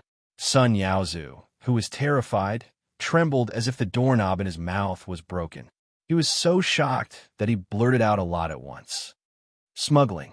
Back then, when I was working as a smuggler, every batch of goods that came from the sea didn't need to be inspected. I don't know when your mother came over. One day, she accidentally found out that I was helping to move the goods. The smuggled goods couldn't go through the docks, so they went through the undeveloped seaside. The workers were all control vagrants. Your mother happened to see me moving the goods that day and recognized me at a glance. She thought that I was being controlled and was very anxious. She found me when I was moving the second batch of goods. At that time, I didn't think that there was anything wrong with her. I thought that she was sent by the people in the army to cooperate with us. Fortunately, your mother spoke first. Although your mother didn't say why she came over, the people in the army greeted us and said that there might be someone who had mixed in with our route and that we should be careful. Your mother asked me, 'How long have you been here?'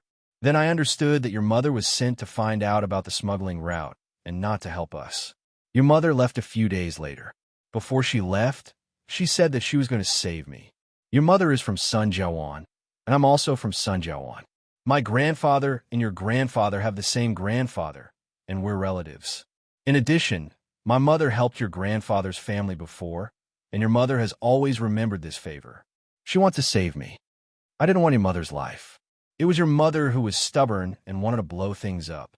I can't coax your mother and deliberately let her continue to misunderstand that I'm being controlled while quickly telling the news to the person convenient for us. I don't know who that person is. I only know that he is from the army. I received a message from that person saying that your mother cannot be left alive. He will plan to get rid of your mother. A month later, the army sent a special force to encircle us. Your mother was one of them. That night, the mountain was filled with gunshots. I was so scared that I didn't dare to move, but I didn't expect your mother to find me. I was so scared that my legs went weak. I thought your mother was coming to kill me, so I shouted, "She's here." Your mother reacted really quickly and immediately realized that there was something wrong with me. She was shocked and angry. She shouted my name in her native language and even pulled out a knife to stab me. Chapter 1975. My eyes were blinded by your mother, but I wasn't the one who shot her. I didn't have a gun. The one who shot her was someone wearing the same clothes as your mother. It was your mother's men who shot her. It had nothing to do with me. He spoke very quickly, afraid that he would make Yi Qian angry if he spoke too slowly. But because he spoke too quickly, Yi Qian began to doubt the veracity of his words. Yi Qian, who was getting closer to the truth, didn't want to waste any more time. "You're telling too many lies," she said darkly. She pressed the knife against his right thumb with the back of the knife and said, "The diary my mother left behind is very different from yours. Do you really want me to cut off 2 more of your fingers?" Sun Yaozu screamed in fear again. He looked at the young man's ruthless face and shouted, "I'll talk. I'll talk. Take the knife away. Sun Yaozu didn't suspect that he was being tricked. He really thought that Yi Qian had the diary. Otherwise, why would she come looking for him? Someone found me, told me to let your mother see it on purpose. I don't know who it was. I took a sum of money and listened to his arrangements. I'll let your mother see it on purpose. Someone wanted your mother's life. They took someone else's money and worked for someone else. Ouch. I'm telling the truth. It's all the truth. Knife, take the knife away. Take it away. Yi Qian didn't doubt the veracity of his words. Chief Kai told him that his mother seemed to have realized that she might not be able to return safely.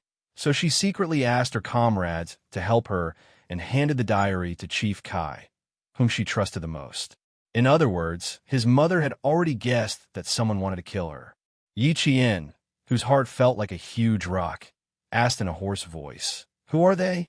Did you see the person who shot my mother clearly?" The person who shot her mother was wearing the same clothes. The truth was so cruel that she couldn't believe it was the truth. How? How could they shoot their own comrades? She couldn't believe it. There must be something wrong. There must be something wrong. I don't know. I really don't know. I've told you everything I know. I didn't shoot your mother. I didn't do it. Yi Qian stared at him closely, scrutinizing his eyes and facial expressions. This time, he was not lying to her. You were a fugitive. Why did you recover your identity later? Yi Qian asked his last question. As long as he got an answer, the culprit in front of him, who had worked together with another person to kill his mother, should be dealt with. Someone helped me and told me that they could help me resolve my identity, but the condition was that I had to keep a close eye on Yi Jifan. But I couldn't go and cause trouble for Yi Jifan. His voice was processed, so I couldn't tell who he was. I'm not lying to you. I really don't know who this person is. Sun Yaozu didn't hide anything at this point. He told her everything he needed to know in order to save his own life. I know about your father's death too. The old woman didn't like your father. All he did was ask about where he could earn the most money, but the work was dangerous. Your father was forced to leave home by the old woman. The work he found was also forced by the old woman. Yi Qian, I've told you everything I know. If I hide anything, may the heavens strike me with lightning and I'll die a horrible death. He even swore a deadly oath. Yi Qian, who knew enough, glanced at Sun Yaozu, who still thought he could leave this place alive. He smiled faintly and said, "Okay, I got it. I'll continue to investigate what you said." She would continue to investigate until she found the truth. Chapter 1976. In the face of difficulties, Yi Qian in this life would always face them head-on. Even though she could tell from Sun Yaozu's words that her mother's sacrifice involved the higher-ups of the army, she wasn't afraid. She wouldn't risk her life to find out the truth. Having been reborn, she cherished her life very much. She wanted to find out the truth, and she also needed to protect her own life. As a martyr, her mother shouldn't have sacrificed herself like this. How could she have died under the gun of her comrades? She didn't believe it at all. Mother's comrades, like Chief Kai, and those uncles who never showed up but were still investigating in secret. They were loyal, hot-blooded, and had an unwavering sense of justice. How could someone like them raise a gun and shoot at their own comrades? She didn't believe it at all. When Sun Yaozu heard Yi Qian say that she would investigate thoroughly, a sinister sneer flashed across his eyes. Investigate thoroughly? That's right. He admitted that he had underestimated Yi Qian. He also knew that he had been too careless. He had fallen into her trap and almost froze to death on the mountain. But she said that she would investigate thoroughly. Although she was a ruthless person, she was a ruthless person who didn't know the immensity of heaven and earth. That person could easily mobilize an army and cooperate with a smuggling team. She even had a way to collect illegal money. Would someone like that be afraid of being investigated? With such power, who would dare to investigate? She actually said that she would investigate thoroughly. Fine, he would wait for her to investigate thoroughly. If she did, she would end up like her mother. She would end up losing her life. Sun Yaozu, who didn't notice anything from her indifferent expression, sneered in his heart. He put on his coat, and his body of fat warmed up his limbs. His mind became active again. He smiled ingratiatingly and said, Okay. Investigate Investigate. I won't disturb your investigation. I have to go. If I don't go now, I'll be covered in blood. I'm afraid I'll bring you trouble. Huh? Was he threatening her? Yi Qian sneered. You won't bring me trouble. You won't have the chance to bring me trouble. She was involved in the murder of her mother, and she still wanted to leave alive? Naive. Looking at Yi Qian, who was smiling at him, Sun Yaozu narrowed his eyes. He swallowed hard. Yu, what do you mean? Are my intentions clear enough? Yi Qian raised his eyebrows. Oh, that's right. You think I don't dare to kill you? Wrong, wrong. Didn't I just say it? I've killed many more people than you can imagine, and there was a cold smile on Yi Jian's beautiful face. She slowly bent down and looked at the other party with a little coldness in her clear black eyes, as if there was a handful of snow. And it's all legal killing. Although killing you is not legal, it's still a very simple thing. The girl in front of him smiled faintly. Her youthful face gradually overlapped with the face in his memories, as if they were the same person. The only difference was that the Rong Yin in his memory was worried about him and told him that she would definitely save him. But the youthful face in front of him was filled with murderous intent. One wanted to save him, the other wanted to kill him. Sun Yaozu retreated in horror, trying to find a place where he could feel safe. No, you can't do this. Murder is against the law. Aren't you a military academy student? How dare you kill me? If you kill me, you won't have a good ending. Chapter 1977. If I don't kill you, do you think I'll let the tiger return to the mountain and wait for you to come back and kill me? Yi Qian laughed. His dark eyes were filled with endless murderous intent. Do you think I'm stupid enough to wait for you to come and kill me? I don't want to do it myself. I'll just kill you the way you tried to kill me back then. No. If you kill me, you'll be destroying yourself. Yi Qian, it wasn't easy for you to get to where you are today. Yes. Look at how hard it was for you to escape from the Yi family. Now Yi Jifan can't do anything to you. Yi Ying will forever be inferior to you. You can't kill me. If you kill me, you'll go to jail. Sun Yaozu, who was so cold that he was about to lose consciousness, now truly felt that he was going to die here. Fear and panic came crashing over him like a raging tide. He was very, very afraid of death. He never thought that death would be so close to him. Right now, he could only beg for mercy. He cried bitterly and begged for mercy. He wanted to live. He didn't want to die. A life for a life. If you kill me, you won't have a good ending either. If Ying knew about this, she would be so happy that she would immediately return to the country. Yi Jifan and Sun Dongxing would be even happier. Yi Qian, let me go. I beg you, let me go. Tell me what you want me to do. I'll definitely work for you obediently from now on. Old Haggy, you must hate her, right? She also took money back then. She also had a part to play in killing your mother. I'll get rid of her for you, okay? If you let me go, I'll be a dog in your hands from now on. If you tell me to go east, I won't go west. In order to live, Sun Yaozu threw away all of his dignity just to live. As long as he was alive, there would be a chance for revenge. However, Yi Qian laughed softly when she heard this. She had always been a narrow-minded person. Seeing him kowtow to her and beg for mercy, she had to admit that it felt good to see it. All right, I won't tease you anymore. Sun Yaozu's eyes lit up when he heard Yi Qian's words. He thought that Yi Qian was just teasing him when he said he would kill him. He was so scared that his beer belly deflated a little.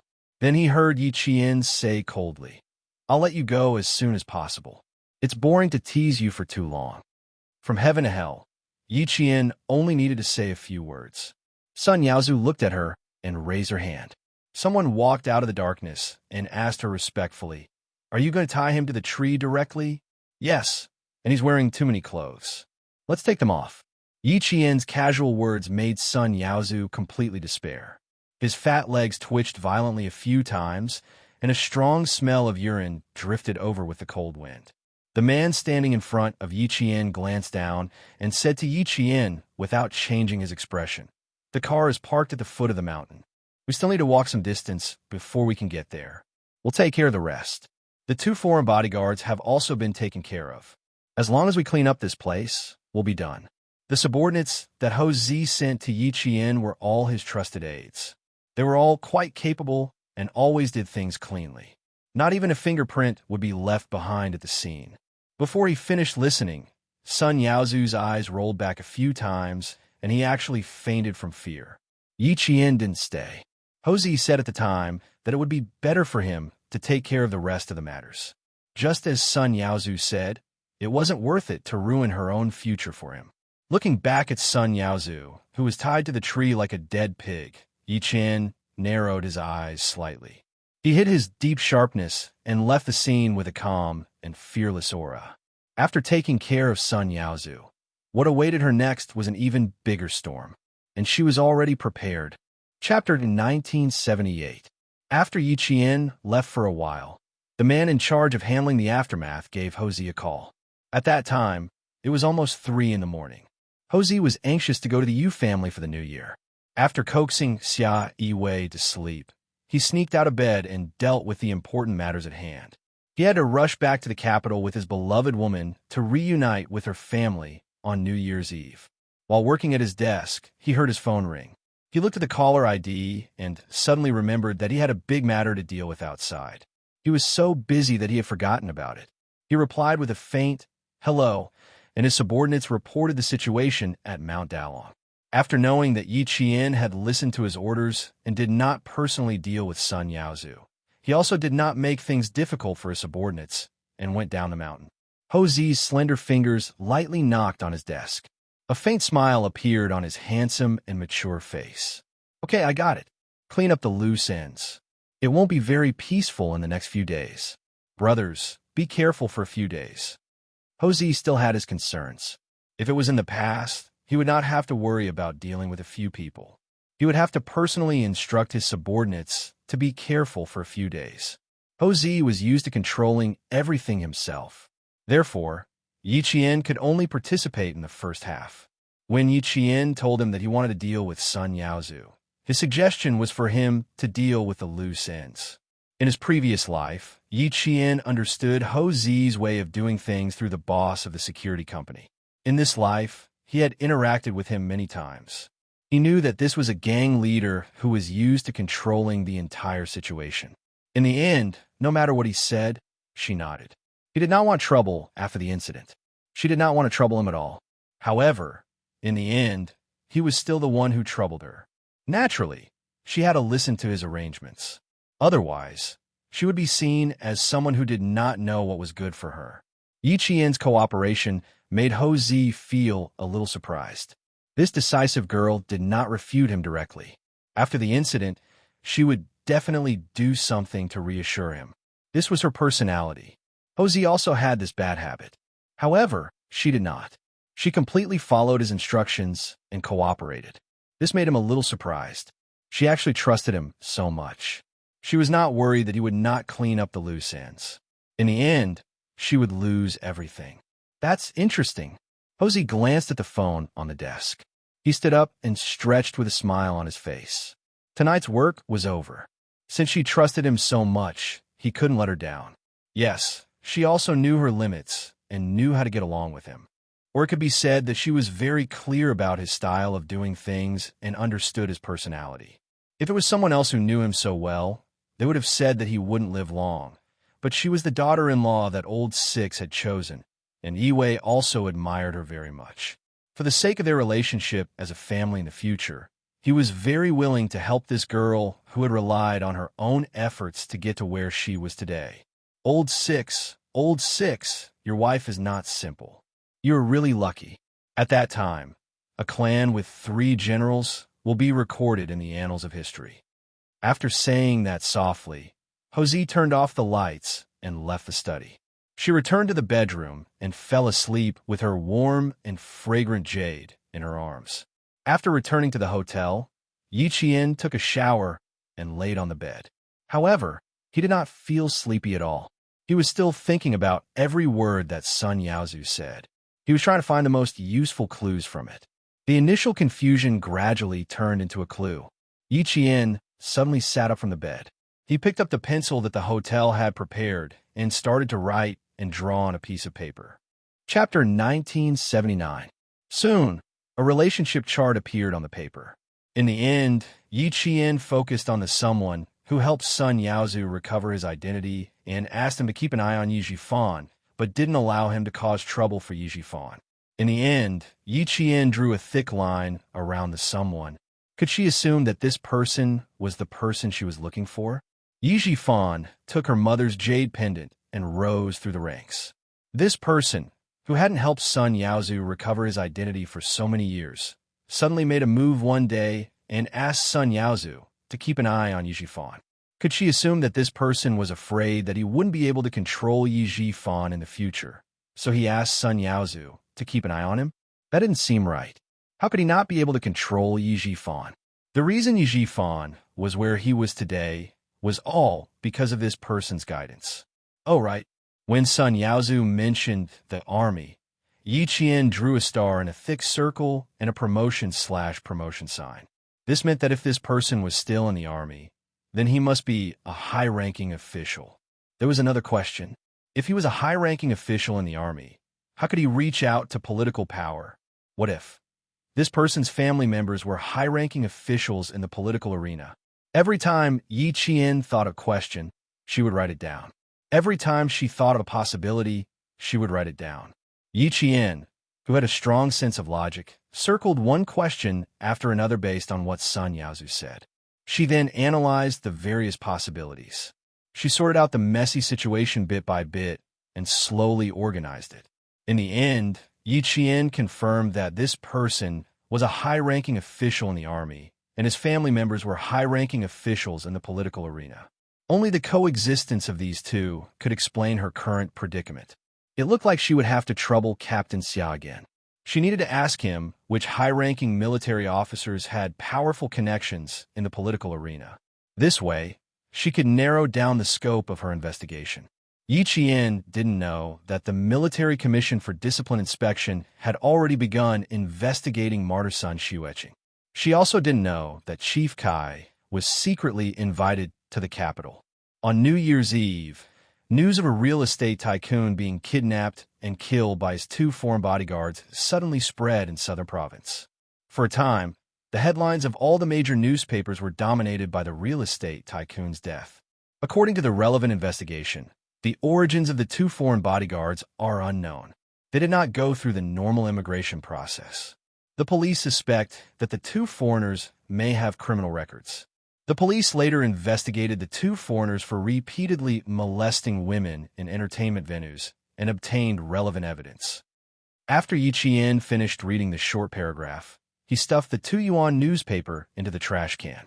The police were suspicious of the 2 missing foreign bodyguards. They even took 2 blurry fingerprints from the crime scene and compared them with the fingerprints of the 2 missing foreign bodyguards. It had to be said that Yi Zhixiang had played a big role in this. Otherwise, the police wouldn't have only suspected the 2 foreign bodyguards. She told the police that she had heard 2 foreign bodyguards asking her husband, Sun Yaozu, for a higher commission, but they were rejected. Therefore, she suspected that the 2 foreign bodyguards must be holding a grudge. If he had a wife who lowered his IQ, such as Yi Jifan and Sun Yaozu, she would only drag him down at critical moments. When old Madame Yi found out that her son-in-law, Sun Yaozu, had died from a nurse, her heart sank. When old Madame Yi thought of her son-in-law's murderer, the first person she thought of was Yi Qian. After being paralyzed for so long, although she had food, water, and taken care of, she had still lost weight. Old Madame Yi pointed at the nurse with a trembling finger. She was so thin that her face completely revealed her mean nature. Her lips trembled as she asked sternly, You, what are you talking about? Chapter 1980. The young nurse did not have a good impression of the old lady, who was mean and would scold others at the slightest displeasure. But she was Director Ye's mother, so they didn't dare to say anything. They looked at each other and passed the newspaper to her. Look, we only found out after reading the newspaper. Real estate tycoon killed in kidnapping. The words that took up most of the page rushed into old Madame Ye's eyes. When she saw the name clearly, her body twitched violently. Her cloudy eyes flashed with obvious fear. She wasn't frightened because of Sun Yaozu's death. She was frightened because of what Yi Qian said before he left. She was the one who told her son-in-law to solve the problem in secret as soon as possible. She was the one who told him to clean it up before the new year. Because there were many crimes before the new year, as long as it was handled properly, the police wouldn't necessarily know if a life was lost. Who knew? The bastard was fine. But her son-in-law was in trouble. At this moment, old Madame Yi didn't think of the two foreign bodyguards as the culprit, but Yi Qian. Her intuition told her that Yi Qian had a lot to do with this. What a coincidence! She suspected that Yi Qian had something to do with her son-in-law's death. When she saw the newspaper and what her daughter Yi Zhixiang said to the reporters, she muttered, "Idiot, idiot." She was still holding the newspaper when she suddenly foamed at the mouth and fell out of the wheelchair. Just as Yi Qian said, old Madame Yi had a second stroke. Before she could tell Yi Zhixiang about her suspicions, old Madame Yi, who had a second stroke, wasn't as lucky as the first one. The doctors tried their best to save her, but they couldn't pull her back from death. Yi Zhixiang, who had just lost her husband, hadn't completely accepted it. When she heard the doctor say that old Madame Yi had passed away, she went crazy and threw her bag at the doctor. "Trash! You're all a bunch of trash. You're all a bunch of quacks. I give your hospital more than 100,000 yuan a year, and you can't even save my mother. You're all a bunch of liars." The doctor wanted to comfort her, but he didn't expect a weapon to fall from the sky and hit him squarely on the head. When Yi Zhixiang came at him again, the doctor raised his hand to block it and quickly stepped back. He said sternly, "This is a hospital, not a place for you to be unreasonable. The old lady is easily irritable. Us doctors, nurses, and the nurses who take care of her have to remind her to pay attention to her emotions every day to prevent a second stroke. I remind him every day, but the old man turns a deaf ear every day. We've also made it very clear to the family about the consequences of a second stroke.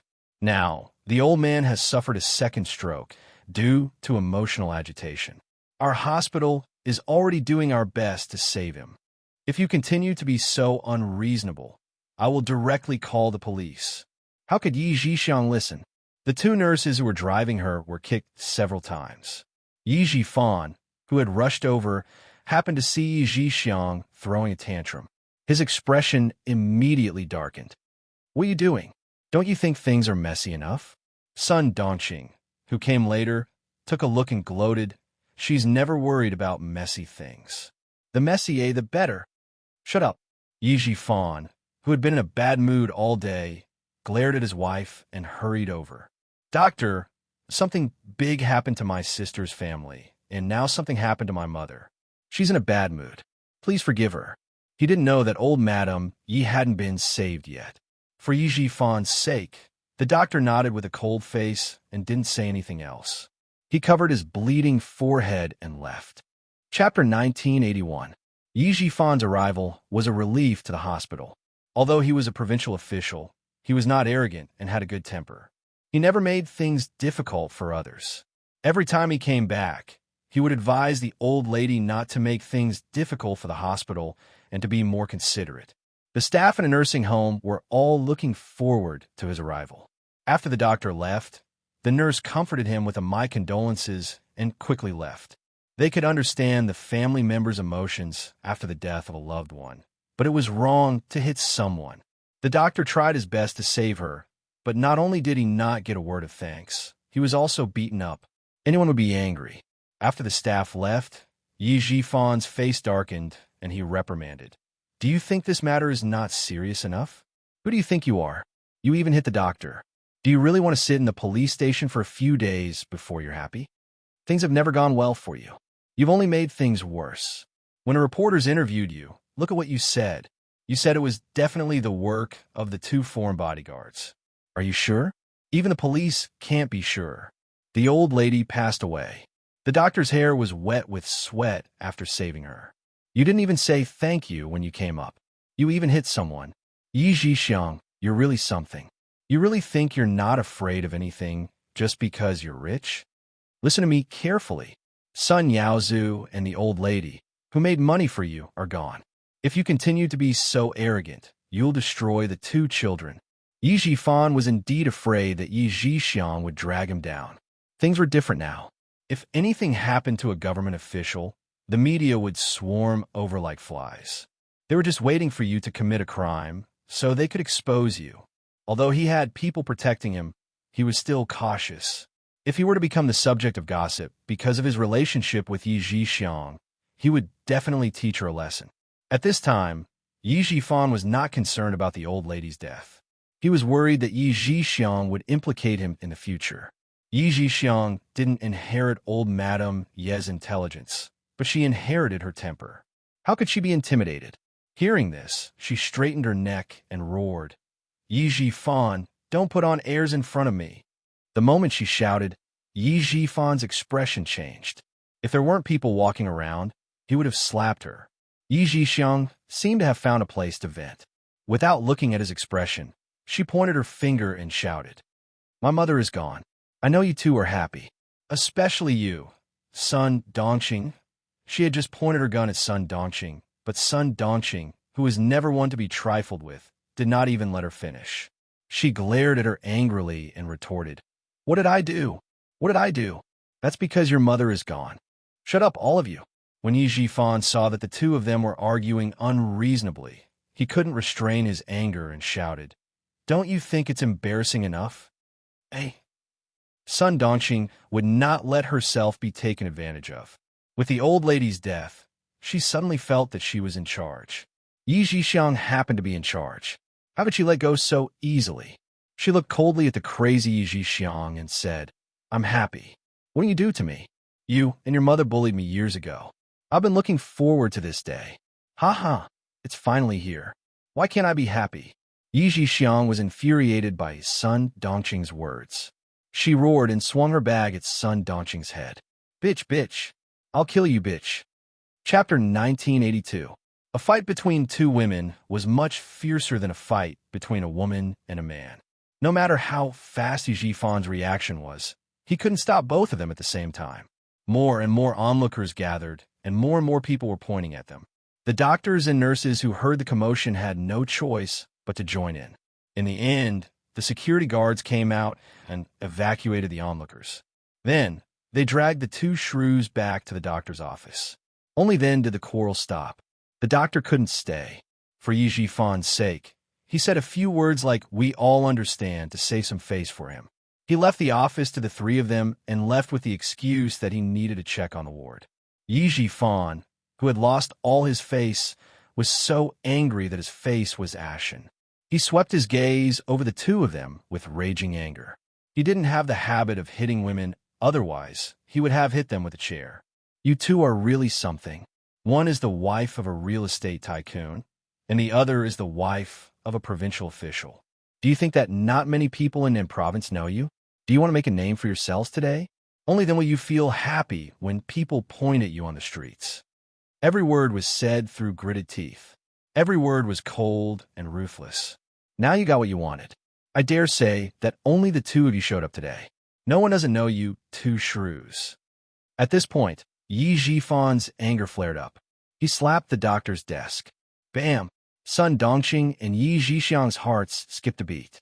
They saw Yi Jifan pointing at his face and roaring with a ferocious expression. My face has become the laughingstock of the entire Nan province. His ancestors' faces have been disgraced by you two idiots." Yi Jixiang, who was a little scared, sat down. She covered her face and cried loudly. "Second brother, what should I do? What should the company do? Lele and Chengcheng are so young. What should we do in the future?" "Oh, now you're calling me second brother? Weren't you very impressive when the dead old woman was still alive?" Sun Dongqing wasn't afraid of drama.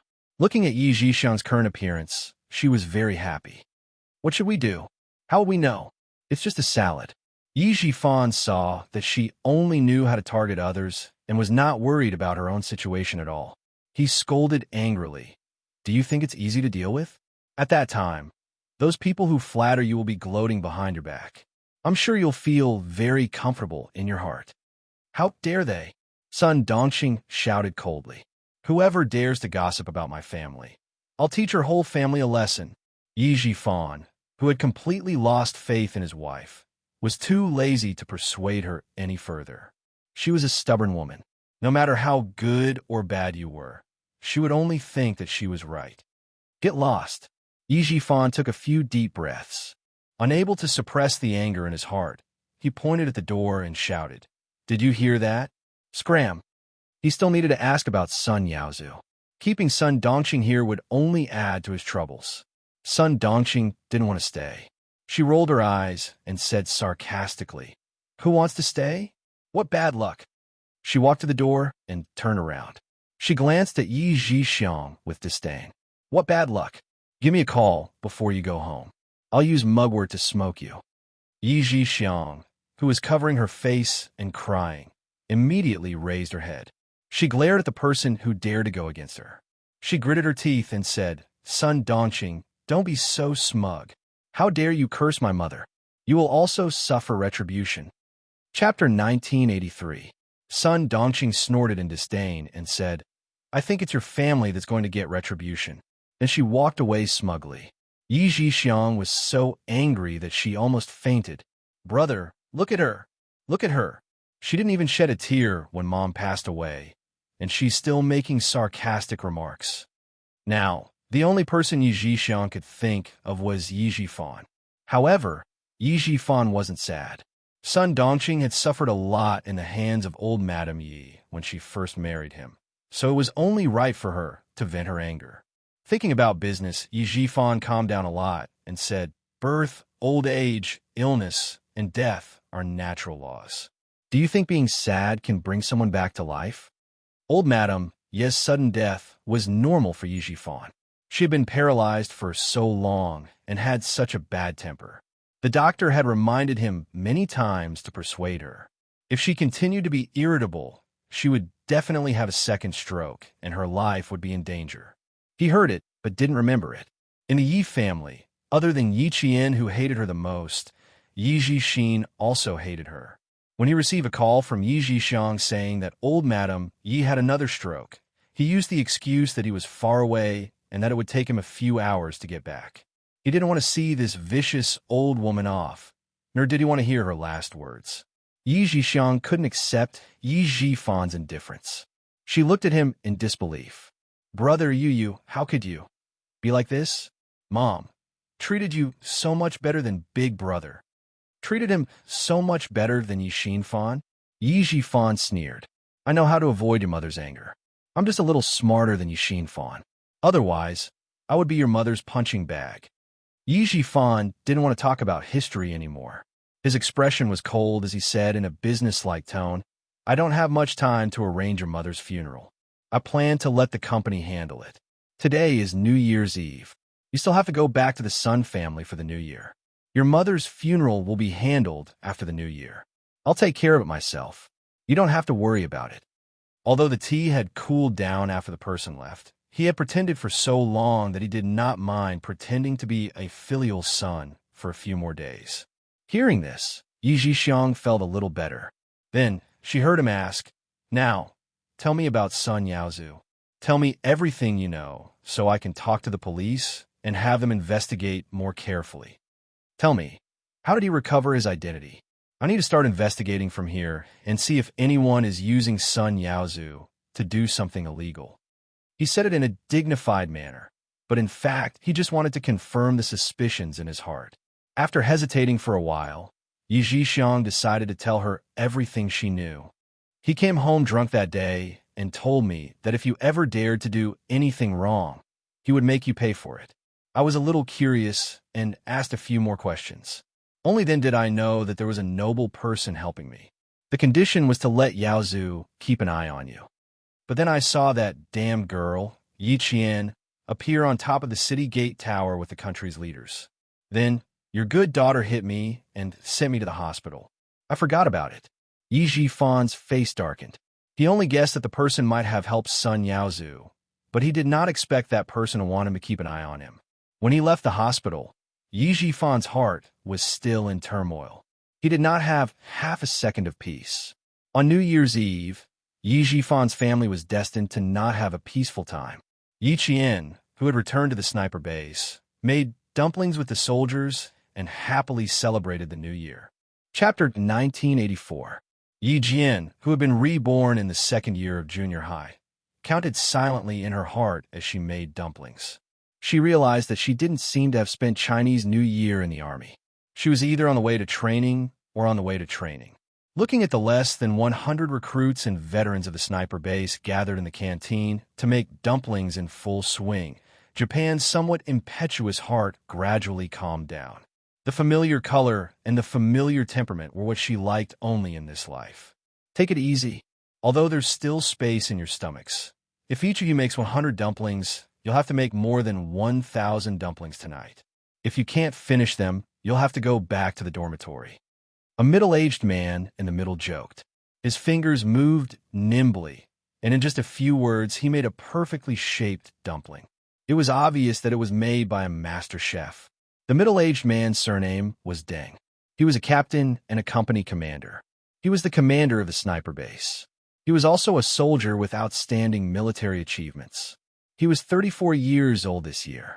The soldiers all laughed. Someone replied, "I'm not afraid of being full. I'll run 3 kilometers after eating a few. 100 dumplings won't be a problem." "That's a good idea. Comrades, what do you think?" There was a collective objection. The laughter was joyous and harmonious. Yi Qian didn't have much contact with Commander Deng.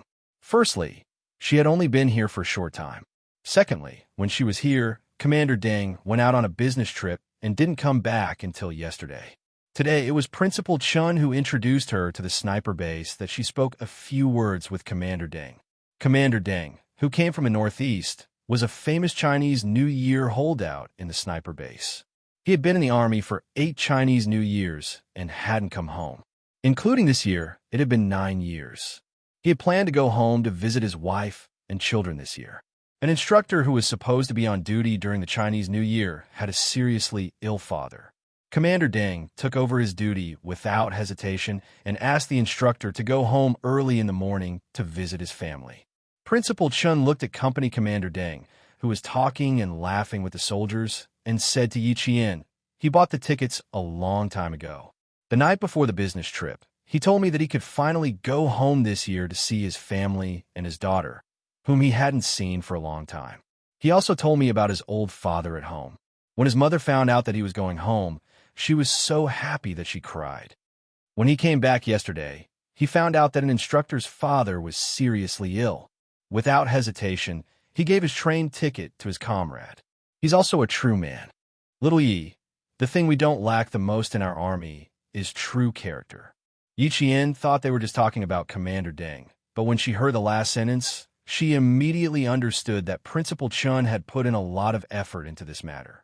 He was using this as an excuse to lecture her because he was afraid that she would act rashly again.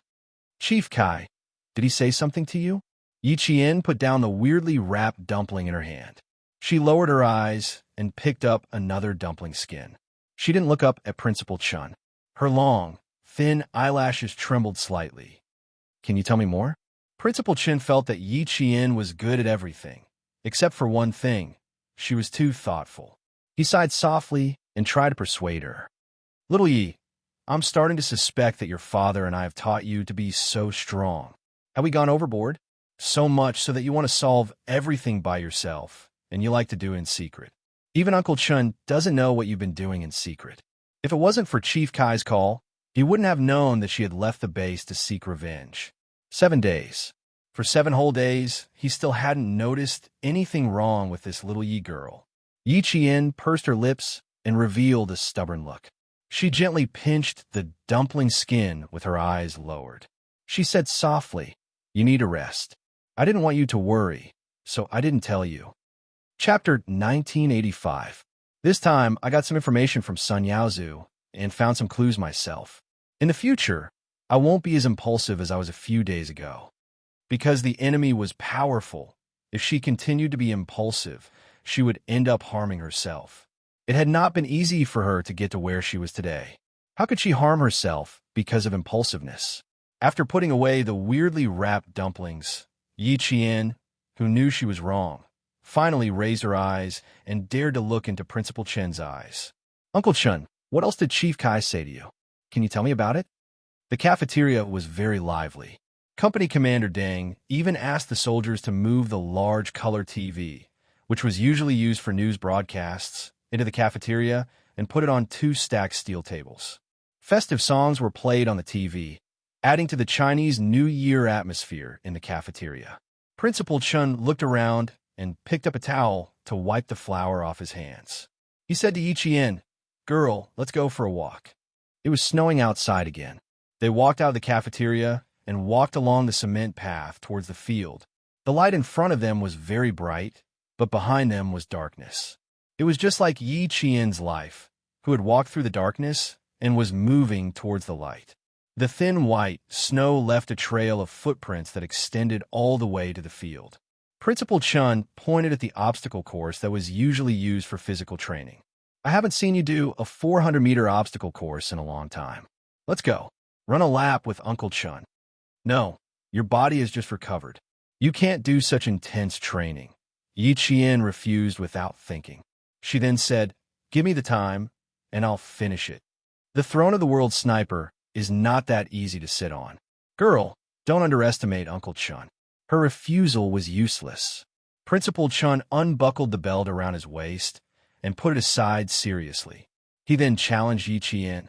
"Come on, girl, show me what you're capable of. Show Uncle Chun what you're capable of." For the 400-meter obstacle course, one had to first run 100 meters in the air, then turn around and cross the 5-step pile. Yi Qian saw Principal Chun shoot out like an arrow as soon as he finished speaking. She still wanted to say a few more words to persuade him, but her reflexes were faster than her brain. She was a few seconds behind him and rushed a few meters away. Principal Chun was 3 steps ahead of him. "Little Yi, your strength shouldn't be limited to this, right?" As they brushed past each other, Yi Qian heard Principal Chun teasing him with a faint smile. He couldn't help but tease back. "I have to save you some face." "Ah, what a boastful tone. Let's see who gives him face." Principal Chun, who had lost a lot of weight due to his serious illness, didn't become dispirited because of it. He had been a soldier for more than 10 years and had the will to risk his life. He leaped over the deep pit and soared into the air like a tiger released from its cage. In the blink of an eye, he jumped over the low wall. The military field was the best place to ignite a soldier's fighting spirit. Yi Qian's eyes turned cold when she saw this. She didn't want to be seen as weak. She rushed up the high platform and jumped down with open arms like an eagle. "Not bad. You're a bit off." Principal Chun jumped up the high wall and smiled at Yi Qian, who was already beside him. "You're not even halfway there. Keep it up, girl." Climbing up and down the high wall, Yi Qian crawled over the net of low posts. She was much faster than Headmaster Chen here. She supported herself with one elbow and slightly bent one knee to make her body as close to the snowy ground as possible. With a sound of swish, swish, swish, she nimbly crossed the net. Once her feet were out of the net, she quickly climbed up and returned to the low net. This time, she had to jump over the low net. Chapter 1986. Principal Chun looked at the silhouette in the light. His kind and gentle gaze was fixed on her. Her slender and small figure was like an eagle that could spread its wings and fly. She no longer needed much protection and could fly freely in the sky and the 4 seas. As for him, he was really getting old. Yi Qian quickly climbed over the 2-meter-high wall and leaped into the air. Like a snake, she ran across the single-plank bridge at lightning speed. As if she felt something, she looked back and saw a figure standing proudly in the light, quietly looking at her. In the light, she saw Principal Chun smiling. "Start running, girl." Principal Chun, who was standing in place, waved his hand. His eyes were full of encouragement. "Start running, girl. Your excitement has already begun. The scenery in front of you is the most beautiful scenery. You must enjoy it well. Don't let down the most beautiful scenery and your most beautiful self." Yi Qian waved her hand. She ran up the high board and down the platform. She crawled through the short hole. In the blink of an eye, she disappeared from the flat ground. A few seconds later, she climbed out of the ground. She went down the deep hole and then went back up again. It depended on her overall fitness. Once the 5-step pile was done, he turned back and completed the last 100 meters of the empty run. Yi Qian ran back. Although her breathing was messy, her eyebrows were high. She was full of fighting spirit. Wearing a combat uniform, she was a qualified soldier. It's better to run 10,000 meters than to run 100 meters. Soldiers in the Army would feel like dying at the end of the 5-kilometer and 8-kilometer runs. However, a 400-meter obstacle run would make soldiers wish they were dead. Although Yiqian didn't feel like dying, her breathing was messy. She had to run, jump, grab, climb, and roll. She had to use all kinds of martial arts to pass the 400-meter obstacle run. Not bad. 1 minute and 54 seconds. Principal Chun nodded with satisfaction. Although it's not a record, it's still possible to break it under 1 minute and 40 seconds if you train harder. Yiqian smiled. I heard that at the main entrance of a 400-meter obstacle course in the Linan military region, there's a stone with the words Elite Soldier written on it. On the back of the stone, there's a general who personally carved the name of a soldier who completed the obstacle in 1 minute and 22 seconds. Uncle Chun, my current record is 1 minute and 54 seconds. I'm far from that record. Every army had an outstanding soldier who was admired and surpassed. Even if he was just a private, the entire army should learn from him. When she mentioned these soldiers who were admired by the other soldiers, her dark eyes were as bright as the stars. They were filled with fighting spirit. When Principal Chun saw this, he felt as if a stone had been lifted from his heart. She was indeed a girl who wouldn't disappoint. Although she had thoughts of revenge, her goal was still the same and had never changed. Uncle Chun believes that in the future, you will also become an outstanding soldier who will be admired and surpassed, just like your mother. Even though she sacrificed for so many years, she still lives so vividly in the hearts of Chief Kai and the others. Principal Chun was gratified. He slowly changed the topic to Martyr's son Xiueqing. Chief Kai did mention to me that they suspected that your mother was shot in the back by one of their own. However, they later thought that it was impossible. How could comrades who had gone through fire and water with each other point their guns at their own comrades? But since it was someone who was wearing the same color uniform, it was indeed possible that it was someone from the army, just not their comrades. Also, your mother herself had a premonition. She guessed that she might be sacrificed, which means that she actually guessed who wanted her to be sacrificed. However, this person's identity made her somewhat apprehensive, so she had to avoid it. Chapter 1987. Principal Chun didn't know any more than Yiqian did. After listening quietly, Yiqian's hands swept across the parallel bars. His fingers lightly grasped the snow that had fallen into his palms as he gazed into the distance. In front of the sniper base were towering mountains and precipitous ridges. As far as the eye could see, there were only rolling mountains. On the other side of the mountain, there might be another mountain, or it might be a flat road. Just like her journey today, there might be mountains blocking her way, or there might be a flat road. She didn't know what the future would hold. Now, she only knew to take every step steadily and not leave behind any regrets. Just like when she took action to get rid of Sun Yaozu, she didn't regret it all, nor did she leave behind any regrets. Grasping the present was the foundation of a person standing. Uncle Chun, this person is very likely still in the army. He might even have become a powerful general. His family members are also involved in politics, so their power isn't low either, Yiqian said in a low voice, his gaze resolute as he gazed into the distance. His tone was very calm, without the slightest ripple. Hearing this, Principal Chin's expression changed drastically. His tone was very strict as he said, Chief Kai has been investigating for so long and has no leads. He only has a vague feeling that the person who harmed your mother is still in the army. Little Yi, how did you know? Are you hiding something from Uncle Chun? His strict tone was filled with deep worry. Yiqian tilted his head and smiled slightly at this concerned relative. My stubbornness has caused you to worry during this period of time. He was afraid that she would do something extreme that would destroy him. Hearing that something was wrong, he immediately became vigilant. Even his usually gentle gaze became exceptionally sharp.